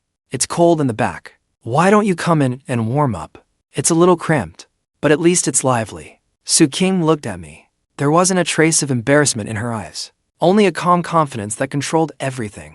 She understood. Here, there was no high and mighty Sunayan, only a woman who needed my protection. I was here too. Qingge had just opened her mouth, her voice a little dry, but Chen Man cut her off. Chen Man leaned lazily against my shoulder, smiling like a fox. Qingge, stop forcing it. Sister Wang came in saying she was only here to get water. And what happened? She stayed an hour. We even played 3 rounds of cards. Lin Wan's face instantly flushed scarlet. She lowered her head even more, her voice thin as a mosquito's buzz. Manman, say less. This scene hit Qingge hard. That loneliness of being shut out was colder than the blizzard outside. She took a deep breath, as if she had finally put down a 1,000-pound burden. Then she raised a hand and took off her gold-rimmed glasses, the symbol of her reason and restraint, without the lenses in the way. Those sharp eyes were now filled only with rippling fatigue and desire. Since the investor asked for it, Qingge kicked off her high heels, undid the tightest button at her shirt collar, and stepped into this narrow, blazing hot space. Then I have no reason to refuse. The car door slowly closed behind her, cutting off the cold emptiness and loneliness of the rear cabin completely. Now, everyone's here. I casually pulled a blanket over her legs. My tone is natural, as if I were welcoming family. Know how to play cards. If you lose, there'll be a punishment. Qingge froze for a moment. Her body gradually relaxed. The corner of her mouth lifted in a faint smile she hadn't worn in a long time. In this arena, I may not necessarily lose to you. Is that so? Then I'll wait and see. I smiled. The blizzard raged outside, but inside the car, it felt like a midsummer afternoon. Status, debt, the future, those crushing burdens that had left her gasping, all of them no longer mattered. What mattered was the warmth in the present, the breath we shared, mingling together. No one knew how long passed. The card game broke up. Everyone was getting sleepy. Jiang, Qingge instinctively looped her arm through mine, and she rested her head lightly in the crook of my neck. This was the most relaxed she'd been all night. She had dropped all her defenses. It was the posture of complete, wholehearted trust. Don't call me Qingge anymore. Call me Qingge. I turned my head and looked at the woman who had finally taken off her armor. I only gently smoothed her stray hair. Okay, Qingge. The night was as dark as ink. The car windows were already coated in a thick film of condensation. Qingge felt like a fish that had swum back to the sea, breathing in the air of our little world. This sense of security did not come from the numbers in a bank account, but from the shelter I gave her. Tired, my hand patted her back now and then, like I was lulling her to sleep. I don't want to move anymore. Qingge's voice was terribly hoarse. Jiang, this car of yours is really smooth. My words instantly drew a soft laugh from beside me. Chen Man toyed with one of my hands, her gaze dreamy. It's not just the car that's steady, it's the heart too. You just talk too much. Qingge replied with her eyes closed, but there was no anger left in her tone. Chen Man pressed her face against my arm, her voice growing softer and softer. But I can't bear to sleep. This feeling is too good. It feels like even if the world outside were destroyed, it still wouldn't concern us. Lin Wan curled up in the innermost spot, too tired to open her eyes, but one hand still stubbornly clung to the hem of my shirt, as if it were her lifeline. No one knew how long passed. It seemed the snow had stopped. I sat up straight and wiped the condensation from the window. The world outside was utterly silent. Thick snow covered everything. Under the headlights, it was pristine, untouched by even a speck of dust. In all heaven and earth, it felt as if only this car remained, and the 4 of us inside it relying on one another. How much longer until we get there? Lin Wan asked groggily. We'll reach the town by daybreak. I checked the navigation. About 4 more hours. But just then, Qingge suddenly said, her voice very soft. Can you drive a little slower? I looked down at her. What are you thinking? Qingge burrowed a little deeper into my arms, closing her eyes. Nothing. I just think, if daylight comes a little later, that would be nice too. The next second, she lifted her head. Her eyes carried a plea I had never seen before. Then, can we not leave yet? Just stop here for a while. I want to stay a little longer. She didn't want to return to reality. Once the car stopped, once they went back into the crowd, she would have to put that cold mask back on and become Qingge again, and go back to being that invincible Qingge. But here, in this narrow yet warm compartment, she was just my woman. I looked down at her. That honesty after all pretenses had fallen away, fragile in a way that broke the heart. Okay. I reached out and turned off the navigation. I dimmed the ambient lights. Then let's rest for a while. Perfect. I want to listen to the sound of the snow outside too. I adjusted my position, so all 3 of them could lean on me more comfortably, and drew them into my arms, like a great tree, sheltering birds resting in its branches. Jiang, Qingge's voice was very soft. Her fingers absent-mindedly traced circles in my palm. Thank you. For what?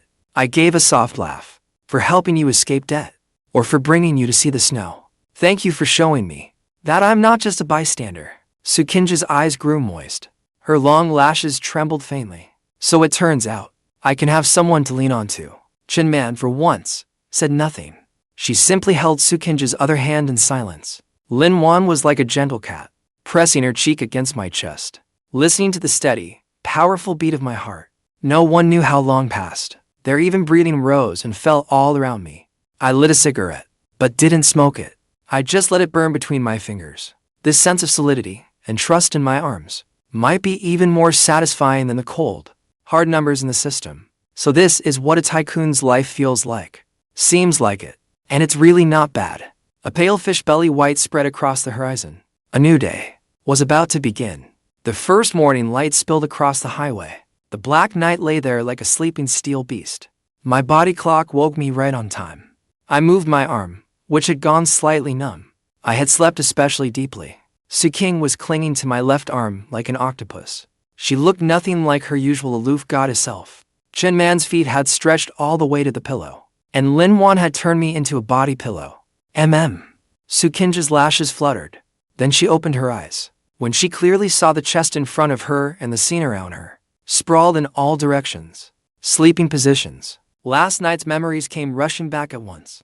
That usually ice-cold pretty face was instantly tinted with a blush. You're awake. I lowered my head and gently pressed a kiss to her forehead, my voice rough with morning hoarseness. My soft call was like a signal. The other woke up one after another. Then came a burst of sleepy, irritated chaos. Who's sitting on my hair? Manman, can you move your foot? Where are my glasses? Jiang, have you seen my glasses? In that cramped space, we passed each other tissues and water. Whenever our eyes met, we would look away quickly, yet the corners of our lips still curled into a faint, involuntary smile. That awkwardness was quickly replaced by a kind of closeness only family has. Get yourself together. We're leaving. I got up to wash up. Then I climbed back into the driver's seat. The engine roared. The black night shook the snow off its body. It slowly rolled onto the main road. An hour later, the vehicle exited the highway, drove into Qingge town, where my hometown was. When the black night, towering nearly 4 meters high, with a body over 10 meters long, appeared at the town entrance, the whole world seemed to go quiet for a few seconds. Holy crap! What kind of vehicle is that? The old men clearing snow by the roadside stopped their brooms, their old eyes wide open, mouths hanging open enough to fit an egg. A tank? Doesn't look like one. It's way too big. I bet it cost more than 10 million. Look at those wheels. They're taller than me. Pedestrians on the road all stopped to stare. In this town, where you only ever saw a few BMWs and Mercedes around the holidays, my apocalypse fortress of an RV was a total dimensional crush. It arrogantly took up the whole lane, and the passing sedans hurried to pull over, terrified of scratching off even a flake of paint. They couldn't pay for it even if they sold their houses. Whose car is that? That license plate is local. Could it be top brass from the city? The murmuring rose and fell all around us. Inside the car, Qingge and the others were pressing against the window to look outside. Little brother, this time, you're really returning home in glory. Chen looked at the stunned faces outside and could not help laughing. Look at those guys over there. Their eyeballs are practically popping out. But Qingge was a little worried. Jiang, this car is too flashy. If you just drive it home, how are you going to explain it to Uncle and Annie? They'll just tell them the truth. I kept my hands on the wheel, easily steering around a big pothole. They'll say I won the lottery. Made a fortune. The money is clean anyway. What is there to worry about? The car slowly passed through the town center. Wherever we went, it was truly the center of everyone's attention. Whether it was the Annies selling vegetables, the old men soaking up the sun, or the delinquent teens hanging around the internet cafe, they all turned to stare at me. In those looks, there was envy, jealousy, and even deeper awe. Up ahead, turn left, and we'll be on the road to our village. I turned on the indicator and headed toward the little village deep in the mountains. Jiang Family Village. At that moment, beneath the big tree at the entrance to Jiang Family Village, a group of people were gathered, chatting. Hey, did you hear? The Jiang family's daughter hooked a rich guy outside and came back in a BMW. Jiang, right? Isn't that girl still in school? And she already snagged a sugar daddy? A middle-aged woman with a sharp face and a shrewd look was cracking sunflower seeds, her face full of disdain. I heard she had more than a dozen boyfriends in college. Who knows how Jiang is doing out there? He probably can't even afford a train ticket. Just then, the ground suddenly gave a slight shudder. On the concrete road in the distance, a giant black shadow was approaching, carrying an impressive weight, closing in slowly. What is that? The sunflower seeds in the middle-aged woman's hand dropped to the ground. Everyone turned at once, staring at the massive beast rolling toward the village entrance. This steel monster stopped just under 3 meters from Aunt Liu, the sharp-faced woman. Aunt Liu, the sharp-faced woman. The air brake vent sounded like the snort of an angry bull, spattering snow and slush all over Aunt Liu's pant leg. The silence around us was deathly. The women who had just been gossiping had forgotten even the sunflower seeds in their hands. The driver's door opened. I swung one long leg down to the ground. Then I shut the door behind me. The whole motion was smooth and clean. I looked around, my gaze sweeping over faces both familiar and unfamiliar. In the end, it landed on Aunt Liu, who was still stunned. Aunt Liu, soaking up the sun? I pulled a pack of cigarettes from my pocket and casually handed it to an old man beside me. Third uncle, have one. Aunt Liu's eyes rolled as she looked me over and finally recognized me. Well, I'll be. Isn't this the Jiang family's eldest boy? She slapped her thigh, her voice shrill as a chicken with its neck wrung. Xiao, you've struck it rich. This car is yours? The people around us crowded in at once, pointing and staring at my vehicle. That's incredibly impressive. What kind of car is that? Why does it look like an armored vehicle? I smiled, but said nothing. I borrowed it from a friend. The snow was heavy, and the roads were blocked. Only a vehicle like this could get through. Borrowed, huh? The wrinkles on Aunt Liu's face smoothed out, and the jealousy in her eyes faded a little. I knew it. This car looks like a gas guzzler. Ordinary families can't afford to drive something like this. But then, just as she finished speaking, the front passenger door opened. What happened next? Completely short-circuited the villagers' brains. A foot in a black high-heeled ankle boot stepped out. Then came a straight leg wrapped in flesh-colored tights. Qingge held onto the door and climbed down from the tall cab. She wore a white cashmere coat with a gray scarf wrapped around her neck. That cool, noble aura of hers was like an ice lotus blooming in the snow. The next second, she naturally walked over to my side, reached out, and slipped her arm through mine. We're here. Qingge's voice was soft, but very pleasant. We're here. I lowered my head and tightened her scarf for her. Are you cold? The villagers were still dumbfounded, thinking she was my carpooling companion. But before they could recover, the hydraulic side door of the vehicle slowly slid open, and two more people stepped out. The one in front was Chen. She wore a puffer jacket, with a red-fitted sweater and a leather skirt underneath. Her wavy hair, with fiery red lips and bold makeup. The moment she got out, the dusty village entrance seemed to brighten. So this is your hometown? Chen stamped on the snow, then came over to my other side with a smile. She even slipped her hand into my jacket pocket to keep warm.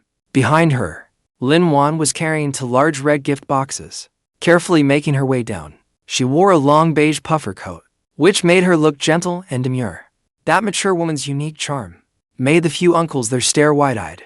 Xiaoche, these are tonics for your uncle and aunt. Lin Yuan walked up behind me, her voice soft and gentle. And just like that, the village entrance exploded.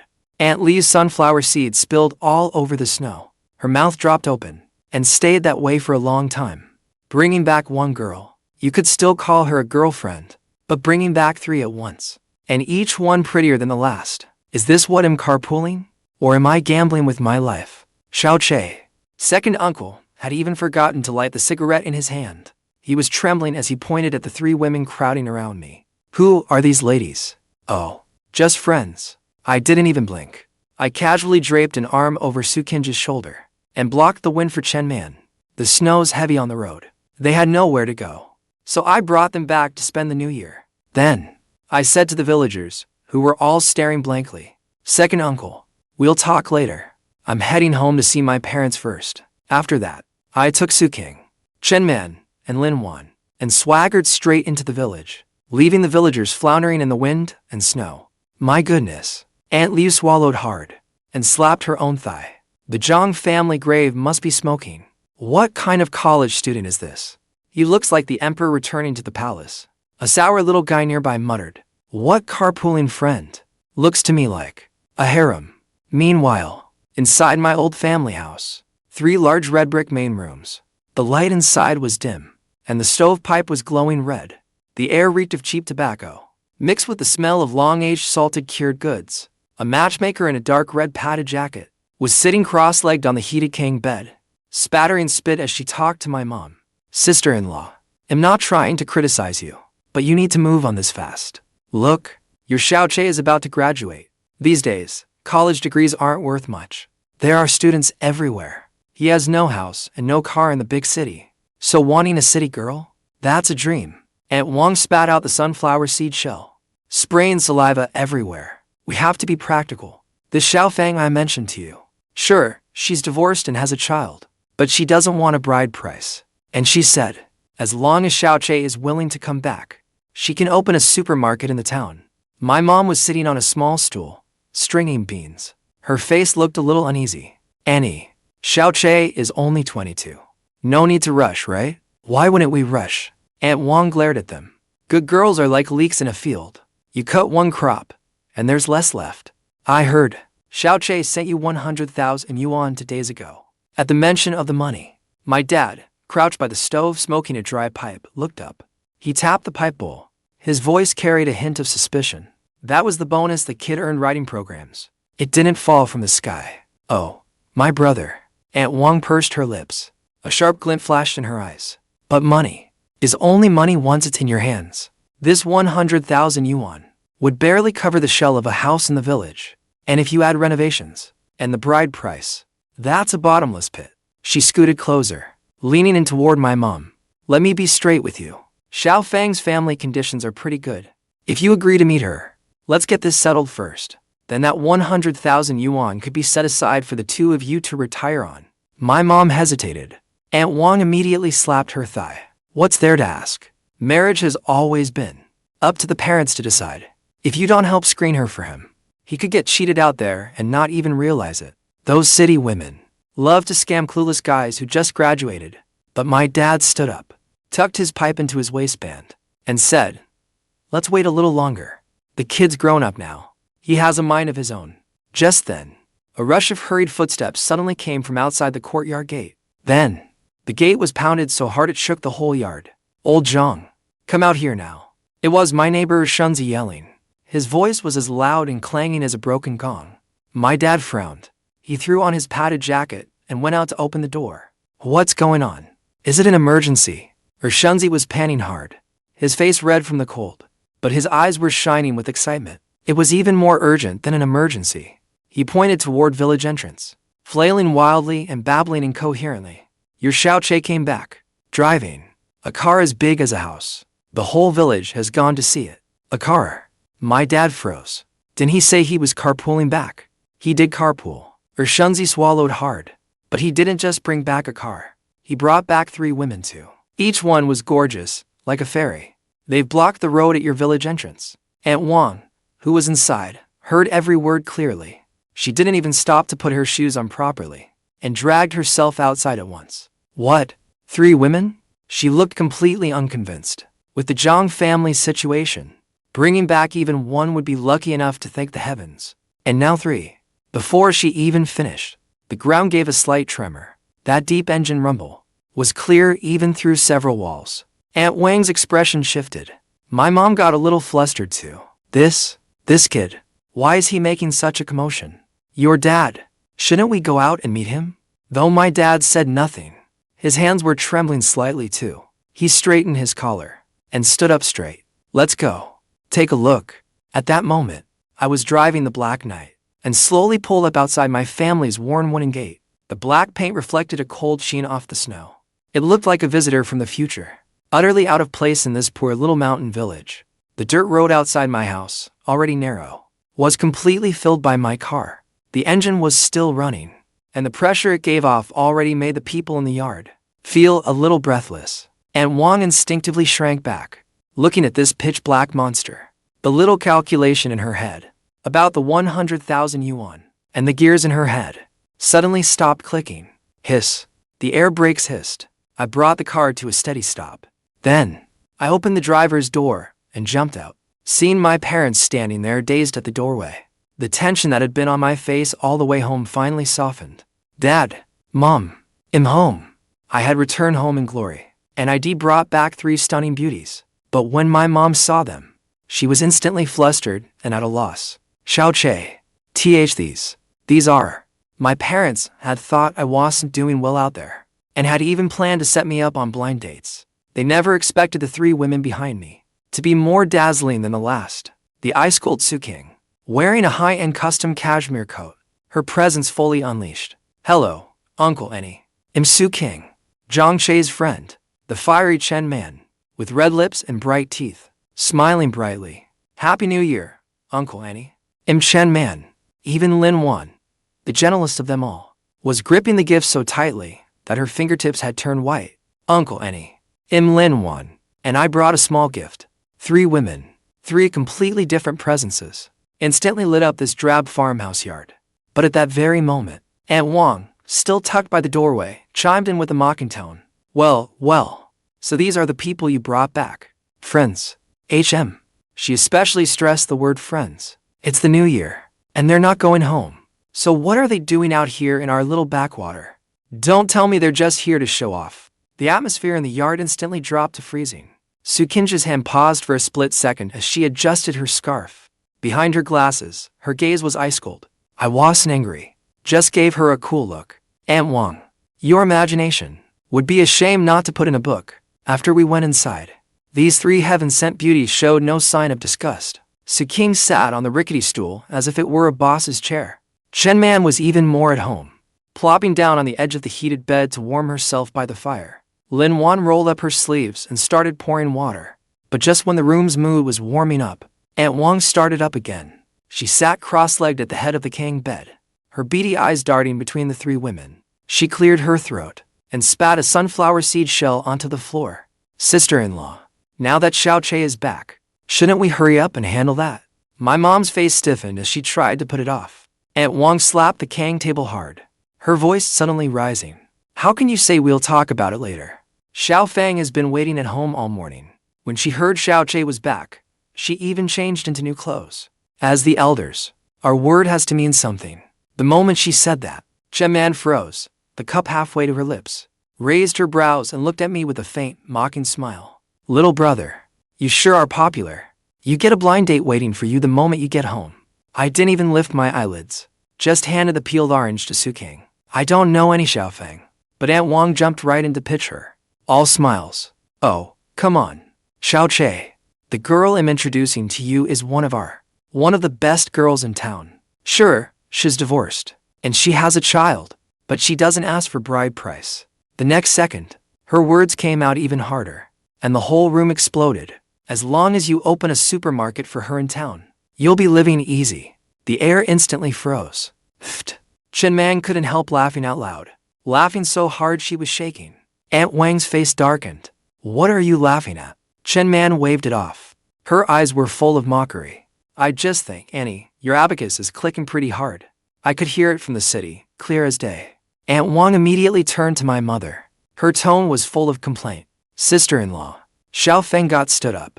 And that won't look good for our reputation later.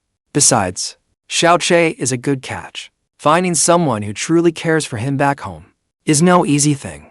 My mom was instantly caught in a dilemma. Honest people fear owing favors the most. But at that moment, Qingge swallowed the orange slice.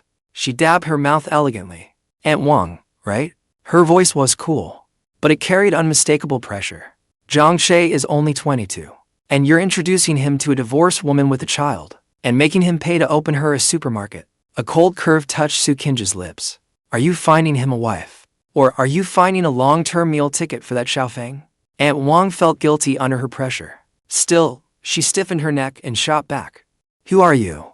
Why are you sticking your nose in everywhere? Qingge kept her tone flat, but every word carried real force. I'm his friend, and his business partner. Aunt Wang acted like she'd found leverage. Her eyes lit up at once. I knew it. Where would Xiao Che get that much money? So that's where it comes from women. She pointed at me smugly, her voice filling the whole room. Sister-in-law, listen up. This kid makes money off women, and now women are chasing him right to his front door. Depending on others is never a long-term plan. Settling down with Xiao Feng is the right way to live. But before she could finish, Lin Yuan interjected softly. 100,000? Her eyes were full of confusion. Annie, Jiang Che is only worth 100,000? The moment she said that, Aunt Wang rolled her eyes. What? Too little for you. With 100,000 yuan, you can build 3 proper tiled houses in our village. I sat on the bench, my expression calm.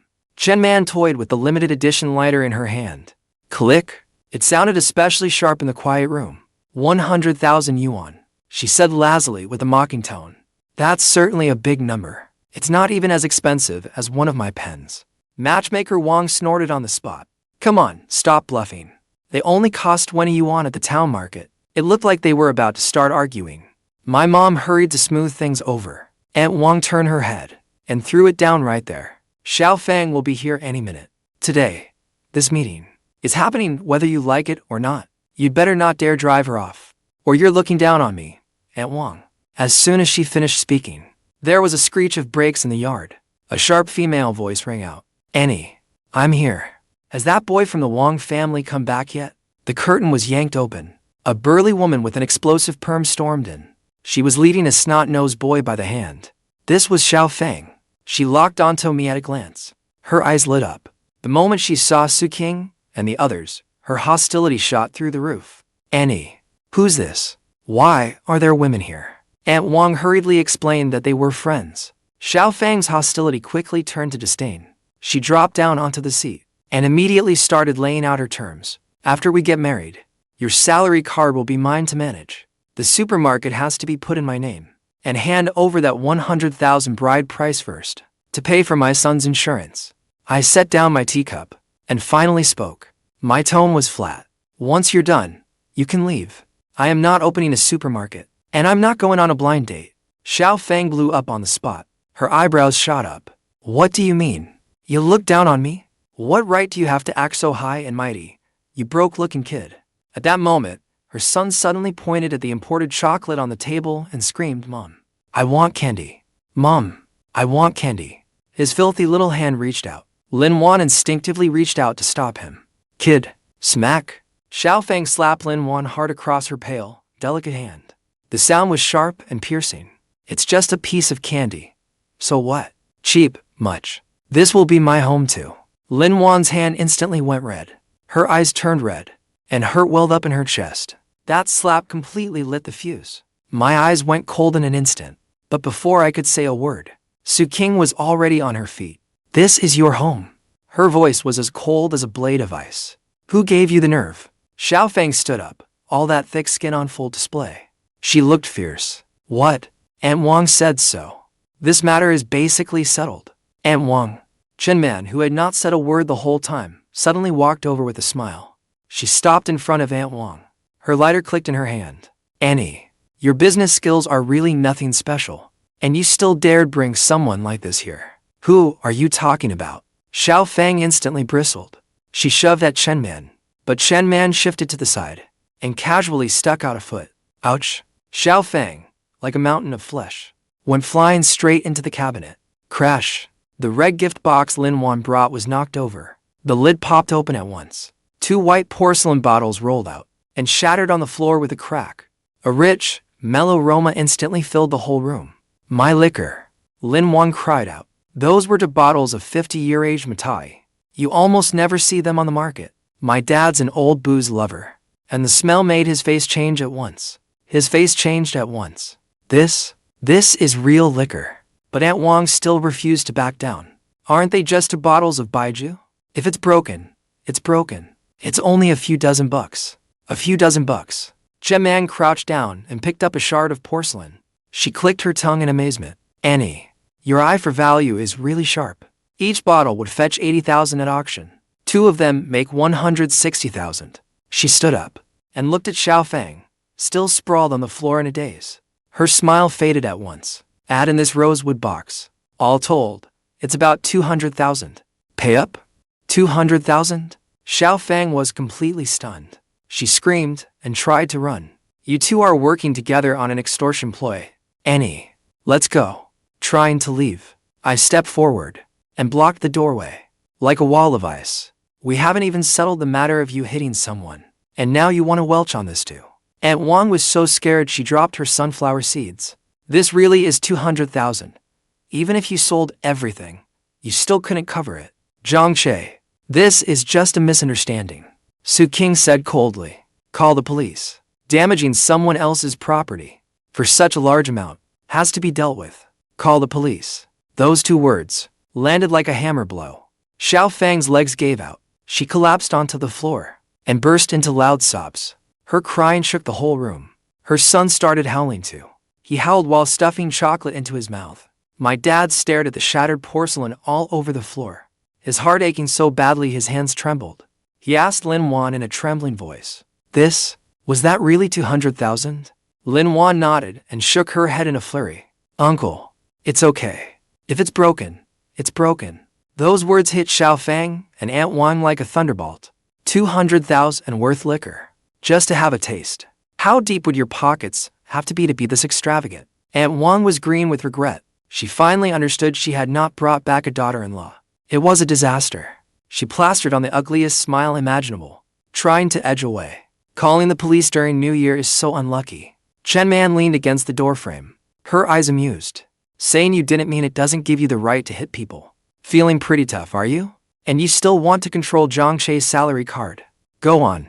Say that again. Let me hear it. Xiao Fang's mental defenses completely collapsed. She cried and blurted everything out. I was wrong.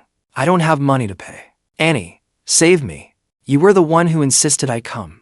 You said the kid had no backing, so he'd be easy to push around. That shout directly exposed everything Aunt Wang had been up to. My mom's expression darkened. Even the meek have a temper. She slammed the candy dish down on the table. Annie, you thought my Xiao Che was easy to bully, so you went out of your way to scheme for his money. Aunt Wang's face turned beet red, and she wished the floor would swallow her whole. I spoke up and cut off the farce. Looking at Xiao Fang collapse on the floor and Aunt Wang's awkward face, I felt completely bored with the whole thing. I can let you off without making you pay. Xiao Fang's crying stopped abruptly. She jerked her head up, hope flooding her eyes. But then I changed my tone. My gaze turned serious. Say sorry to Sister Yuan, and I never want to see you again. I apologize. Xiao Fang scrambled to her feet, crawling as she begged for mercy. Her head nodded nonstop, like water pouring. Big sis, I'm sorry. I was blind. Just treat me like I'm nothing. Lin Yuan was kind-hearted. She was so frightened by the scene that she kept backing away. Forget it. It's fine. Did you hear me? I glared at Aunt Wang. Still not leaving? Staying for dinner? She dragged Xiao Fang and the little brat and fled out the gate like they'd seen a ghost. The electric scooter nearly slipped from her hands. They wobbled away and vanished into the wind and snow. The house finally went quiet, but the atmosphere only grew more awkward. My dad let out a long sigh. He squatted down to gather the broken porcelain shards, muttering, "What a pity it was." His back looked a little hunched. Su Qingge wanted to help, but my dad stopped her. Don't move. Your hands are for delicate work. He looked up and looked at me with a complicated expression. Xiaoche, what exactly is going on? This liquor is really worth 200,000. Every eye instantly turned to me. How to explain the relationship between the three women became a problem. I was silent for a moment. Then I pulled a card from my pocket and placed it on the chipped octagonal table. Dad, Mom, my voice steady. The liquor is real. The money is real too. There's 5 million on the card. My mom's rag slipped from her hand and hit the floor. I made an investment, got lucky, made some money. I brushed it off vaguely. Then I turned to the three women beside me. Qingge looked calm on the surface, but her fingers clutched the hem of her clothes. Chen Man's gaze drifted. Yuan lowered her head, too shy to meet the elder's eyes. They're all good to me. I gave them an honest answer. They're also people I want to take care of. This time, bringing them back was just so you could meet them, spend New Year together. The explanation was far from perfect, and it even carried a hint of something a little intimate. But after that 5 million shock, my parents' defenses had already loosened. Their son had made something of himself. He wasn't being bullied. That was better than anything. My dad straightened his back. Since you've come, your guests, old woman, go cook, make a few proper dishes. This hurdle was more or less passed. In the evening, the three stunning women put on my mom's old aprons and squeezed into the cramped kitchen. The hands that signed million-yuan contracts were clumsily picking vegetables. That woman who could dominate any room coughed from the stove smoke, but smiled the brightest. I sat in the courtyard, listening to laughter from the kitchen, watching the snow fall all around me, feeling completely at peace. But that peace didn't last long. After dinner, a very practical problem was right in front of us. Our house only has 3 rooms. One belongs to my parents. One is a storage room, and all I have left is my bedroom with a 5-foot wooden bed. My mom was hugging to bright red quilts, her face full of embarrassment. How are we supposed to arrange this? Xiaoche's room has a small bed. There's no way it can fit this many people. Qingge stared at the blue and white curtain, and at that cramped single bed. The thought of the 4 of us, her, Chen Man, Yuan, and me, squeezed onto it. The image was too much. She didn't even dare imagine it. Mom, don't fuss over it. I set down my teacup. My voice wasn't loud, but it silenced everyone. They don't need to stay in the house. I pointed outside. The car is warmer than the house, and there's more room. They'll sleep in the car. When my dad heard that, his cigarette nearly fell into his pants. Is that something people are supposed to do? Shoving guests out into a car in the middle of winter? That iron shell turns into an icebox at night. Who are you trying to freeze to death? In his simple way of thinking, a car was just a way to get around. It couldn't possibly be lived in.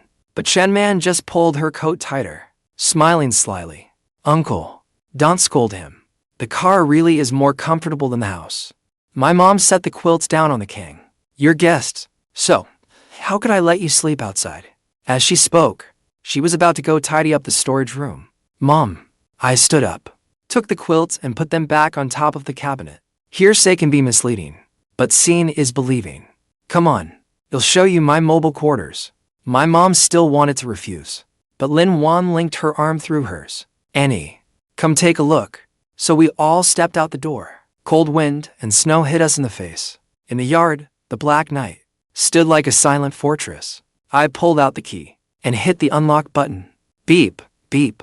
The lights flashed. The wide side door slid open slowly. A power step popped out. LED welcome lights cast a warm yellow glow over the snow. My dad clasped his hands behind his back, his eyes flickering. He swallowed the rest of what he was about to say. I got in first, helping my mom climb aboard with me. Once inside, she froze. It wasn't nearly as bitterly cold as she had imagined. Instead, warm air flowed through the cabin at 24 degrees. The floor was covered in soft wool carpet. Above us glittered a starlight ceiling. There was a huge U-shaped leather sofa, along with a bar, a refrigerator, and a 75-inch pop-up TV. Every detail pushed the old couple past the limits of what they thought a vehicle could be. This is really a car. My mom didn't even dare touch anything. It's more luxurious than the hotel in town. At that moment, Qingge expertly pressed a few buttons. A sliding door at the back of the cabin opened, revealing a bed nearly 2 meters wide. It was topped with a thick latex mattress. Uncle Annie, Tonight we'll sleep here. Qingge smiled back at them. There's a private bathroom here, and you can even take a hot shower. My dad leaned in and looked at the bathroom, which was even brighter than my home kitchen. A smart toilet and a thermostatic shower came into view. His Adam's apple bobbed once. He looked at his old family house, then looked back at the vehicle. A huge sense of disparity, mixed with something hard to put into words, and pride surged up in his chest. What kind of car was this? This was basically bringing a luxury mansion home. All right. My dad sat on the leather sofa for a bit, then quickly sprang up. Then you can sleep here. Old lady, let's head back inside. Before leaving, my mom still gave a worried reminder. If the blankets are too thin, go back inside and get that red satin quilt. The car door slowly closed. It felt like the world had split in two. The three women, who had been holding themselves so properly a moment ago, relaxed all at once. I'm exhausted. Jiang kicked off her boots without a shred of elegance. Keeping up appearances in front of your parents is even more tiring than walking a runway. Qingge dropped her strong businesswoman mask and looked at me with softened eyes. Tonight, you're really going back inside to sleep? What else would I do? I looked at them helplessly. If I don't go inside on the first night back, I'm afraid by tomorrow the village loudmouths will have turned me into a total joke. Chen burst out laughing. She walked up to me barefoot. Little brother, you're just afraid people will gossip. Then you'll be sleeping alone on that hardboard bed. So don't feel lonely. I scratched my head, a little embarrassed. Enough. Stop fooling around. We still have to deal with the relatives tomorrow. Everyone get a good night's sleep. Qingge came over and straightened my collar for me. Go on. Don't let Uncle and Annie overthink it. She turned and opened the car door. Cold air rushed into the cabin, scattering the warmth. I jumped down from the car and shut the door behind me. Standing in the snow, I looked back at the black night, glowing with warm yellow light, then looked toward the lit windows of my old family house. I pulled my windbreaker tighter. Then I strode toward the old house. I pushed the door open. A faint coal smoke smell hit me in the face. The big red quilt on the Qingge was already laid out. I took off my outer coat and slipped under it. The bedding was cold, the long missed temperature of home. I rested my head on my arm, listening to my parents' deliberately hushed voices next door, and a smile slowly curved my lips. Early morning, I was woken by the soft swishing of a broom scraping across the snow. The snow had stopped. Sunlight fell on the thick blanket of snow, so bright it hurt my eyes. I got up early, wearing my old padded jacket, and grabbed a large broom to help my dad clear the snow from the yard. The black knight was still parked quietly at the door, like a giant beast in hibernation. Just then, a raspy voice called out from beyond the courtyard wall. Chen, up so early? I straightened up and looked at the second-floor balcony next door, where a middle-aged balding man was holding a teacup, looking down with a fake smile. It was our neighbor, Big Head Liu. He made some money running a building supply shop in town, and he loved showing off in front of my dad. Uncle Liu. Morning. I answered flatly. Heard you were back. Big Head Liu's eyes slid toward the black knight, and he said in admiration, That big vehicle is yours? It's impressive. It's for hauling freight. In his eyes, a vehicle this big has to be for freight hauling or construction work. My dad's face darkened. He was just about to speak, but I stopped him. You could say that. I smiled. I didn't bother explaining. Hauling freight is fine too. Big Head Liu clicked his tongue. His pride was overflowing. Unlike my boy, who just passed the civil service exam, he insisted on buying a car. I figured. So I bought him an Audi A4. Speaking of Audi, his voice shot up an octave. The Four Rings, a luxury brand. Big Head Liu gestured with both hands, and the paint on that car was glossy as could be. It cost over 300,000 yuan out the door. I nodded. Not bad. My half-hearted response felt like punching cotton to him. Just then, a rapid horn blared from the alley entrance. A brand new white Audi A4 slowly squeezed its way over. The window rolled down, revealing a young man with slick back hair. It was Big Head Liu's son, Liu Qingge. Who parked this broken-down truck at the gate? Don't you know it's blocking the way? Liu Qingge was full of impatience. So uncivilized. Big Head Liu perked right up. He shouted at me. Chen, you hear that? Move your big vehicle. If this nice car gets scratched even a little, wouldn't your whole year's hauling be for nothing? The commotion drew a crowd of villagers. I brushed the snow off my hands. I didn't move. The road belongs to everyone. Even a tractor can get through. If the A4 can't pass, that's a skill issue. So, who's the one without the skill? Liu Qiang killed the engine and got out. He was wearing an ill-fitting suit. He looked me up and down in my old padded jacket, then gave a light sneer. Haven't seen you in years. And now you're driving a big truck. Makes sense. It's not easy for a college graduate to find work. But your vehicle really is an eyesore parked here. This is an Audi. The 4 rings. You get it. He slapped the hood of his own car. A car worth over 300,000 yuan. Is not the same as your freight hauler. Scratch it, and you couldn't afford the damage. The surrounding villagers pointed and whispered. They all said the Liu family had really made it. My dad was so angry, the shovel in his hand was shaking. His face turned beet red. Right then, the Black Knight's door suddenly opened. Qingge stepped out in a silver-gray silk robe, her hair loosely pinned up, standing on the high step, looking down from above. So early in the morning. What's going on? Her voice wasn't loud, but it was icy cold. Then Chen Man leaned out too, still with toothpaste foam at the corner of her mouth. Who's making all that noise? Even a rooster crowing sounds better than that. The 2 women appeared, and the whole scene went silent at once. Liu Qiang's eyes went straight. He looked at Qingge, then at Chen Man, then back at his own Audi A4. And suddenly his car looked tacky no matter how he looked at it. Well, isn't that just the 4 rings? Chen Man rinsed her mouth, then sized up the car like she was looking at a monkey in a zoo. Pretty good. An entry-level luxury car. Perfect for a young guy just starting his career. Those words landed like a slap. They hit Liu Qiang square in the face. Liu Qiang's face flushed red. I cut him off. I turned around and pulled a thick stack of bills from my jacket pocket. It was cash I had withdrawn last night. Fresh new pink notes. Still banded shut. 10 bundles in all. 100,000 yuan. Under the sunlight, it was brighter than the snow. I casually opened one bundle. Then I pulled out a few bills and handed them to the kids staring at me with eager eyes. Here, big brother. Go buy some candy. The kids froze. They stared at the 100 yuan bills in their hands, not daring to take them. Keep them. I pressed the money into the child's hand. Then I looked at the neighbors gathered around us. Uncles and aunties. It's New Year, and I didn't prepare any gifts. I spread the bundles of cash around like I was handing out flyers, just to bring some good luck. Take it and buy some sunflower seeds and candy. Everyone gets 2 or 3 bills. The whole place exploded. No one was looking at that Audi A4 anymore. Everyone crowded around me. They were more excited than if they'd seen their own father. Oh wow. Xiaoche has really made something of himself. Look at the Jiang family's boy. He's got real class. Big head Liu's hand froze in midair with the teacup. He didn't even notice the tea spilling all over his pants. Liu Qiang stood beside the Audi, key still in hand, staring at me surrounded by the crowd. He felt like a joke. A 3-100-1000 yuan car was expensive. Standing before stack after stack of cash, he had already lost all his edge. All his superiority shattered. After I finished handing it out, I walked over to the Audi. I tossed the remaining few thousand yuan onto the hood. Nice car. I patted Liu Qiang on the shoulder.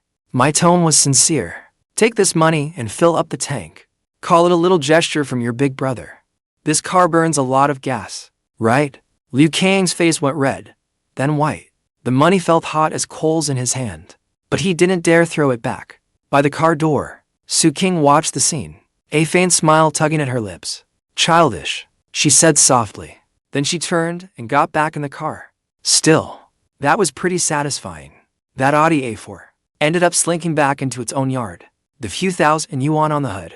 Liu Qiang never had the guts to keep them. That money shower at the village entrance put my family right at the center of attention. By breakfast time, our courtyard threshold was nearly worn out from all the foot traffic. People came borrowing soy sauce, bringing cabbages, all wanting to see the 3 money goddesses and me. My dad was grinning from ear to ear. His back was straighter than ever. He'd won back all his pride in one shot. After finally seeing the neighbors off, there was another knock at the door. Calm and unhurried. Second brother, open the door. At the sound of that voice, the smile on my dad's face vanished at once. It was eldest brother. The man at the door was my uncle, Jiang.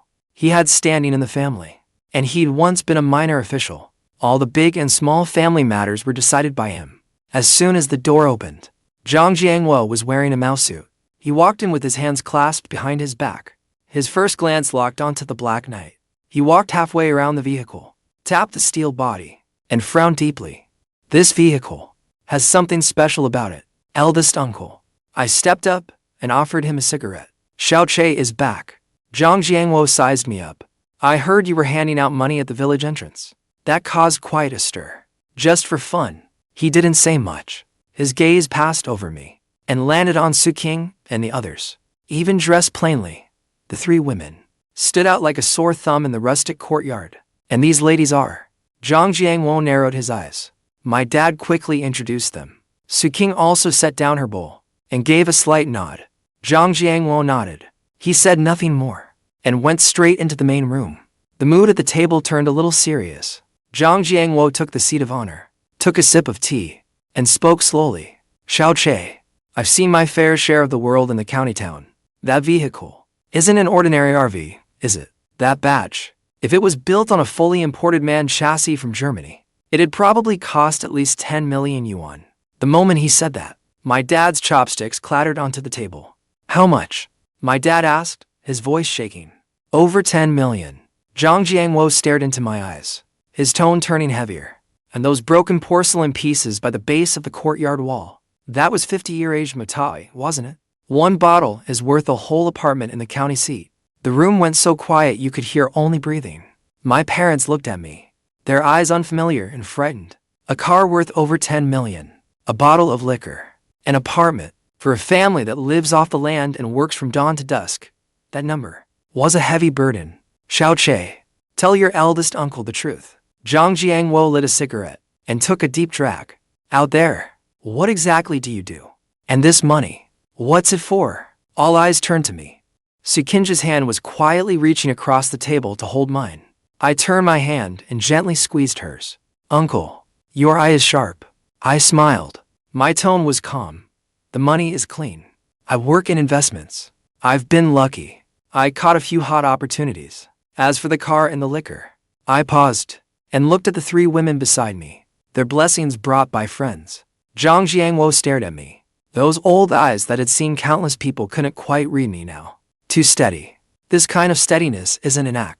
It's the calm that comes from absolute confidence. He saw Qingge, the type of woman who usually sits high above others now, looking at me with nothing but tenderness in her eyes. And Chen, who looked wild and untamed, was unconsciously leaning toward me.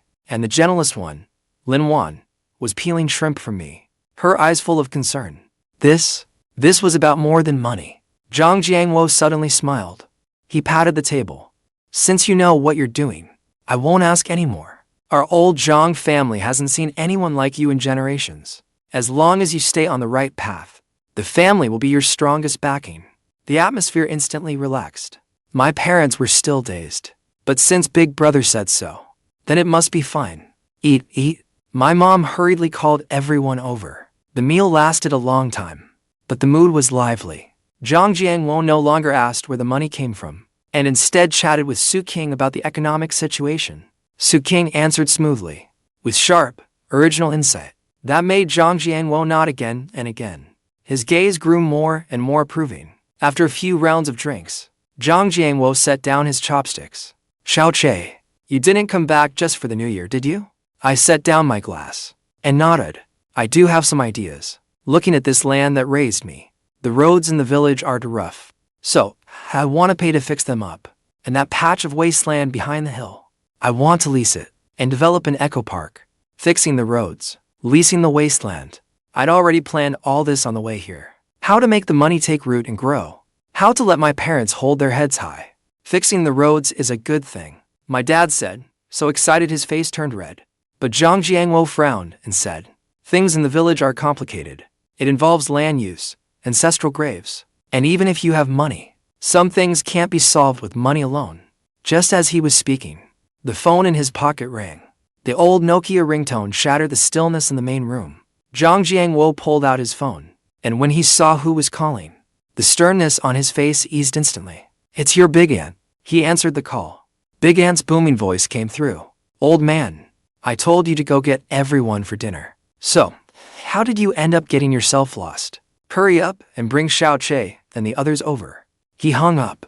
Zhang Jiangwo stood up. Second brother, sister-in-law, let's go. Your sister-in-law's got the pork and sauerkraut stew simmering. Let's have a proper family gathering. My parents lit up with smiles. Let's go. Let's go. Eldest brother. Today I have to have a few good drinks with you.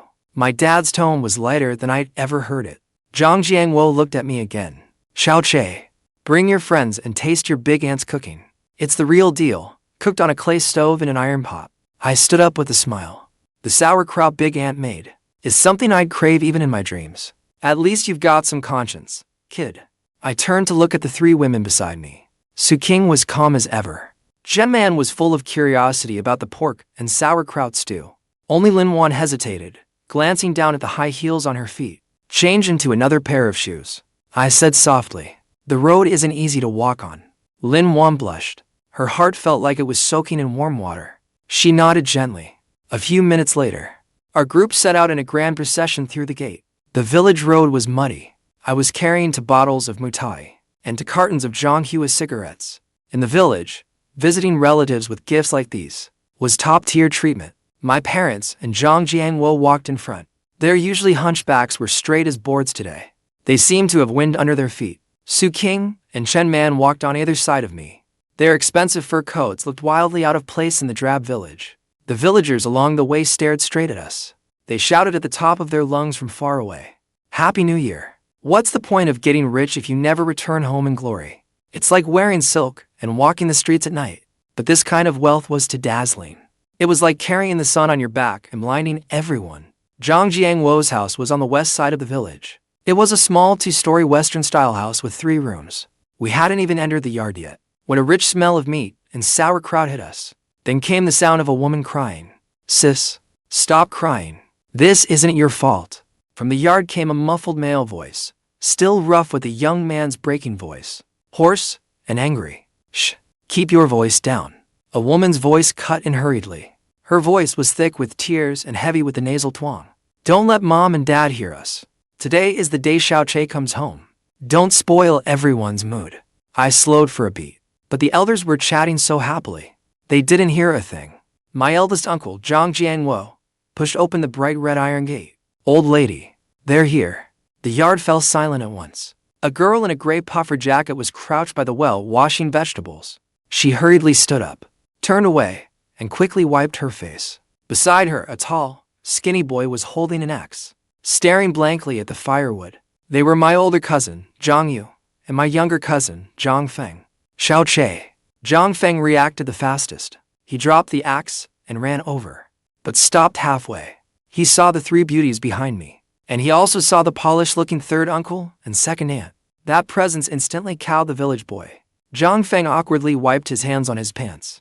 I threw an arm around his shoulders. You've grown this tall. I laughed and gave his shoulder a punch. Look at all that muscle. You must have been working hard.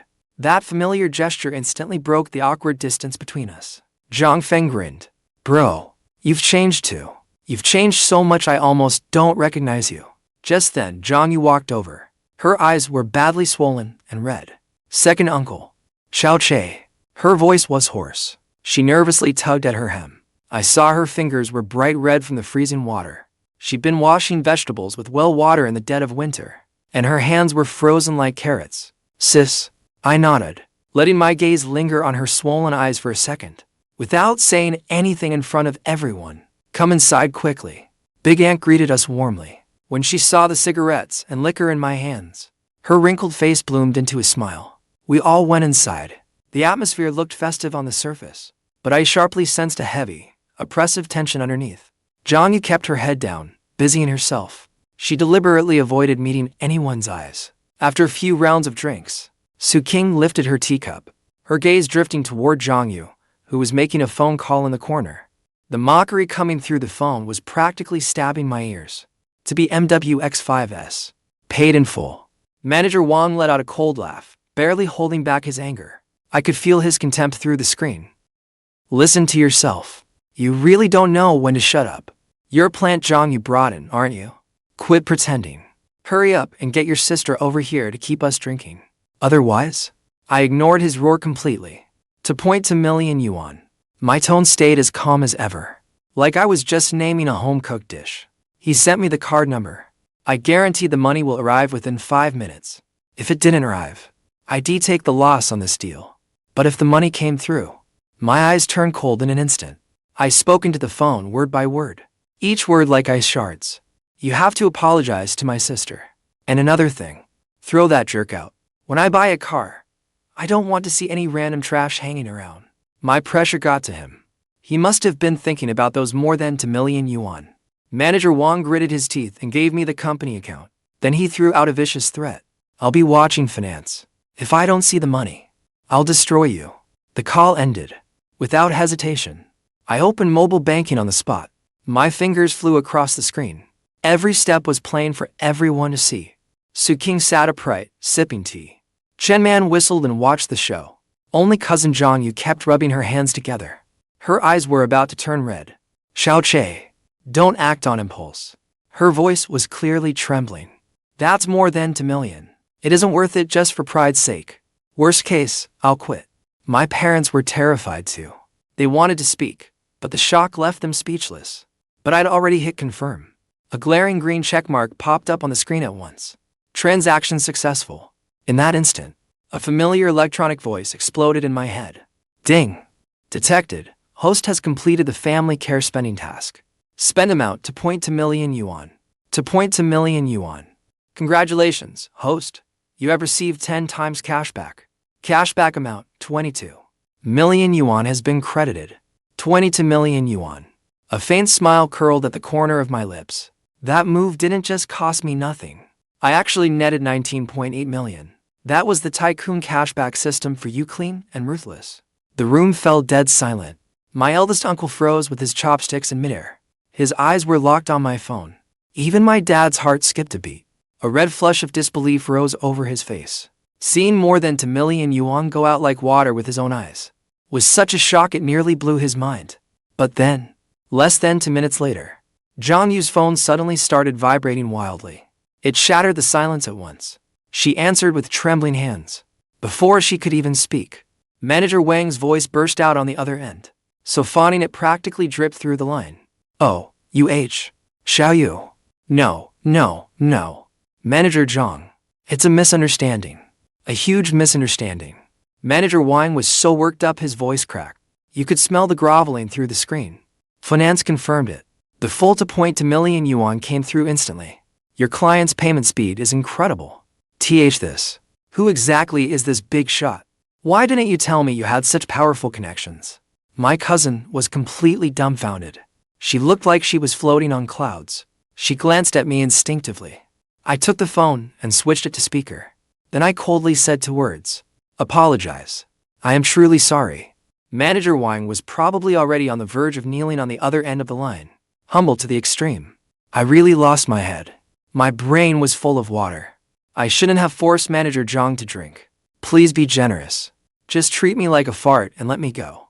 Also, I glanced at my eldest uncle's family, still dazed. Then at my proud parents. I added one more thing.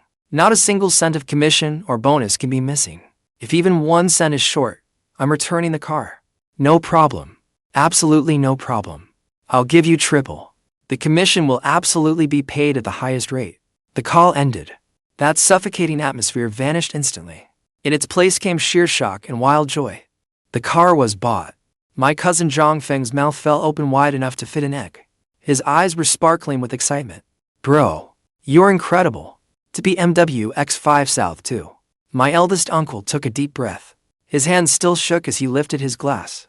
He drained it in one gulp, and tears streamed down his face, stinging all the way. Good. You handled that beautifully. Now that's the Jiang family bloodline. That money was well spent. That was a resounding slap in the face. My dad finally came to his senses. He stood even straighter than before. He slapped my eldest uncle's shoulder hard and laughed out loud. That laugh was full of relief and hard-won satisfaction. You did great on this. My mom reached out and took cousin Jiang Yu's hand. Her eyes were red. This is what real vindication feels like. All right. You don't have to swallow that kind of humiliation anymore. My cousin looked at me. All her words finally turned into one tear-choked line. Xiaoche. Thank you. We're family. No need to thank me. I smiled and refilled the elder's glasses. Out of the corner of my eye, I saw a faint smile on Qingge's lips. That woman understood. I wasn't throwing money around just to show off. More importantly, I was protecting my family's dignity. But just as that warm moment settled in, That little temptress Chen man suddenly swirled her glass. Little brother, you're playing favorites way too much. She fixed her eyes on me. Her gaze hooked right into me. You bought sister want a car. I want one too. I want to drive an SUV too. I heard this one rides pretty smoothly. Ooft. Cough, cough, cough. My cousin was drinking and almost spat it out. I rubbed my forehead helplessly. Then I grabbed a big chicken leg and stuffed it into her mouth. Well, buy them all. You'll get each of you one later. Then we'll form a convoy. The warmth in the room, mixed with the scent of liquor, was intoxicating. Under the table, Chen Man's mischievous foot kept tapping my shin. But that peace didn't last 5 minutes before it fell apart. Thud. The Matai, my eldest uncle, had just been about to drink, slammed hard onto the table. The sharp crack shattered everyone's excitement in the room. Xiao Che. My eldest uncle pinched a Jiang a cigarette between his fingers. His brows whereupon into a deep frown, and his tone was terrifyingly heavy. I just don't feel good about this. That's more than 2 million yuan. It's not pocket change. Did you send it too quickly? I had just put down my chopsticks and was about to speak. My eldest uncle suddenly raised his voice. There are so many telecom scams these days, especially people who only talk and never back it up. They're probably scammers. The moment those words left his mouth, my dad, who'd been cheerful the whole time, went pale at once. That old fear of watching a huge sum go down the drain surged back up. Your eldest brother is right. My mom was so scared she dropped her chopsticks. She grabbed my sleeve tightly. Her grip was like a pair of pliers. Son, we haven't even seen the car yet. More than 2 million. You could buy several apartments in the county seat with that. You just tapped a few times on your phone, and the money's all gone. Call the police now. Xiao Che. Call the police right now. If the transfer just went through, there's still time to get the money back. The mood in the room instantly flipped from victory banquet to police report. Even my cousin, who had been excited just moments ago, didn't dare make a sound. I let out a long sigh. Mom, eldest uncle. That was the dealership's official company account. It can't run off. What's official or not? My eldest uncle's stubborn temper flared up again. He jabbed a finger at the phone, spittle flying. That manager was acting vicious just now. The second he heard the money had arrived, he turned into a bootlicking coward. He flipped faces that fast. He was definitely putting on an act. Xiao Che, you're still too green. You don't know how treacherous people can be. Qingge was just about to give everyone a law and order lecture when Chen Man tugged her beneath the table. Her eyes said, "Don't rush. Watch the show." My family looked like ants on a hot skillet. It felt like they were about to rush straight to the police station. Ding dong, ding dong, ding dong, ding dong. It rattled like a machine gun. The soup bowls on the table rattled. Everyone's heart leapt into their throat. It was that one guy again. My eldest uncle stared at the phone warily, like it was a time bomb. What stunt was he pulling now? He wasn't asking for more money, was he? My cousin's hands were already shaking as she unlocked it. The next second, her eyes went wide. There were no insults, no threats either. The screen was flooding with pictures and videos. They were all full payment invoices issued by the finance office. The bright red company seal stood out sharply. Every number had been blown up into a huge close-up, as if they were afraid we wouldn't be able to see the amount clearly. Then, a video started playing automatically. Inside, the authorized dealership was brightly lit. It was like they were welcoming some VIP. Manager Wang, who had been shouting on the phone moments ago, was now on screen, drenched in sweat and putting on a pathetic show. 7 or 8 salespeople were buzzing around the black BMW X5. Some were polishing the rims. Some were laying out a red carpet. And someone had tied a giant red satin bow to the front. Manager Wang kept arranging everything while bowing and scraping to the camera. His face was full of ingratiating smiles, even sleazier than usual. Mr. Jiang, is this imported car wax shiny enough? We'll keep the whole shop open all night. Come pick up the car whenever you're ready. The moment he finished, a loud smack rang out in the video. Manager Wang slapped himself hard across the face. It sounded like a firecracker. I was talking way too much trash just now. Mr. Jiang, please don't take it to heart. Your little brother is basically the god of wealth. I guarantee I'll guard the car properly. Nobody is touching it. My cousin Jiang was completely stunned. She'd been working at the shop for 2 years, and that leech Wang usually walked around with his nose in the air. But now he was more obedient than a dog. My mom stretched her neck and stared at the screen. My cousin swallowed hard. Then she handed the phone to my eldest uncle, hands shaking. Dad, take a look. The video kept looping. The black BMW X5 gleamed under dozens of lights. It looked like a moving black jewel. And that bold kidney grille. That huge red bow. Plus the banner. Congratulations to the honored Mr. Jiang on your new car. The visual impact was like a bomb going off.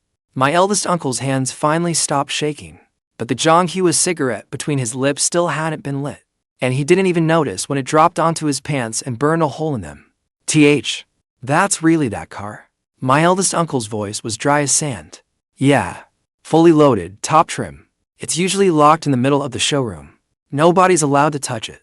My cousin still sounded a little nasal as she added. Scene manager Wang bow and apologize over and over in the video. The panic from thinking we'd been scammed vanished instantly. My mom stopped muttering about calling the police at once. She just kept grumbling to herself. Why is he slapping himself like that? It looks painful. I thought to myself, if he doesn't do it, he'll lose his job. Qingge adjusted her glasses. Her tone was calm, but every word hit hard. More than $2 million in cash flow was the lifeblood of an authorized dealership. Offend the benefactor. Even slumping in a chair would count as the mildest punishment. They'd even kneel down and wipe the car. The truth hurt, but it felt incredibly satisfying. My eldest uncle watched for a while. Then he let out a long sigh. He handed the phone back to my cousin. Then he looked back at me. His gaze was as complex as it could get. There was relief and pride in his eyes. More than anything, there was an indescribable awe. The atmosphere turned oddly subtle then. Yuan, usually so quiet, gently set down her chopsticks. Eldest uncle, do you think this money was wasted? Yuan was wearing a cream-colored long dress. Her voice was soft and gentle. She drew everyone's attention. Actually, buying this car wasn't rash at all. Yuan smiled at the two elders. Her voice was light and sincere. It sounded like an everyday chat. Now Zhangche's business has grown. He deals with bosses worth hundreds of millions. Just like folks from our village dress up when they go into town. Driving a nice car is the Jiang family's reputation. It's also a show of strength and status. She pointed at the luxury car in the video. That settled it. This is an investment in hard assets. If you show up to negotiate business in a beat-up car, people won't take you seriously. The losses would be far more than just that 1 or 2 million. Knockout blow. That hit my eldest uncle right in the heart. For the older generation, face and status are the real deal. Exactly. That's exactly right. My eldest uncle slapped his thigh. His eyes lit up again. I knew it. If you get rich and never come home, it's no different from returning in glory. Xiaoche is thinking big. My dad immediately straightened his back. That pang of pain vanished in an instant. Exactly. My son is in business. He has to drive the best car. Let alone buying two. 10 wouldn't be a problem. Yuan's words. And instantly brought the mood back to life. And she pushed our old Jiang family's prestige to the very top. I turned to look at Yuan. She was holding a teacup. And when no one was paying attention, she even winked at me playfully. Her look said it all. See that? That was some serious assist from your sister, wasn't it? Warmth spread through my chest. That was a true rich lady. And she even had the elders grinning from ear to ear. Flawless. Absolutely flawless. Come on. Eat up. Eat up. My eldest uncle was in a fantastic mood. He raised his glass and toasted everyone again. Now I can really relax. That manager Wang will be the one currying favor with our Xiao Yu from now on. Laughter filled the room. The atmosphere was warm and harmonious. But in a lively moment like that, there was always someone who couldn't resist making trouble. Chen, sitting beside me, saw Yuan acting so domestically perfect, and her jealousy spilled over instantly. Suddenly, a sweet fragrance drifted over. Chen leaned softly against my shoulder, still pouting coquettishly. Oh, come on. All the sisters got new cars. Then, I nearly yelped on the spot. OW. That woman actually did it in front of the whole family. She reached straight under the table and gave my thigh a hard pinch. It hurt so much I was practically hopping in place. Are her nails made of iron or what? I gritted my teeth and bore the pain. My mouth kept twitching. Chen, however, looked like nothing had happened. She pouted her red lips. Her voice was soft and sweet. Little brother, didn't you say you were going to put together a convoy for us? I want one too. It has to be blazing red. Otherwise, you'll have to make it up to me tonight. The words had barely left her mouth when my cousin Jiang Feng across from me got hit again. He sprayed out a mouthful of pork trotter. My aunt-in-law's hand got coated with broth. The room fell silent at once. My aunt-in-law calmly wiped her hands clean. She gave the two of us a glance. Her smile deepened. The old lady knew exactly what was going on. This wasn't flirting. It was clearly marking her territory. Even though my thigh was hurting like hell, I still had to act like nothing was wrong. I picked up a piece of braised pork and stuffed it into Chen Man's mischievous little mouth. Eat. I shot her a glance. My tone was casual, but it carried a domineering edge. Yours won't be left out. Not just red. I'll buy you every color. Chen Man held the meat in her mouth, her eyes full of smug delight. On the surface, she was pretending to be jealous, but she was really helping me save face. I even agreed right away to the car she had mentioned offhand. That meant more than $2 million. To me, it was just pocket change. Now all the relatives looked at me differently. Jiang Feng stopped gnawing on his pork trotter too.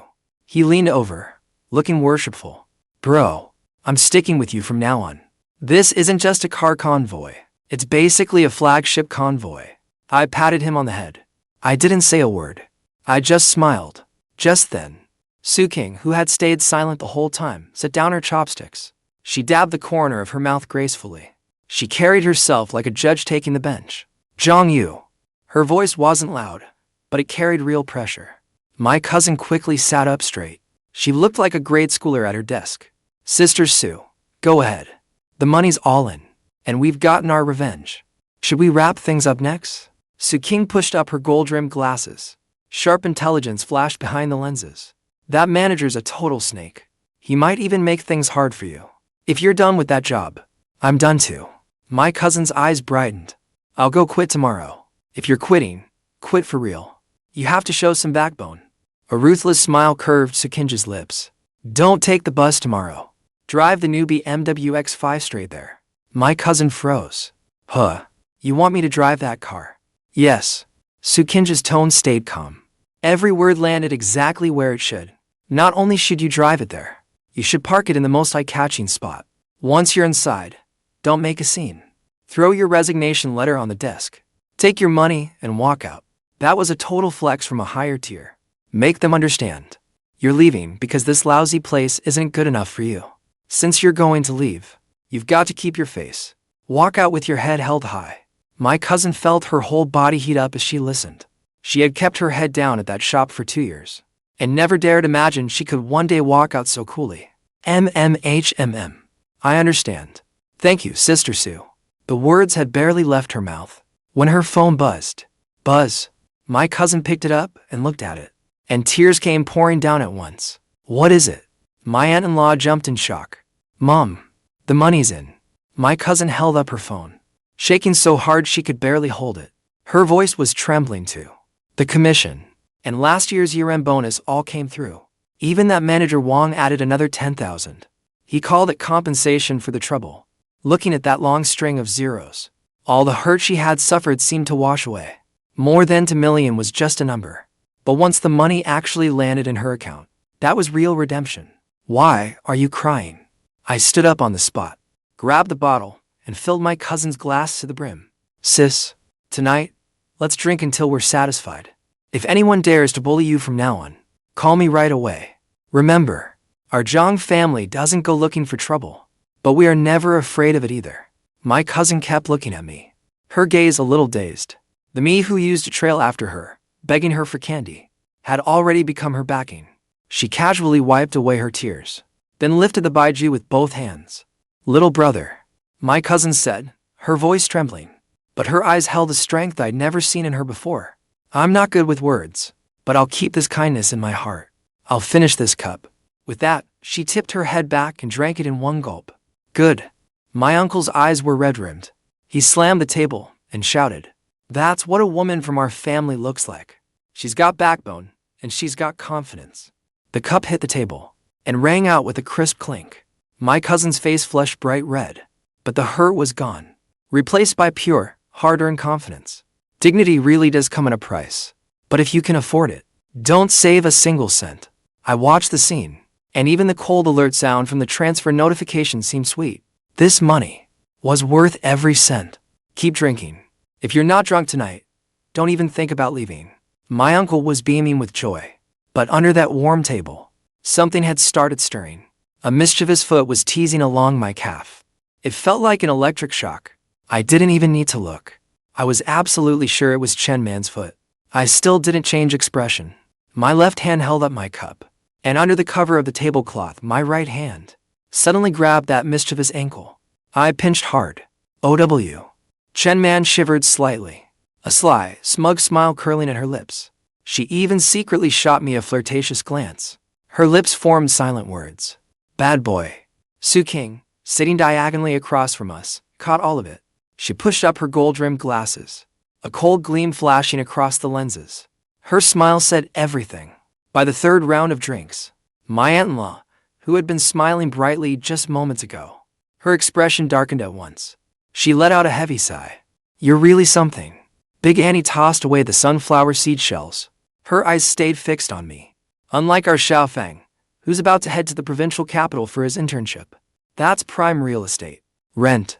Food. Everything cost money. Jiang Feng was chewing on a pig's trotter. His movements suddenly froze. He lowered his head and tucked it back into his bowl. Mom, I can earn my own money. Big Annie's temper flared. Her voice shot up at once. What can that little internship paycheck even do? It wouldn't even cover breathing. The family still owes a pile of debt. Where's the money to spend on you? The setup was complete. The truth was about to be revealed. Big Annie turned her head. Her eyes were full of expectation. Xiao Che, you're the eldest? Now that you're loaded, can you help out? Even if it's just a small loan.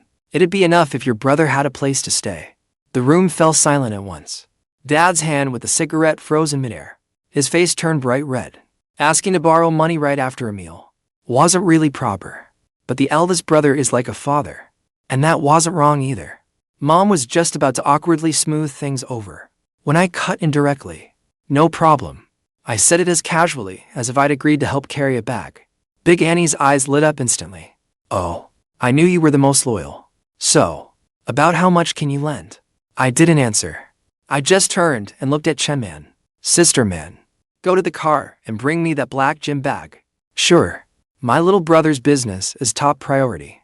Chen Man twisted her hips as she went out. 2 minutes later, she came back with a heavy black gym bag. Thud. I slammed the bag onto the table. It landed with a dull thump. Everyone stretched their necks. Even their breathing stopped. I unzipped it. I reached in and felt around, under everyone's gaze, like I was pulling out bricks. I pulled out 2 bundles of red banknotes. I slapped the first bundle down in front of Jiang Feng. Thwack. Then I slapped the second bundle down in front of my cousin. They were all unopened stacks of 100 yuan bills. The bank bands were especially bright red. 1 bundle was 100,000.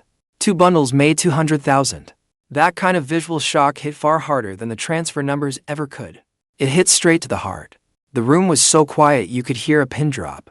Big Annie sounded like a duck with its throat pinched. She let out a strange squawk. This? What does that mean?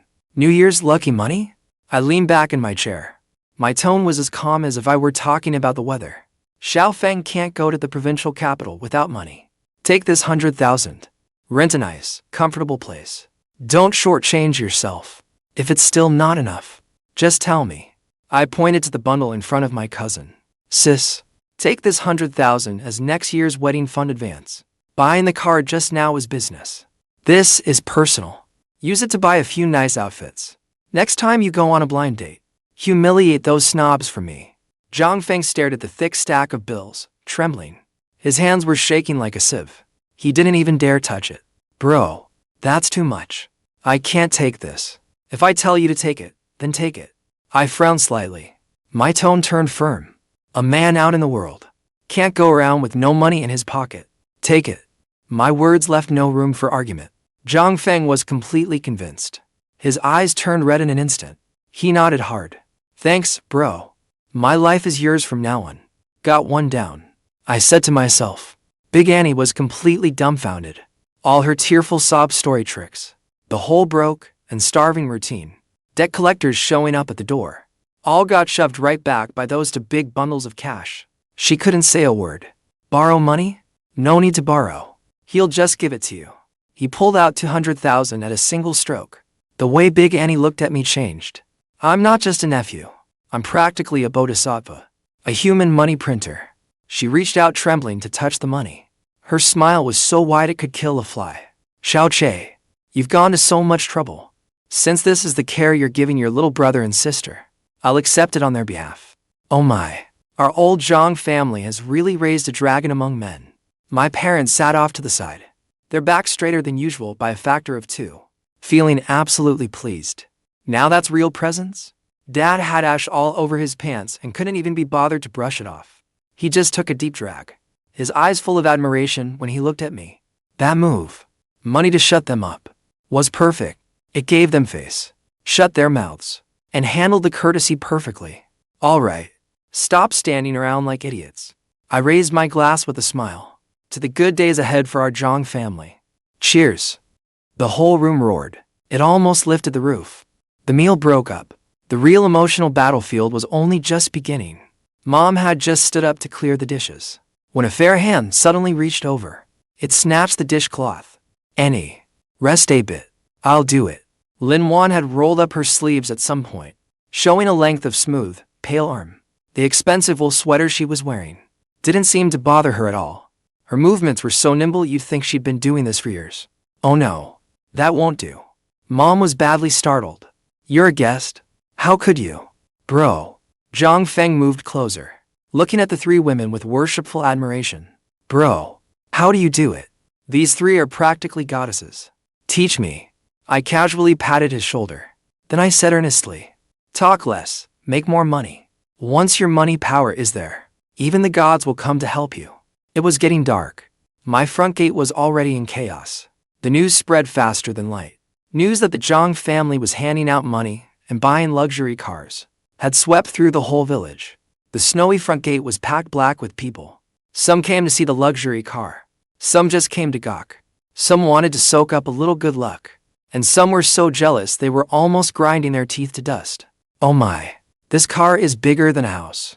I heard old Jiang's second son's boy struck it rich. I just threw money round and blew the whole scene open. The chatter outside was full of sour jealousy. Dad listened, unable to sit still. He looked like he was starting to crack. Dad started rubbing his hands together. He looked awkward and tense. With so many people out there, shouldn't we go out and say hello? Say hello to who? I stood up and straightened my collar. Dad, bring out those packs of Zhonghua cigarettes. If people come, be generous. We are not afraid of them. I was just about to step out, when the crisp click of high heels sounded behind me. Click, click, click. The 3 of them rose in perfect sync. They exchanged a glance, then followed me right out. Qingge wore a black overcoat, leaving only those cool, striking eyes visible. Yuan wore a beige scarf, gentle and poised. Chen was wrapped in a red puffer jacket, and she looked like a ball of fire. Cold wind kept sneaking in. The moment these 3 beauties, each with her own style, stood shoulder to shoulder in front of that steel beast, the crowd instantly went silent. Not a sound. They were stunning beyond belief. Their presence was overwhelming. Women I'd only ever seen on TV before were standing right there before me, flesh and blood. The visual shock hit like an explosion. Even the toughest wives in the village fell silent, embarrassed to say a word. They all hid behind their own husbands. I stood there openly in the middle, my left arm around Chen, my right arm linked with Qingge, while Yuan stood quietly behind me. This whole scene didn't feel rural at all. It looked more like a red carpet. Everyone, uncles and aunts, I said with a smile, my voice not loud, but crystal clear in the snowy night. On such a cold night, what are you all doing standing out here? Dad handled the moment well. He handed out the cigarettes in his hand. Help yourselves to the cigarettes. Let's call it a night. He forced himself forward. He handed out Zhonghua cigarettes box after box. On any normal day, someone would have started heckling already. But today, no one dared make a sound. That invisible social divide was like a wall. Even though we were smiling and passing out cigarettes, the pressure in the air made everyone uneasy.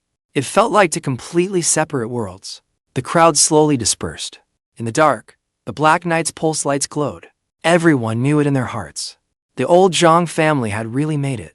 After the last group left, the sky finally went completely dark. Mom stood in the courtyard, staring at the 3 girls who still looked radiant. She was clearly torn. Xiaoche, how are we handling tonight? Mom hesitated for a long time before finally speaking. It's cold in the car after all. Otherwise, let your dad clear out a room. 1 man and 3 women like this. I was just about to answer when Qingge cut in first. Annie, it's okay. She pulled her coat tighter, smiling with elegance, but leaving no room for refusal. There's heat in the car, and we're all used to our own beds. Changing places would only make us sleep worse. That's right, Annie. Chen even yawned. She stretched like a cat. The bed is too comfortable. I'm dead tired right now. I want to turn in early. Yuan smiled without saying a word. She stood beside Qingge, and her stance made it clear. We'll sleep in the car tonight, and we'll be sleeping in there with Jiang too. Mom shook her head and sighed. She could only say a few more reminders before going back inside. After the 2 elders went back into the house, I turned around to face the 3 of them, standing neatly by the car door. Inside, I was already calling on every ancestor I had. Let's go up. What are we waiting for? Chen shot me a glance, her voice full of teasing. What do you mean, invite? I rubbed my nose and opened the cabin door. Warm air mixed with fragrance poured out at once. With a click, it locked shut. The wind, snow, and gossip outside were cut off completely. Inside, the lights glowed a soft golden yellow. The mood turned warm and intimate at once. Qingge casually took off her coat, then walked up to me. Her usually icy gaze now looked like it was burning with fire. She reached out and hooked a finger under my collar, slowly and unhurriedly undoing the first button. Jiang, she said in a low, dangerous voice. You've shown off enough tonight, and embarrassed yourself enough. Now it's time to settle accounts. Beside her, Chen gave a light laugh, kicked off her boots, and stepped onto the carpet barefoot. She drifted over like a little seductress. That's right, little brother. You were pretty good at holding back under the table just now. Now there's no one else around. Let's see how long you can keep holding out. Yuan blushed, then quietly pulled the blackout curtain shut again. The space was cramped. The temperature was rising. Even the roosters outside were nearly hoarse from crowing. But inside the black night RV, it felt like another world entirely. The silk sheets on the king bed were wrinkled into a mess. I only felt a tightness in my chest. Chen clung to me like an octopus and refused to let go. Her curls spilled across the pillow, and some of them had even worked their way into my nostrils. It was unbearably itchy. Don't move around. Feeling me move, she whined and hugged me even tighter. My waist is about to break. Her voice was all soft, nasal whining. It was enough to make anyone's bones go weak. I curved my lips and thought to myself, she was the one who cried out the loudest last night, and now she's the same one staying in bed and whining that she's tired. I simply reached out and patted her smooth back. The feel of it was incredible. Wake up? If you don't get up soon, it'll be time for lunch. She mumbled and refused to move. It's cold. Just then, the smell of meat filled the entire vehicle. In the living area, Yuan was already up. Her cream-colored loungewear highlighted her gentle temperament. Her long hair was loosely tied up, and she was using a spatula to flip eggs in the pan. She had the whole vibe of a perfect wife. Awake now. Yuan turned her head, looking at the tangled mess on the bed, and her face flushed a little. Still, she smiled indulgently. Wait a minute. I'm frying Australian steak right now. I made it specially to help you all recover your strength. The words recover your strength made my ears itch. Chen laughed out loud under the covers and blew Yuan a kiss. Sister Yuan understands people best. She knows I'm totally worn out. I turned my head and saw that on the leather sofa by the window, Qingge was sitting perfectly straight. She hadn't stayed in bed or gone into the kitchen. She was calm and very much her own person. She was wearing a deep purple silk robe, with the sash tied neatly at her waist. The collar was slightly open, revealing a hint of pale skin. She was still wearing gold-rimmed glasses. That cool, untouchable vibe was absolutely nailed. Qingge was holding a tablet in her hands. Her expression was focused. She looked nothing like someone stuck out in the countryside. I wrapped my arms around her from behind. My chin rested on her shoulder.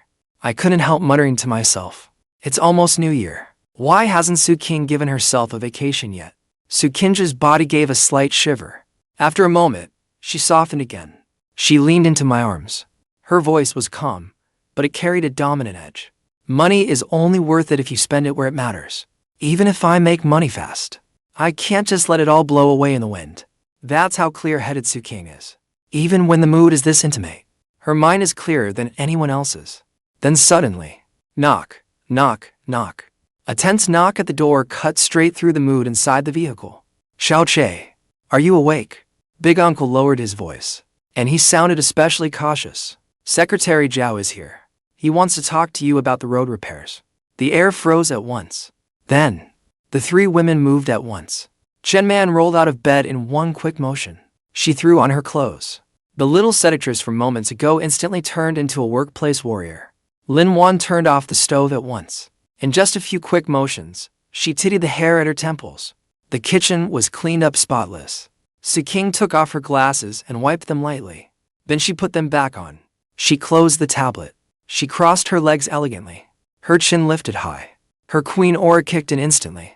Just moments ago, she had been as gentle as water. Now she gave off pure top-tier public relations team energy. Watching all this, I couldn't help laughing. This is my ace in the hole. Fine. I pulled on my coat. Then I walked over to the control panel and hit unlock. With a hiss, the pneumatic door slowly opened. A blast of powerful heat surged out. The winter wind was instantly pushed back. Big Uncle and Old Zhao, the village party secretary, stood frozen in the snow. They only felt a warm current wash over them. It was like stepping straight from winter into spring. Before they could even make out the details, I was already standing on the step, looking down at them from above. Big Uncle, Uncle Zhao, it's too cold outside. Come up and talk. I said. Old Zhao rubbed his hands, red from the cold, staring at the slowly extending automatic step. He froze completely. His shoe soles kept scraping through the snow, but he still didn't dare step on. His eyes were full of shock. What he had felt just now was only the heat. What he was seeing now was a full visual assault. Inside the car, the cream-colored wool carpet was so thick and soft it seemed to sink underfoot. There wasn't a speck of dirt on it. The starry lights overhead twinkled with a sleek, upscale feel. The air was mixed with coffee and sizzling meat. It was far more luxurious than the best Western restaurant in town. This wasn't even a car anymore. It was an entrance to a whole different world. Old Zhao instinctively shrank his neck. He looked down at his filthy cotton shoes, caked with mud and snow. A sheepish smile appeared on his face. Xiaoche, I think I'll stay down here. It's too clean in there. I'm afraid I'll dirty the place. It's fine, Uncle Zhao. I stepped aside, smiling, and said, come up and talk. If you dirty it, I'll just clean it. Eldest Uncle Jiang stomped his feet hard before getting in. Afraid the mud on his shoes would dirty this 10-million Yuan luxury car. He and Old Zhao, the village party secretary, sat down nervously. They only dared sit on the very edge of the sofa. They were like grade school kids who'd just seen a teacher. But the next second, Old Zhao, the village party secretary, couldn't hide it anymore. He rubbed his hands together, his face full of sycophantic smiles. Boss Jiang, you're truly young and accomplished. This road repair is a great act of kindness that will benefit generations to come. Jiang Shay lounged back against the sofa. He held his coffee and smiled without saying a word. Seeing that, Old Zhao thought he had a chance. He immediately pulled a sheet of paper from his pocket. Things are chaotic in the village. It's inconvenient to have outsiders come in and do the work. So we figured, the safest thing is to transfer the money directly into the village committee's account. Although he kept his voice low, his ambition was impossible to hide. We'll find people to do it ourselves. They're all acquaintances, so they're reliable. Ergazi's uncle does this kind of work. You just pay up. I'll handle the rest for you. He must have rehearsed that speech all night. First, he played the emotional card.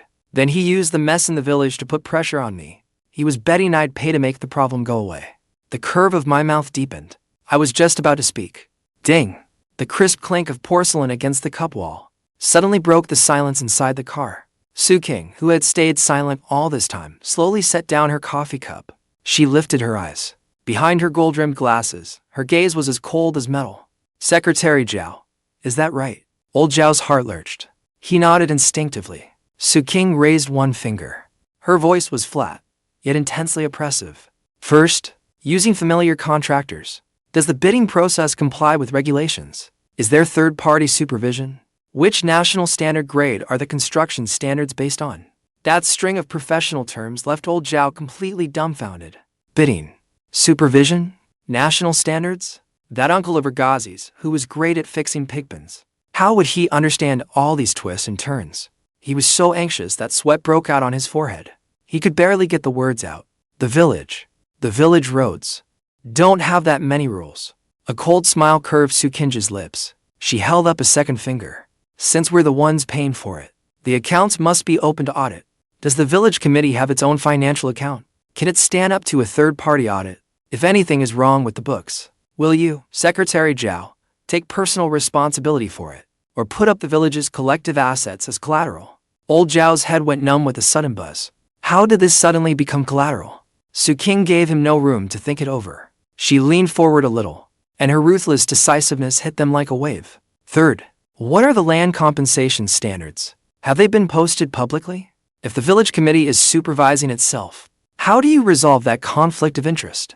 The questions came like a rapid-fire barrage. It was like a hail of bullets. Old Zhao was left completely dazed. He opened his mouth, but no words came out. He had thought he was here to collect money, but instead it felt like being questioned by the disciplinary committee. He hurriedly shot Big Uncle a pleading look, but Big Uncle lifted his teacup and pretended to sip tea, though inside, he was already in turmoil. At this point, standing nearby, Chen leisurely delivered the final blow. Her voice was sweet and syrupy, but every word carried a sting. Uncle Zhao, this money didn't fall from the sky. This is a tens of millions project. You open your mouth and say you'll handle everything, and think you can handle it all yourself. Just one sentence is a little too childish. That left old Zhao speechless. He looked like a child who had wandered into a room full of adults, so embarrassed he wanted to vanish on the spot. In the whole car, it was eerily silent. Just as the atmosphere froze to absolute zero, Jiang finally made a move. He stood with a smile. He personally topped off old Zhao's teacup.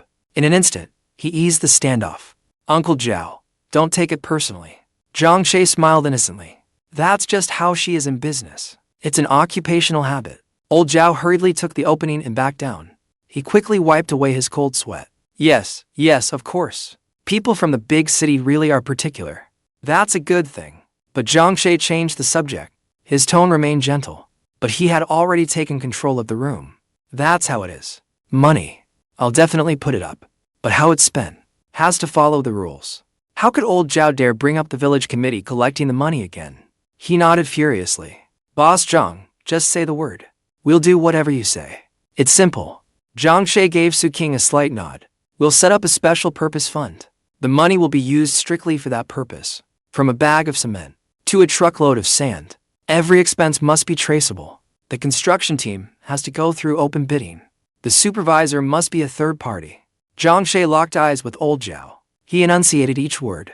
As for the land compensation, it'll be transferred directly to each household. It won't pass through anyone's hands. He paused slightly, and the meaning behind his words was obvious. That way, even if someone audits the books later, you can just lay the ledger out on the table. It'll be clean and above board. No one will be able to say a single thing against it. What do you think? Old Zhao did the math in his head. This move was brilliant. Sure, there'd be no way to skim anything off the top, but not only would it buy peace and quiet, it would also hand him a huge political achievement for free. He slapped his thigh excitedly. All right, we'll do it that way. The village will absolutely support this with everything we've got. With the matter settled, Jiang showed no intention of seeing them out. Instead, he leisurely picked up an orange. After peeling it, he split it in half and handed some to old Zhao. Uncle Zhao, repairing the road is only the beginning. The village will absolutely support this with everything we've got. With the matter settled, Jiang still had no intention of seeing them out. Instead, he leisurely picked up an orange. After peeling it, he split it in half and handed some to old Zhao. Uncle Zhao, repairing the road is only the beginning. This time I came back, because I had my eye on the mountain behind the village. Old Zhao froze on the spot.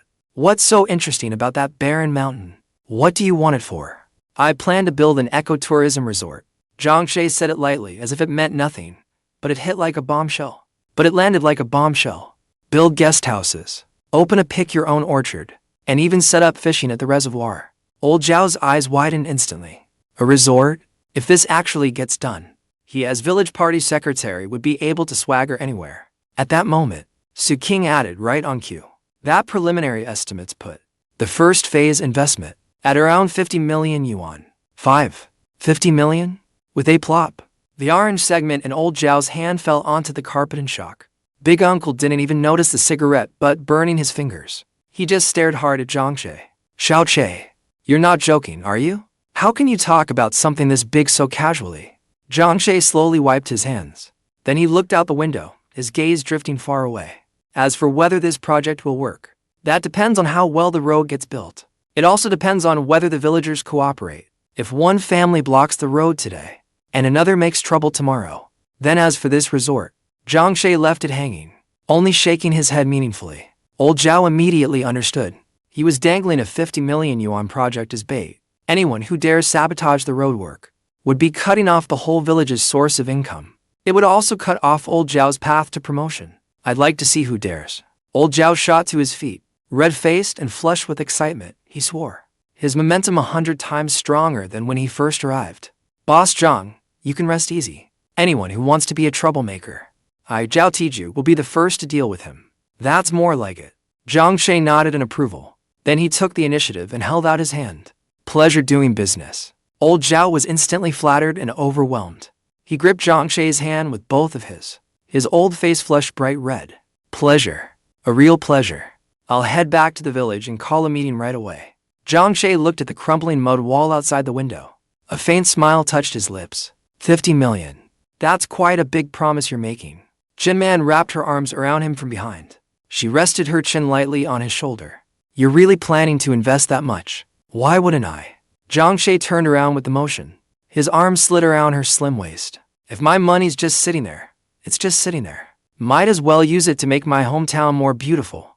The thought had barely crossed his mind when the pale blue panel before his eyes flashed. Host detected planning for a massive expenditure. Hidden task triggered. Hometown revitalization.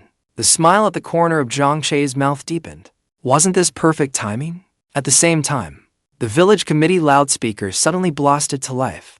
After a burst of harsh static, Old Zhao's scream came through, high and cracking with excitement. Listen up, everyone in the village. Boss Jiang is paying out of his own pocket to repair the village road and develop the back mountain for tourism. It's a project worth tens of millions. Anyone causing trouble now is going against the village's money back. With that shout, the whole Jiang family village exploded into a frenzy. The snow shovelers, the people feeding the pigs, the people chatting, all dropped what they were doing and flooded in the same direction. Within 5 minutes, there was a crowd 3 deep, then 4 deep outside the Jiang family courtyard. Countless eyes, like searchlights, locked onto that RV. But just then, Liu Fugui next door spat hard onto the ground. His son's brand new Audi A4 had its spotlights stolen completely. He glared darkly at the Jiang family gate. If they think they can touch my family's land, not a chance. Outside, the noise was deafening, but inside the house, the atmosphere was a little strange. Jiang's mother looked at the 3 fairy-like girls before her, nervously wringing her apron, not knowing what to do. Well, girls, let's just have something simple for lunch. We just butchered a pig at home. We've got fresh local pork and pickled cabbage.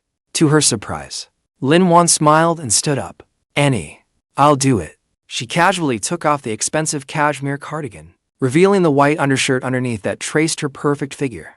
Then, she picked up the faded floral apron and skillfully tied a bow around her slim waist. In an instant, that aloof, wealthy lady air vanished. In its place was an utterly irresistible married woman charm.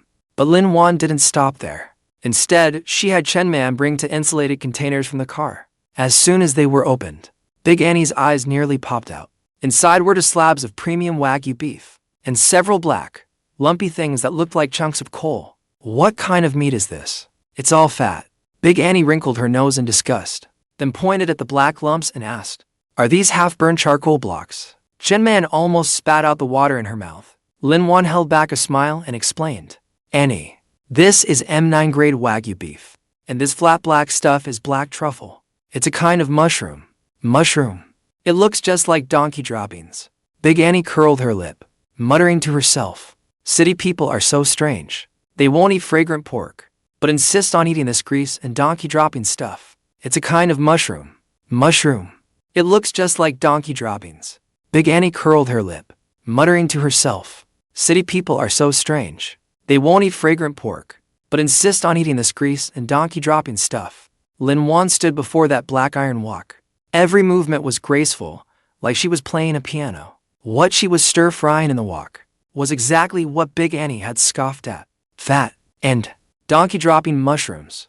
But as the flames roared and she stir-fried them, the fat began to sizzle and gave off a rich, milky aroma.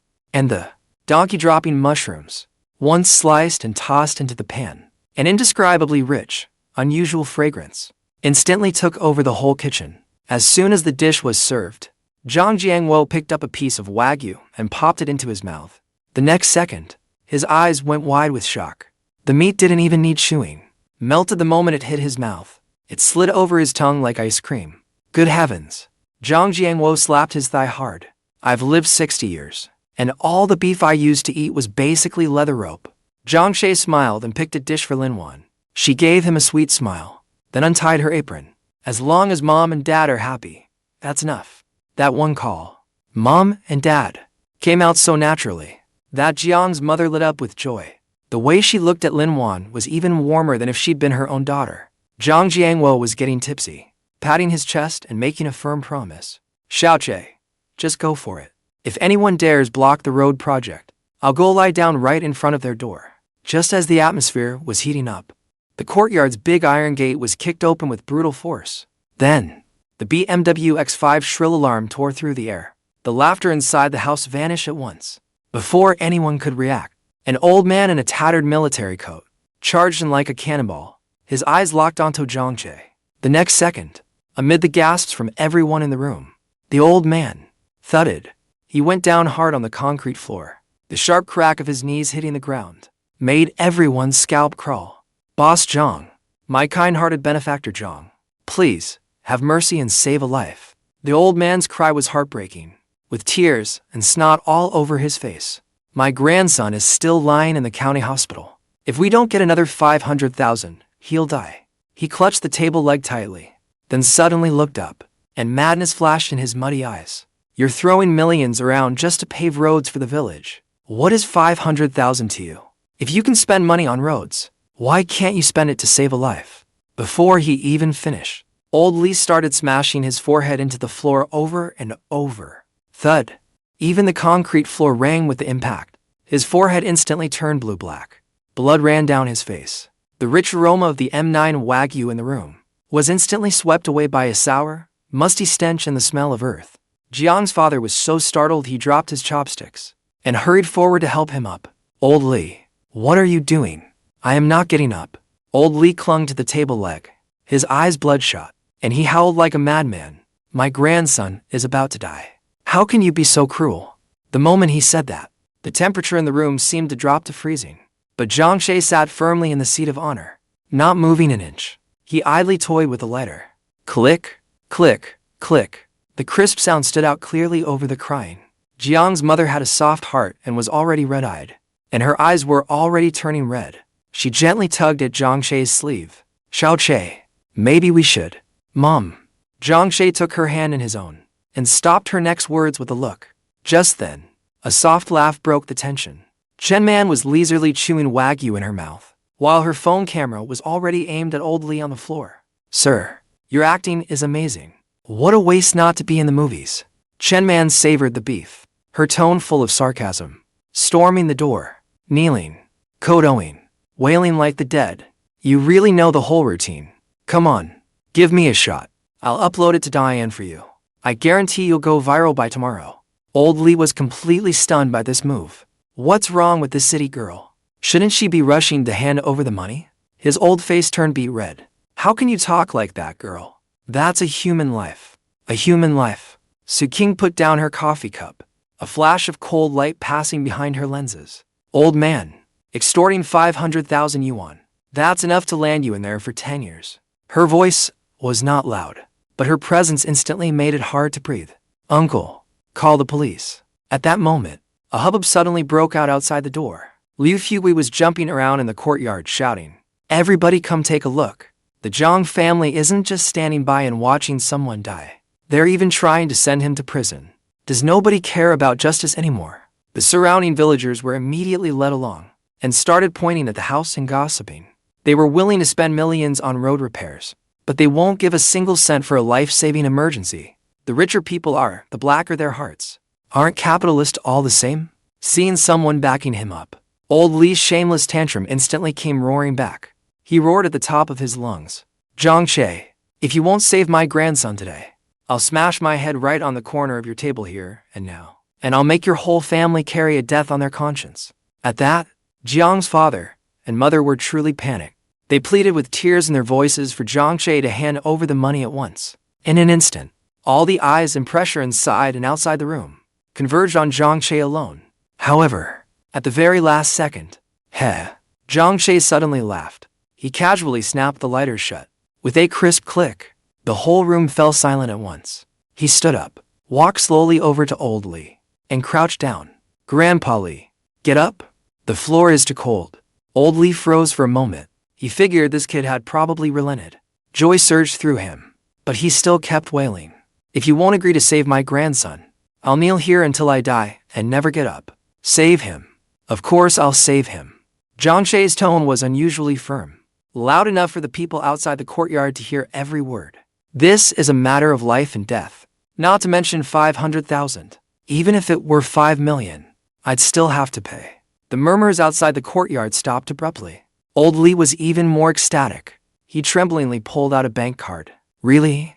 Then hurry up and transfer the money. But when Jiang looked at the card, a faint smile appeared on his face. Grandpa Li, I think you're really confused. His expression was one of exasperation at someone beyond help. The county hospital's conditions are awful. Leaving the child there would only delay treatment. Old Li was completely stunned. Then, what do you think we should do? Jiang suddenly turned his head and looked at Lin Wan. His voice carried an unquestionable authority. Sister Wan, call Director Zhao at Provincial People's Hospital right now. Send a helicopter and bring the top pediatric specialist team. No matter what it costs, the child has to be transferred to the best ICU in the provincial capital. These words were as firm as steel. Everyone inside and outside the room was left speechless. What? A helicopter? And a specialist team? Lin Wan instantly understood. She pulled out her phone at once, her expression solemn. Okay, Jiang, I'll make the arrangements now. All expenses will be handled through our company's corporate account. The family won't have to pay a single cent. Jiang turned back around, smiling as he looked at old Li, who was already completely stunned. Don't worry. Money. I won't skimp on a single cent. Forget 500,000. As long as the child can be saved, even 5 million will go straight to the hospital. Then he added, I'll also book you a room in a 5-star hotel, with chauffeured pickup and drop-off. How about that? Is my arrangement thorough enough? This kind of treatment is like he hit the jackpot. The villagers outside were practically drooling as they listened. My goodness, now that's the presence of a real big boss. Helicopter pickup and drop-off? What kind of insane luck has old Li stumbled into? Even Liu Fugui, who had just been stoking the fire, was now staring in shock, mouth hanging open. He couldn't even get a word out. However, old Li, still kneeling on the ground, went ghost white in an instant, whiter than the snow in the courtyard. His body began shaking violently beyond his control, not from excitement, but from sheer fear. No. Old Li suddenly shrieked like a cat with its tail stepped on, and let out a piercing scream. He grabbed Jiang's pant leg and clung to it. He can't go to the provincial capital. Absolutely not. Jiang feigned confusion. Why not? The provincial capital has much better medical care. Only there can he be saved. Old Li's eyes started darting away. Beads of cold sweat rolled down from his temple. It's too much trouble. The child's body can't take it. Just treat him at the county hospital.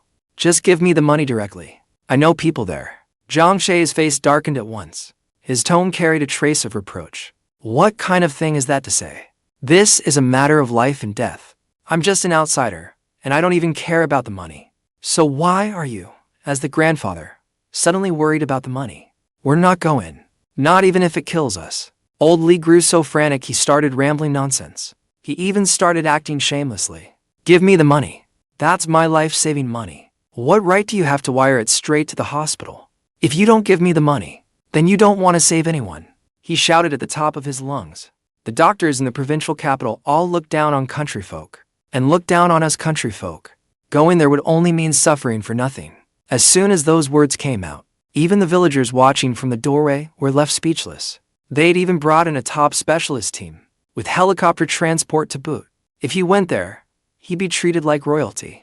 How would that be suffering? Jiang looked down at him, a meaningful curve forming at the corner of his mouth. He slowly crouched down.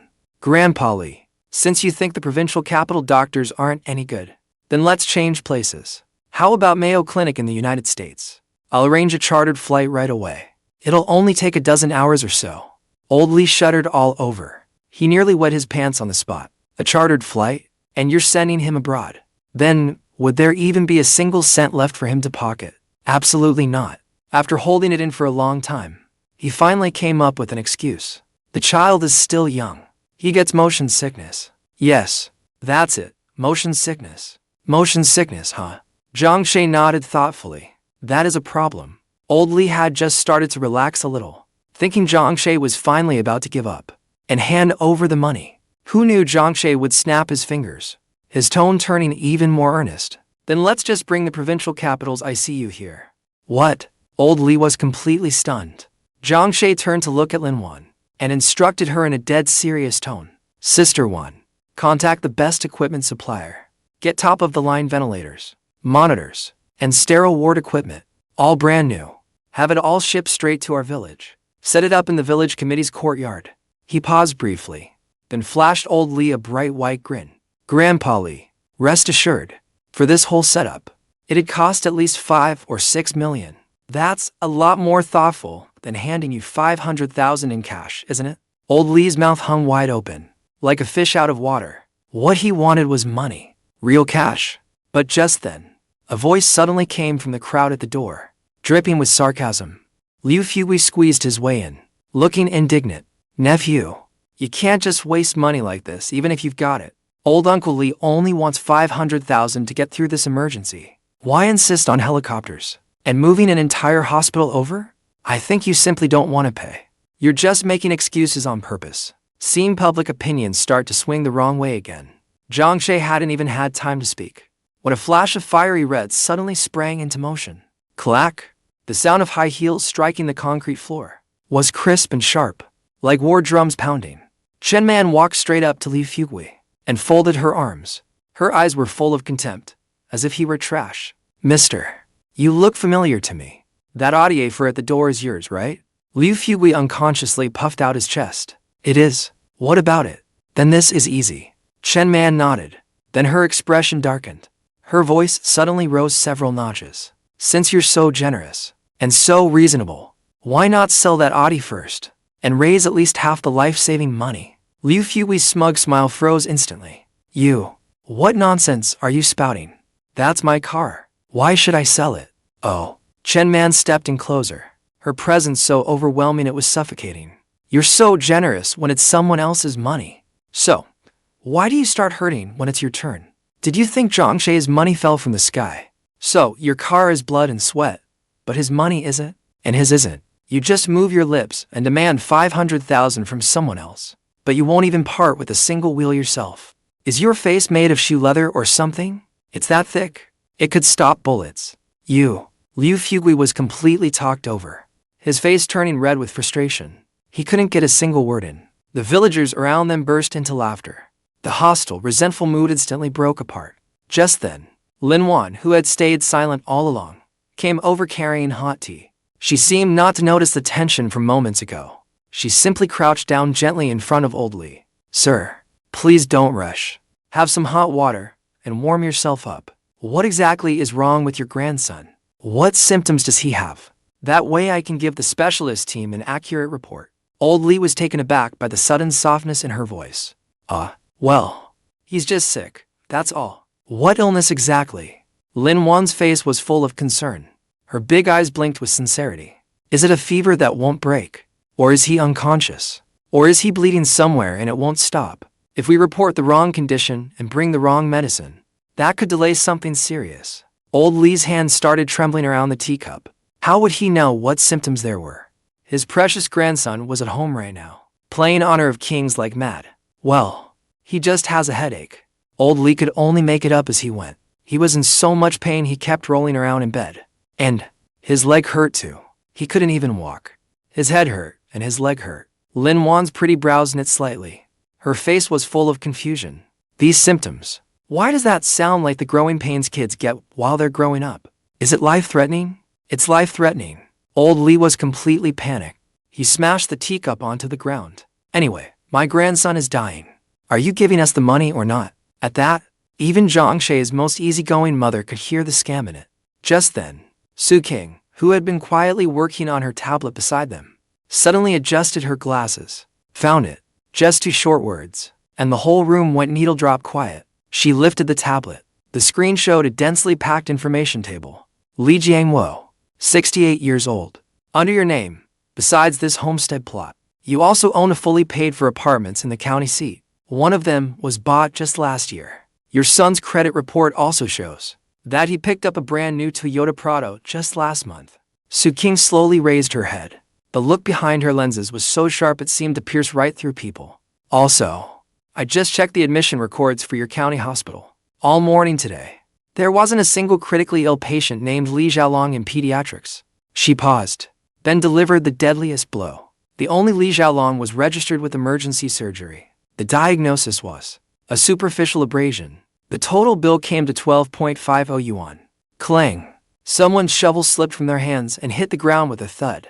Dead silence fell over the scene. 2 apartments, a new Prado, a superficial injury. 1250. Jiang let out a sigh. He tossed the orange back into the fruit plate. Grandpa Li, 500,000 to treat a scrape. Is your bandage made of solid gold? Or is it studded with diamonds? Old Li's face instantly went from red to pale. Then from pale to green. His act was completely exposed. Looking at the villagers' contemptuous, angry stares, he knew this would not end peacefully today. Suddenly, when one scheme failed, another came to mind. If the soft approach won't work, then he'll go hard. Old Li rolled his eyes dramatically. He clutched his chest with both hands. Ow. He hit me. He's trying to kill me. He tilted sideways, then threw himself toward Jiang. Even as he fell, he was kicking his legs. The rich are bullying honest folks. I can't go on living. He was planning to pull a straight-up staged accident scam. As long as he managed to land on Jiang, he could turn nothing into a severe concussion. Don't move. Jiang gave a sharp command. He stopped his father from stepping forward. He didn't dodge at all. Instead, he leisurely crossed one leg over the other. He calmly straightened his cuff. Thunk! Old Li slammed hard onto the cold concrete floor. The pain made him scream. You all saw that. He pushed me. He beat an old man. I'm dying. Pay up now. Liu Fui at the door was just about to add fuel to the fire when he saw Jiang smiling and pointing out the window. Grandpa Li, pretty solid acting. Too bad you forgot one thing. Jiang pointed to the black cameras on top of the RV. See those little black things? His voice was thick with amusement. That's 360-degree all-angle surveillance. Military-grade 8K HD footage. Let me ask you one more time. Does it record audio? It has real-time audio recording. Jiang's voice echoed through the courtyard. How did you get in the gate? How did you get down the path? And how did you fake a heart attack and throw yourself to the ground? Even the black mole on the tip of your nose was captured clearly. As he spoke, he took out his phone. He tapped the screen a few times at random. Perfect. I also happen to know Chief Yuan at the police station. Jiang gave the phone in his hand a little shake. His tone turned icy in an instant. Extortion, successful attempt, plus disturbing the peace, and brazenly staging a scam in front of a witness. Grandpa Li, looks like you're getting tired of your county seat apartments. You want to retire somewhere new, like a jail cell. The screaming on the ground cut off abruptly. Old Li froze on the ground, like a dried fish left out under a blazing sun. Getting up was impossible, and staying down was no better. Beep! A giant screen on the side of the RV suddenly lit up. The image was offensively clear. Just a second ago, Old Li was still, rolling his eyes around, looking for the best angle to fall. The next, he was rolling his eyes back and clutching his chest. The whole thing was played back on loop at double speed. Even the little sneaky hand brace he used before falling was circled in red and blown up. Damn! The villagers who had been ready to rush up and speak up for him jerked back as if they had been shocked. They all took 2 big steps back at once. This is no emergency scene. This is clearly an uncensored, high-definition lesson in how a witness blows his own cover. Old Li lay all alone on the cold concrete floor, stuck, with nowhere to go. The ground was covered in ice shards from the snow that had melted a few days earlier. The cold seeped through his thin old cotton jacket and straight into his bones. He had been pretending to shiver, but now he was really so cold that his jaw was trembling. Oh my! I can't go on. My heart. It hurts so much. He could only grit his teeth and keep acting. His voice even started to shake for real. Who knew? Chen Man somehow pulled out a selfie stick. She shoved the camera right in his face. Come on, family. Come take a look. She narrated in the most over-the-top livestream sales voice. Look at this. This is what happens when you don't work hard enough to make money. In this freezing weather, you still have to practice hard on the concrete. The ground flopped back. She aimed the camera at old Lee's bruised purple face. She clicked her tongue twice. Sir, your expression is all wrong. How about getting up and doing it again? I'll coach you through the act. Let's nail it in one take. Old Lee was so furious, he almost choked on his breath. Oh dear. Look at that hand shaking. That's shaking like late-stage Parkinson's. Chen Man let out an exaggerated sigh. Then she made a goofy face at the camera. Family. Come on. Put professional. Type the 2 words into the public chat from me. The young people watching the show around them all couldn't help covering their mouths and snickering. Just then, Jiang Che's kind-hearted mother came over carrying a thick wool blanket. Xiao Che. Look, old Lee's face is turning purple from the cold.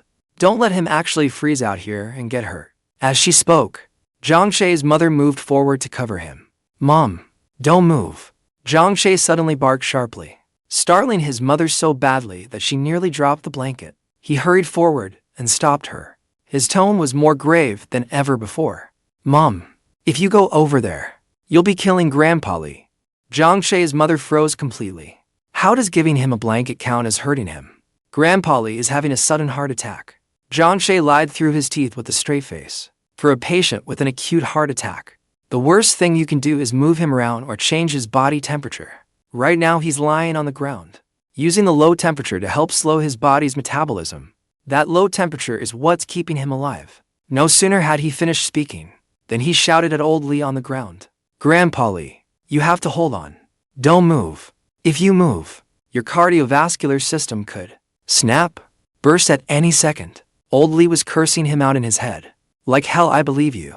Just then, Qingge, who had been silent the whole time, walked up behind Jiang Che. She held the tablet up in front of Jiang Che and said quietly, I dug a little deeper just now. I found something even more interesting. The screen showed bank transfer screenshots and a few sneaky photos from an underground card room. Li Jiangwo's son, Li Dazhuang. Qingge's gaze behind her lenses was ice cold. Last week at an underground casino in the county seat, he got carried away and lost pick. He owed the house for $180,000, principal and interest included. Add the loan shark's cut, and it came to exactly $500,000. She said, word by word, the house has already made its threat. If they don't see the money before sunset today, they'll take one of his legs first.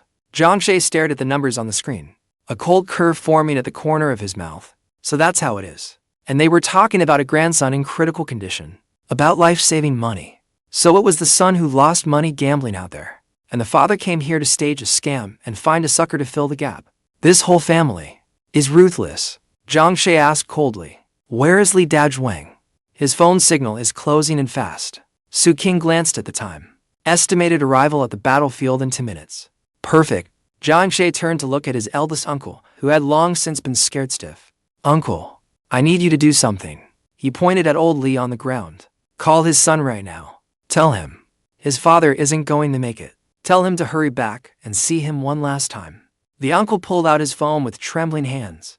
Isn't that a little too cruel? But Jiang Che only smiled. Uncle, this is what a loving father and dutiful son look like. A harmonious family reunion. But just then, Liu Fugui at the door suddenly realized what was going on. He saw right through it. Jiang Che was deliberately stalling, never intending to pay a cent. Folks, don't let this brat fool you. Liu Fugui jumped onto a big rock, waving his arms, and shouting, spittle flying. What's slowing metabolism?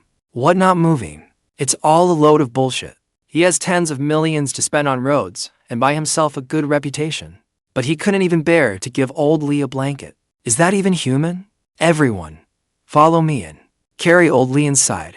I don't believe he can do anything to us. Egged on by Liu Fugui, a few local punks and deadbeats shoved their way toward the yard. Let's see who dares take another step. A loud roar. Zhang Feng grabbed a big iron shovel and slammed it hard into the iron gate with a clang. Sparks flew everywhere. If you want through this gate, you'd better ask whether what's in my hand agrees. 7 or 8 burly men had somehow appeared behind him, All of them were Jiang family men, just standing there. They formed a human wall. Liu Fugui was so angry he was hopping mad. Zhang Feng, you little bastard. I'm your second uncle. Zhang Feng sneered and drove the shovel into the ground. When my brother handed you a cigarette, you were my second uncle. Now you want to come smash up my home? Even if the king of heaven himself showed up, it still wouldn't fly. Cut the crap with him. Jiman shouted, eager to stir up trouble. Xiao Feng, anyone who dares take one step forward, I'll give you an even bigger red envelope later. A vicious fight was about to break out. Just then, beep, a shrill horn split through the standoff crowd. A battered Wuling Hongguang came charging in like a crazed wild boar. Coated in mud, it screeched to a hard stop at the gate. The door flew open. A burly man with a face full of meat, wearing a fake gold chain, reeking of smoke, booze, and sweat, jumped out. It was old Li's precious son, Li Dazhuang. Seeing his savior arrive, old Li lying on the ground, suddenly filled with tears in his cloudy old eyes. Son, Dazhuang, Dad's right here. He trembled as he reached out a hand, ready to put on a touching father-son reunion. But Li Dazhuang didn't even look at his father on the ground. He shoved aside Liu Fugui, who was blocking the way. His bloodshot, greedy eyes locked onto Zhang Che. He didn't care about his father freezing on the ground, or ask about the son dying in the hospital. He was like a starving wolf that had caught the scent of blood, opening that blackened mouth of his. The first thing he roared shattered everyone's worldview on the spot. Where's the money? Has the 500,000 been transferred yet? Hurry up and give it to me. I had just nodded and agreed to pay for his life, but his son, Li Dazhuang, kicked the door open and immediately demanded 500,000. He even called it the common prosperity tax. Li Dazhuang lunged at me like a hungry tiger, reaching out to grab my collar. But just then, the very next second, old Li, who had been twitching on the ground, actually sprang to his feet with a kip up, coming back to life on the spot. He moved too fast to be an old man. Then he clamped a hand over his son's mouth. The whole place fell dead silent. Everyone stared, dumbfounded. That old man had been on the verge of dying from a heart attack a moment ago, and now he could even go for someone's throat. Old Li's face instantly turned the color of liver, yet he still forced out a few tears, saying this was just a deathbed rally. He never expected his son to believe none of his father's nonsense. His shoulders jolted, and he actually sent his small old man flying to meters away. Old Li hit the ground and saw stars.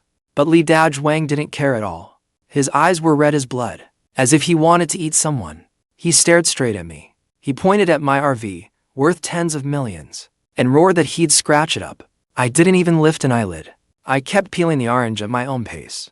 The money was for your son's treatment. The veins on his neck bulged.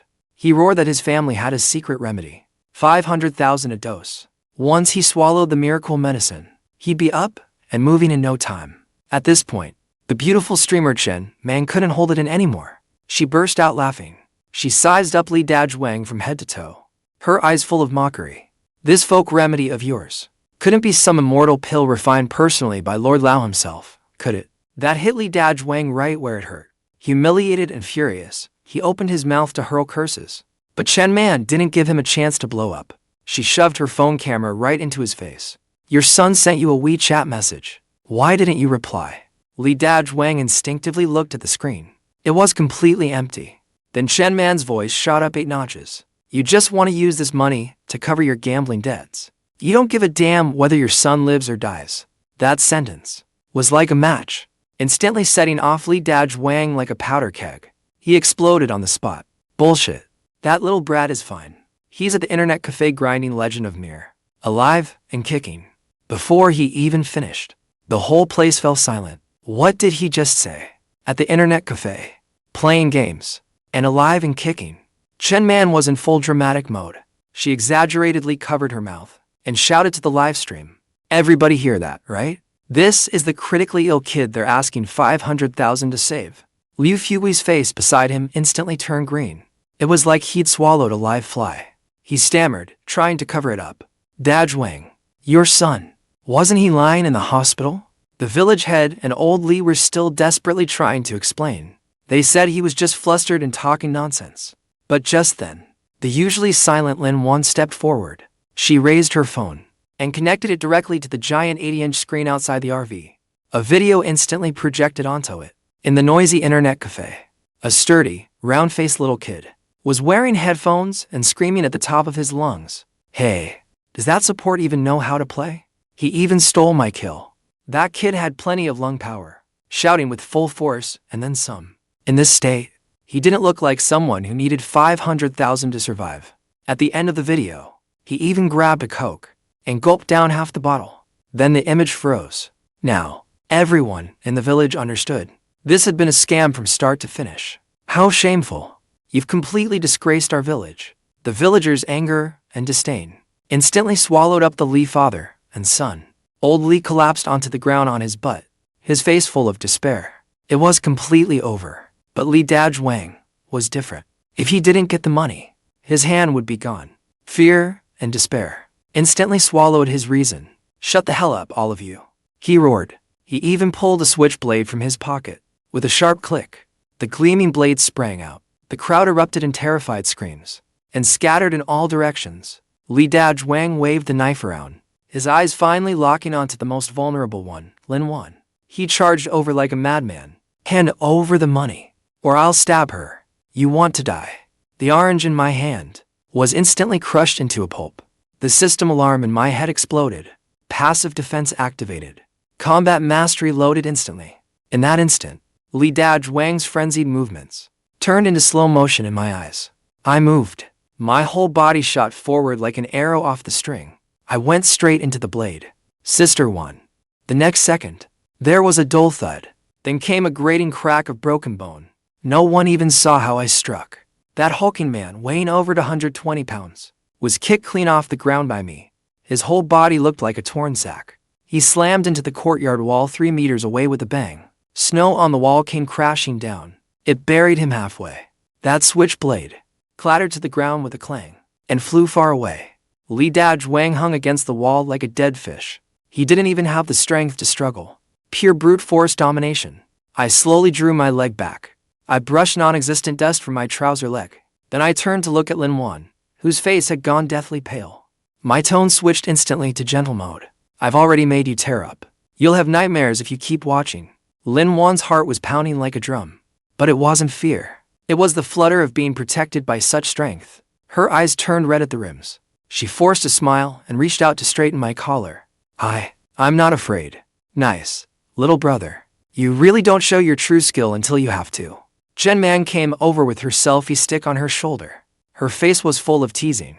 That kick wouldn't have come out without 20 years of training. You actually stole my livestream highlight. The villagers exploded into an uproar. My God, is this still that weak-looking college student? He kicked a 220-pound brute off his feet. Old Li was shaking like a leaf. He sprawled on the ground and screamed murder. He's beating people. But Qingge gave a cold snort. She walked out in high heels. She kicked the knife away with the tip of her shoe, using a tissue to avoid touching it. Then she pushed up her gold-rimmed glasses. Her voice was as cold as a judge's verdict. First, justifiable self-defense. He was the one who attacked with the knife first. Even if we stopped him on the spot, we bear no legal responsibility. Old Li rolled his eyes back, almost fainting from rage. Second, Qingge kept pressing the knife in deeper. Extortion. Attempted knife assault. Multiple charges combined. Add those together, and that's enough to put him behind bars for more than 10 years. More than 10 years. Old Li went completely limp. He was trembling like he had Parkinson's. Just then, the shrill wail of sirens grew closer from afar. 3 police cars roared up. Chief Wang led the charge into the yard. One glance was enough to spot the father and son sprawled on the ground, along with the weapon. He understood immediately. Get up, brandishing a knife and attacking people in broad daylight. I think you're tired of living. Cold handcuffs snapped shut with a click. Old Li was hauled up by the police officers as well. He was still trying to wriggle out of it. Officer, it's a misunderstanding. We were just fooling around. Chief Wang gave a cold snort. If you have anything to say, save it for the station and tell the judge there. Take them away. This little farce was finally over. The most guilty-looking one in the crowd was Liu Fuqui. He shrank his neck and tried to slip away. One foot was already over the threshold. Uncle Liu. My lazy voice wasn't loud, but it nailed his feet in place. Why are you in such a hurry to leave? Stay and have a hot meal before you go. Liu Fuqui stiffened. His old face looked worse than crying. He forced out a smile that looked even worse than crying. Xiao Che, I've still got a few pigs at home, waiting to be fed. Feeding pigs? I picked up the orange from the table, smiling as I walked toward him. The crowd automatically parted to make a path for me. I walked up to him and casually stuffed the orange peel into his coat pocket. Then I gave it a friendly pat. Uncle Liu, that calm and controlled posture you had just now didn't look like you were worried about feeding pigs. You looked more like you were about to order the whole village to flatten my courtyard. Cold sweat broke out on Liu Fugui instantly. His legs were shaking like a quilt beater. How could that be? I was misled by old Li too. And the victim here. Oh, the victim. I curled my lips. Then I stepped in closer. Wasn't it you who stirred everyone up to smash the door? Wasn't it you who called me cold-blooded and inhuman? Wasn't it you who said I should be sliced to pieces if I didn't pay? Wasn't it? With every question I asked, Liu Fugui trembled and stumbled back one step. Then his back hit the cold iron gate with a thud. He had nowhere left to run. Only then did I slowly turn to look at Chief Wang. Officer, does instigating others to disturb the peace count as being an accomplice? To my surprise, Chief Wang's face darkened at once. His tone turned stern. The mastermind or main instigator must bear criminal responsibility. You, come with us and assist with the investigation. Don't arrest me. Liu Fugui completely lost it. He actually started throwing everyone under the bus. Why am I the only one getting arrested? I wasn't the only one shouting the loudest just now. Pockmarked Wang. Bigfoot Zhao. Where aren't you all cursing to? Those words instantly lit the fuse in the crowd. Wang Ermazi jumped out on the spot. He pointed at Liu Fugui's nose and cursed him out. Liu Fugui, you old bastard. You were the one who came to my house with a bottle of liquor last night. You said that as long as Zhangcha's reputation was ruined, the road project would fall through. Then you'd take us to town to contract the work. Bigfoot Zhao went all out too. Everybody listen. He also said last night that as long as Zhangche was squeezed out, those tens of millions in road funds would land in the village committee account. Everyone would get a share. As soon as that was said, Liu Fugui's little scheme was stripped bare in an instant. Well, so it was you old fox causing trouble behind the scenes. You almost cut off the whole village's source of income. The villagers who had just been following his lead all changed color at once. They all suddenly turned into champions of justice. A few young guys even lunged at him at once, pinning Liu Fugui face down in the snow. They started denouncing him all at once. New and old grudges surged up together. The scene instantly turned into a boiling mess. I just stood on the steps, watching it all with calm eyes. That's human nature. When you're weak, the whole world's malice rushes at you. When you're strong, all you get are smiling faces. I said those two words flatly, and the whole courtyard actually fell silent at once. Everyone stopped moving and turned to look at me. Then, I walked down the steps and went straight up to Liu Fugui. Bending down, I pulled the orange peel back out of his pocket and tossed it to the ground. Uncle Liu, this orange peel smells pretty good. Don't let it dirty your clothes. After that, I slowly straightened up and swept my gaze across the crowd. The villagers who had just been so aggressive all lowered their heads. Not one of them dared meet my eyes. I knew they thought I was rich, so I ought to be the one left holding the bag. I can foot the 50 million for the road. I can pay it, because this is my home, the place that raised me. But I changed tack, and my voice turned icy. My money, even if it fell from the sky, is still mine. I can give it, but you cannot take it. I pointed at the Li father and son already being escorted into the police car. Anyone who thinks they're on the same side as them can stand up right now. I guarantee that the road I build won't run even an inch past his front door, and the resort I build won't hire a single person from his family or buy a single vegetable from them. The whole place fell dead silent. I asked coldly, "Do you understand?" Only then did the villagers snap out of it. They erupted in a thunderous reply. "We understand. Boss Jiang is right. From now on, anyone who dares give Boss Jiang trouble is going against the whole village." I finally smiled and turned back inside. Lin Wan immediately hurried after me and naturally looped her arm through mine. Her bright eyes were full of stars. "I've been keeping the food warm for you. This time, they'll serve you the biggest piece of meat." Su King snapped her folder shut with a click, and a playful curve lifted the corner of her mouth. Under her breath, she murmured, "Carrot and stick. This kid is getting more and more seasoned." Only Chen Man was still freaking out at the blacked out livestream. "Guys, did you see that? Hey, No way. Why was my account banned? This farce was finally over.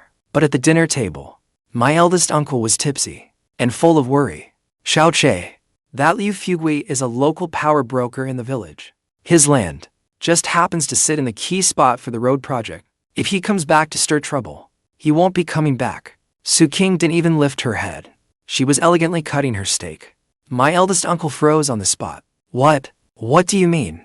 Qingge gently wiped the corner of her mouth with a napkin. I had someone audit his accounts over the past few years. The unsafe housing renovation funds and agricultural machinery subsidies he handled were missing at least 200,000 yuan. Just now, I already packaged up all the evidence and sent it to the Economic Crime Investigation Unit. With a sharp clang, my eldest uncle's wine glass slammed down onto the table. He looked at us calm, composed young people, and a cold sweat broke out across his back. I just raised my glass with a smile. Come on, uncle, drink.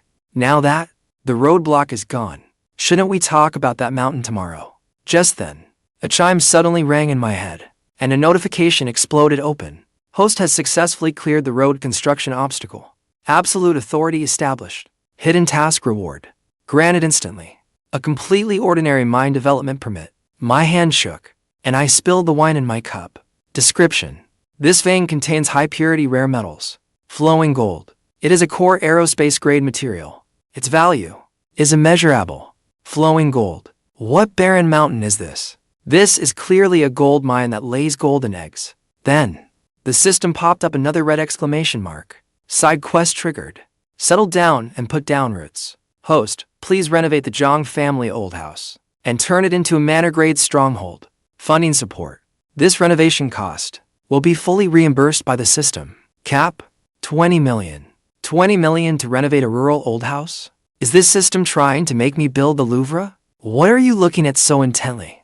Chen Man leaned over curiously, a teasing smile on her face. Are you studying another partner or looking at project plans? I didn't even flinch. I casually stuffed the orange I just peeled into her mouth. I'm looking at bricks. As I said that, I looked around the shabby old house. Large patches of plaster were peeling off the walls. The beams had been blackened by smoke. It really was too old. Then, I set the orange peel down and set it in the same flat tone as if I were deciding what to eat for dinner. Dad, Mom, our house should be torn down. Cough, cough, cough.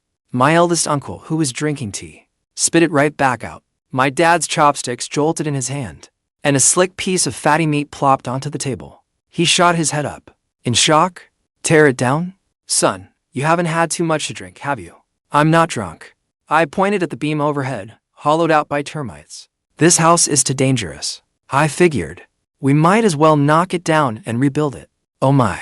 My mom heard that and slapped her thigh in distress. How much would that cost? Just spend 10 or 20,000 patching it up a bit and call it good. My dad frowned too.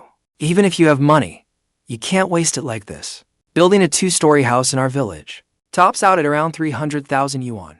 Talking to my parents about consumer upgrades was even more exhausting than talking about a 10 billion yuan project with Qingge. Just then, Qingge, who had been silent the whole time, suddenly set down her glass. She lightly adjusted the gold-rimmed glasses on the bridge of her nose. Her whole aura instantly shifted into efficient, no-nonsense mode. Uncle, Annie, from an economic standpoint, Zhangshei's proposal is a very rational asset allocation. My parents were completely stunned. As assets, what? Qingge raised one slender finger and began her expert explanation. In the future, this place will be a core scenic area. The land value will grow exponentially. Building now is buying it at a low price. If you want to build later, the cost will be at least triple. Then, she changed tack and even analyzed it from the standpoint of living conditions. This old house has been poorly maintained for years. The layout is cramped, and even the lighting and ventilation are seriously inadequate. If it isn't expanded and renovated, it could seriously affect the family's comfort. Even more, it wouldn't be good for Zhangshei's long-term future here in his hometown. She hadn't expected that combination of blows to leave the two elders completely spinning. They didn't understand anything about inflation, but the words affecting their son's future hit them like a hammer. My mom's expression changed at once. That won't do. We absolutely can't delay my son's future. But my dad was still hesitant. You don't have to tear down everything, do you? Just then, Chen Man smiled and leaned in beside my mom, her voice sweet enough to drip honey. Annie, think about it. When Jiang gets married in the future and gives you a big, healthy grandson, how could this old house possibly be enough? The moment she heard the word grandson, my mom's eyes lit up instantly, brighter than a 100-watt bulb. Chen Man pressed the advantage, and this old house is small to begin with so few rooms. When the young couple move in later and add a child, how inconvenient would it be for the whole family to crowd together? This is a big deal if you want to hold your grandson. At that, my mom slapped her thigh. Renovate it.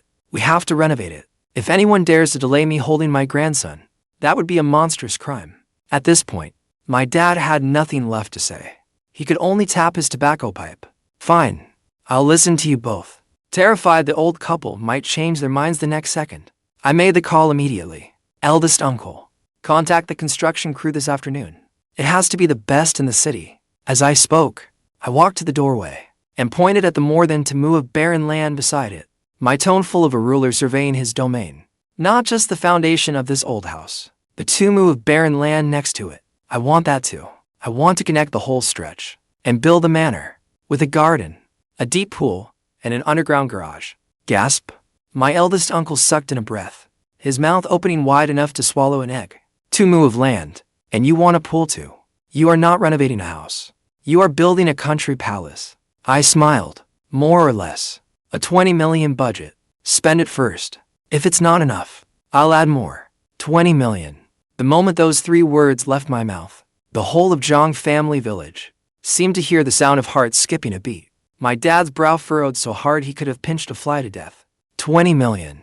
And we still have to tear the house down. A renovation would cost at most 500,000. The rest could sit in the bank and earn interest. That would bring in hundreds of thousands a year. My mom also looked pained. Yeah, son. This old house has been lived in for decades. We've got feelings for it. I rubbed my temples. Trying to talk asset appreciation with them was like playing the lute to a cow. Just then, Yuan gently set down her teacup. She wasn't like King, preaching big theories, and she wasn't as lively as Chen Man. She only stood up softly and gently, pointing at a patch of wall in the corner that had already turned black. Uncle Annie, look at this. This is black mold. It's especially bad for the respiratory tract, especially for children. Then, she turned back, her eyes full of sincerity. If Xiaoche has kids in the future, and they breathe this in every day, won't they be running to the hospital all the time? My mom's hands froze at once. Money is a small thing. A grandson is the real big deal. Yuan immediately pressed on, linking her arm through my mom's, and lowering her voice. And Auntie, the old locust tree by the gate is blocking the sunlight. The house hardly gets any sun all year. It's cold and damp, and both the elderly and the children could get sick living here. What? My mom jumped up like a cat whose tail had been stepped on. Bad for children? Really? Yuan didn't even blink. If you don't believe me, ask King. She's in big business. She's the one who knows best how a living environment affects people. King was drinking tea and nearly choked to death on that one. But under my mom's expectant gaze, she could only nod slowly.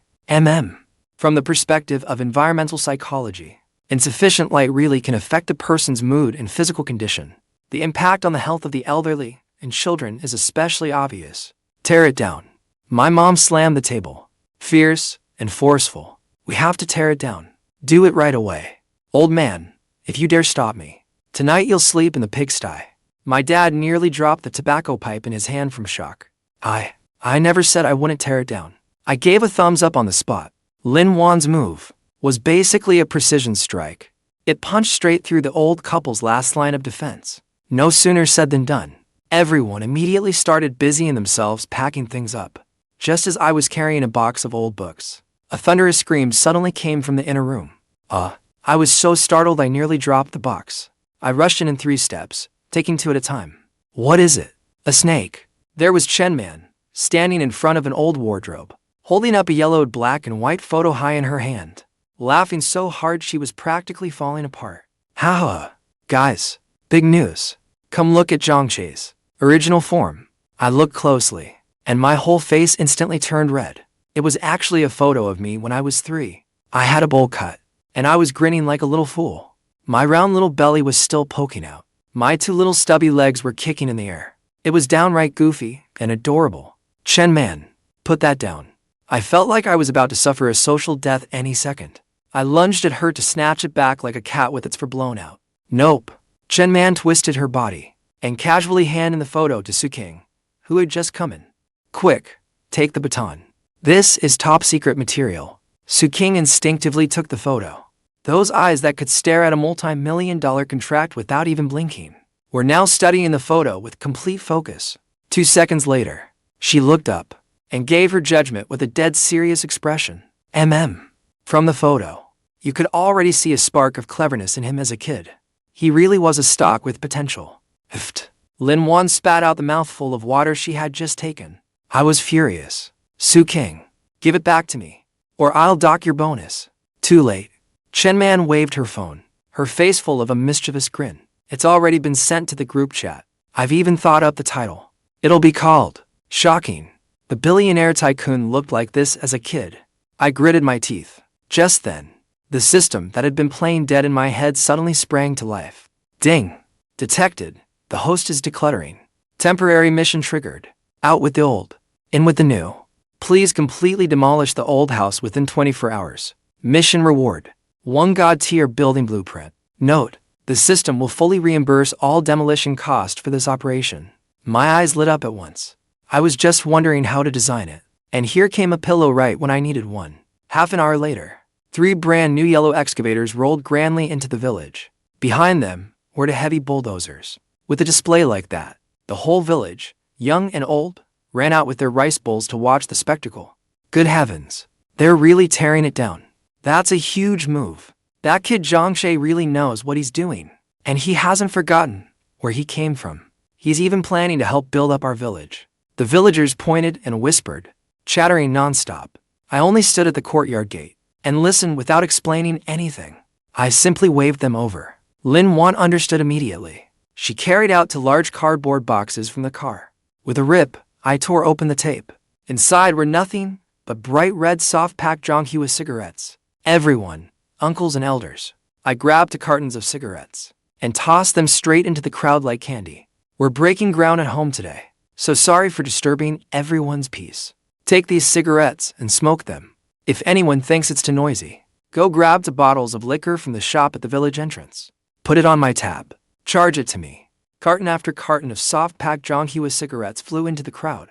Like cabbages, the noisy chatter from a moment ago vanished instantly. Then, there was a chorus of gasps and cheers as everyone scrambled for the cigarettes. Holy shit. Soft-packed Jiang. A carton costs 600 or 700. Boss Jiang is generous. Tear it down. Tear it down however you want. Even if it shakes down my pigsty, I'll fix it myself. My move here not only shut everyone's mouth, it also etched the words style and presence deep into every villager's heart. My eldest uncle stood nearby, staring in stunned silence. This kid, he really has become a little monster.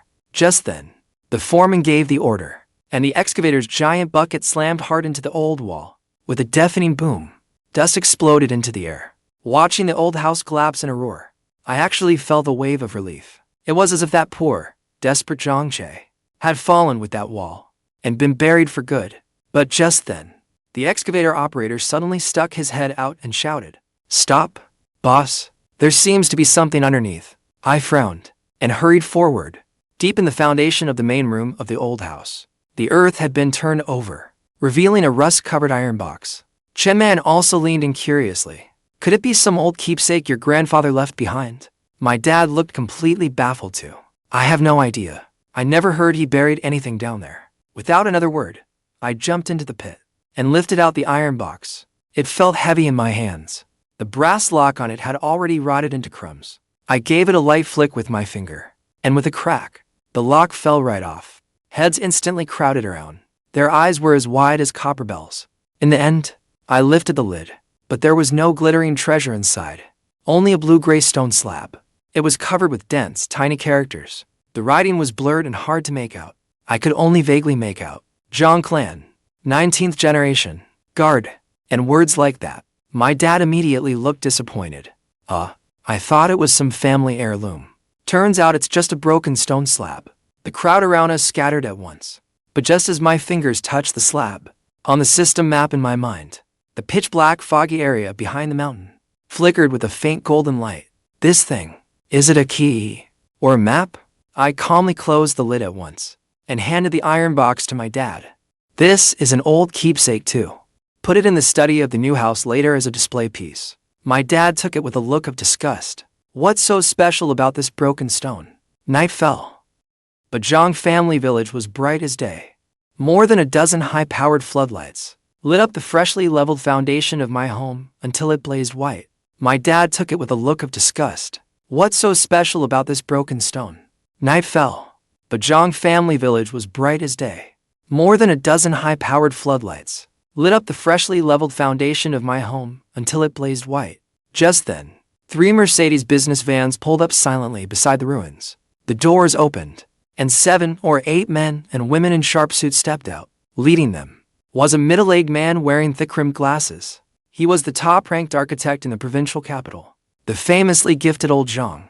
But right now, this genius was standing in front of Qingge, drenched in sweat, looking exactly like a grade schooler being scolded by a teacher. Qingge was dressed in a crisp white suit, her pen circling one spot after another on the blueprint. Engineer Jiang, is this what you call a top-tier plan? She tapped the blueprint with the tip of pen, her tone icy. I want a living space with a high level of security. Why are you designing so many ordinary floor-to-ceiling windows for me? How are you going to guarantee security? Old Jiang wiped his sweat as he argued with a pained look on his face. Qingge, it's for natural light and aesthetics. I don't do designs without security protections. Qingge gave a cold laugh. Replace all the glass with bulletproof grade glass, at least 30 millimeters thick, and the basement ventilation system. It has to meet the highest protection standards. Then, she pointed at the outer wall again. 2.5 meters. Too low. Raise it to 3.5 meters. And install a security electric fence. Old Jiang's lips were trembling. Qingge, this is going to cost more than 20 million. If the money falls short, I'll add more. Qingge snapped the folder shut. But let me make this clear first. You only have 3 months. If the quality doesn't meet the mark, I'll make sure your firm is wiped out in this industry. At that point, old Jiang swallowed back the words. That's not realistic. Understood. We'll change it right away. We'll work all night if we have to. I sat in the RV watching all this, and couldn't help clicking my tongue in admiration. Only Qingge could pull this off. This isn't just renovating a house. They're basically building a high-standard fortress. A pair of small hands landed on my shoulders and began massaging them gently. Yuan was wearing soft loungewear, and she still carried the fresh scent of a recent bath. Qingge is just thinking about your safety, that's all. Her voice was soft and gentle. I let out a contented hum. Sister Yuan, your technique is getting more and more professional. Yuan gave me a shy, reproachful smack. Who said I want to massage you every day? I just wanted to ask. Can you leave me a bigger kitchen in the new house? Of course, definitely. I leaned back with my eyes closed, enjoying it. Besides the kitchen, I'll also set you up with a temperature-controlled greenhouse. Yuan's eyes lit up at once. She pressed closer to me. Xiaoche, you're so good to me. Oh, right? The bed in the master bedroom. A smile tugged at the corner of my mouth. We'll have it custom-made as large as possible. It'll be sturdy and comfortable.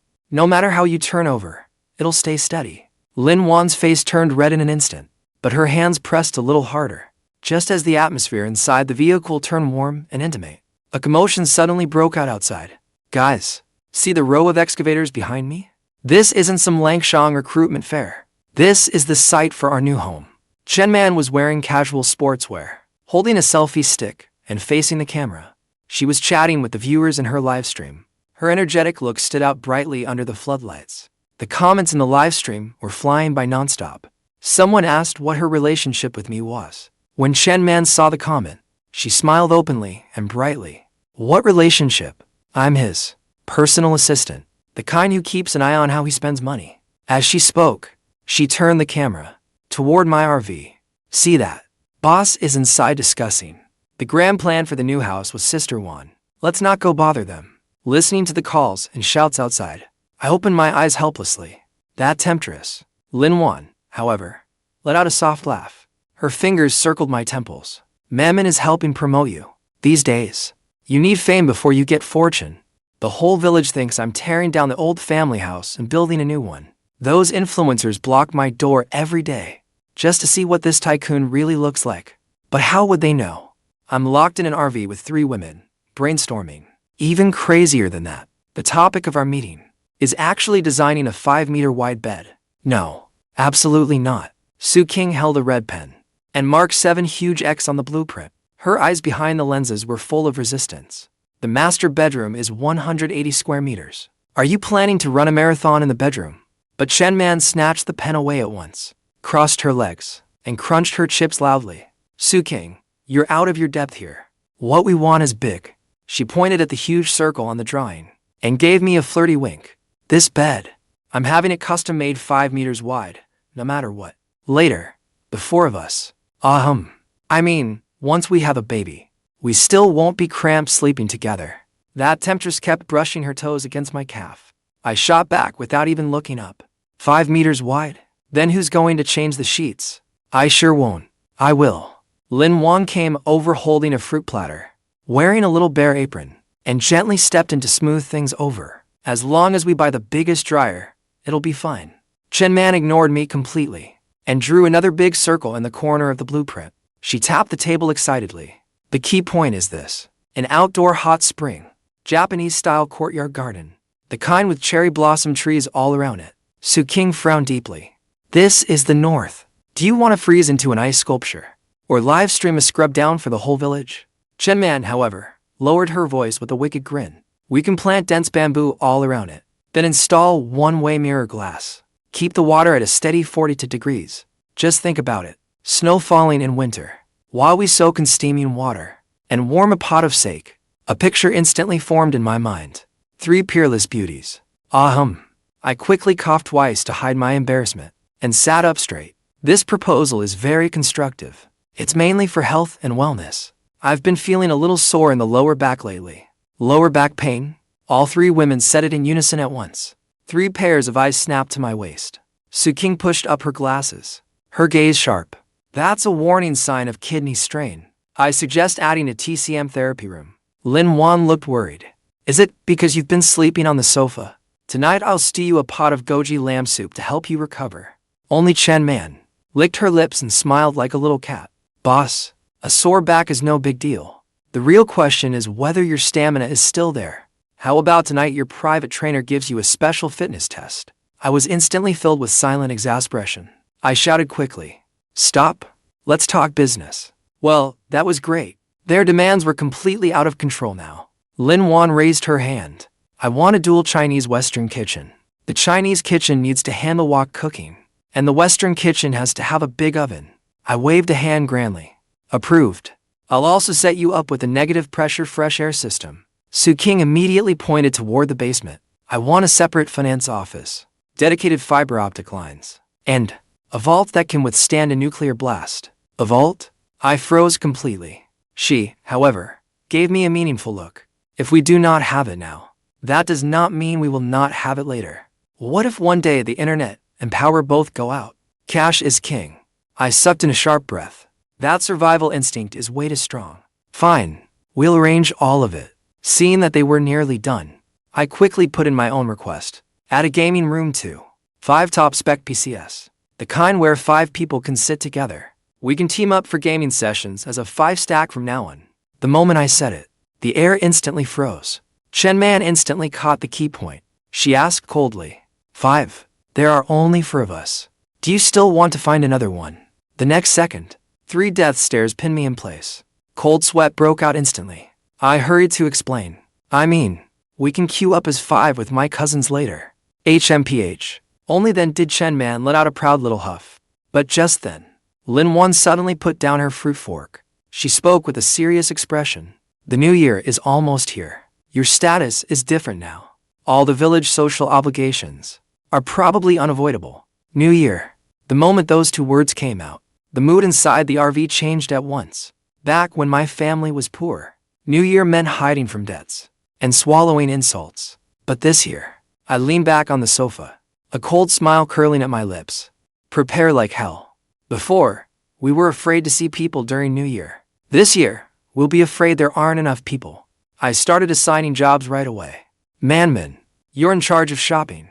Whether it is useful or not, as long as it is expensive, rare, or flashy enough to show off. Buy it all. Australian lobster, king crab, Spanish ham. Load up several truckfuls for me. Yes, sir.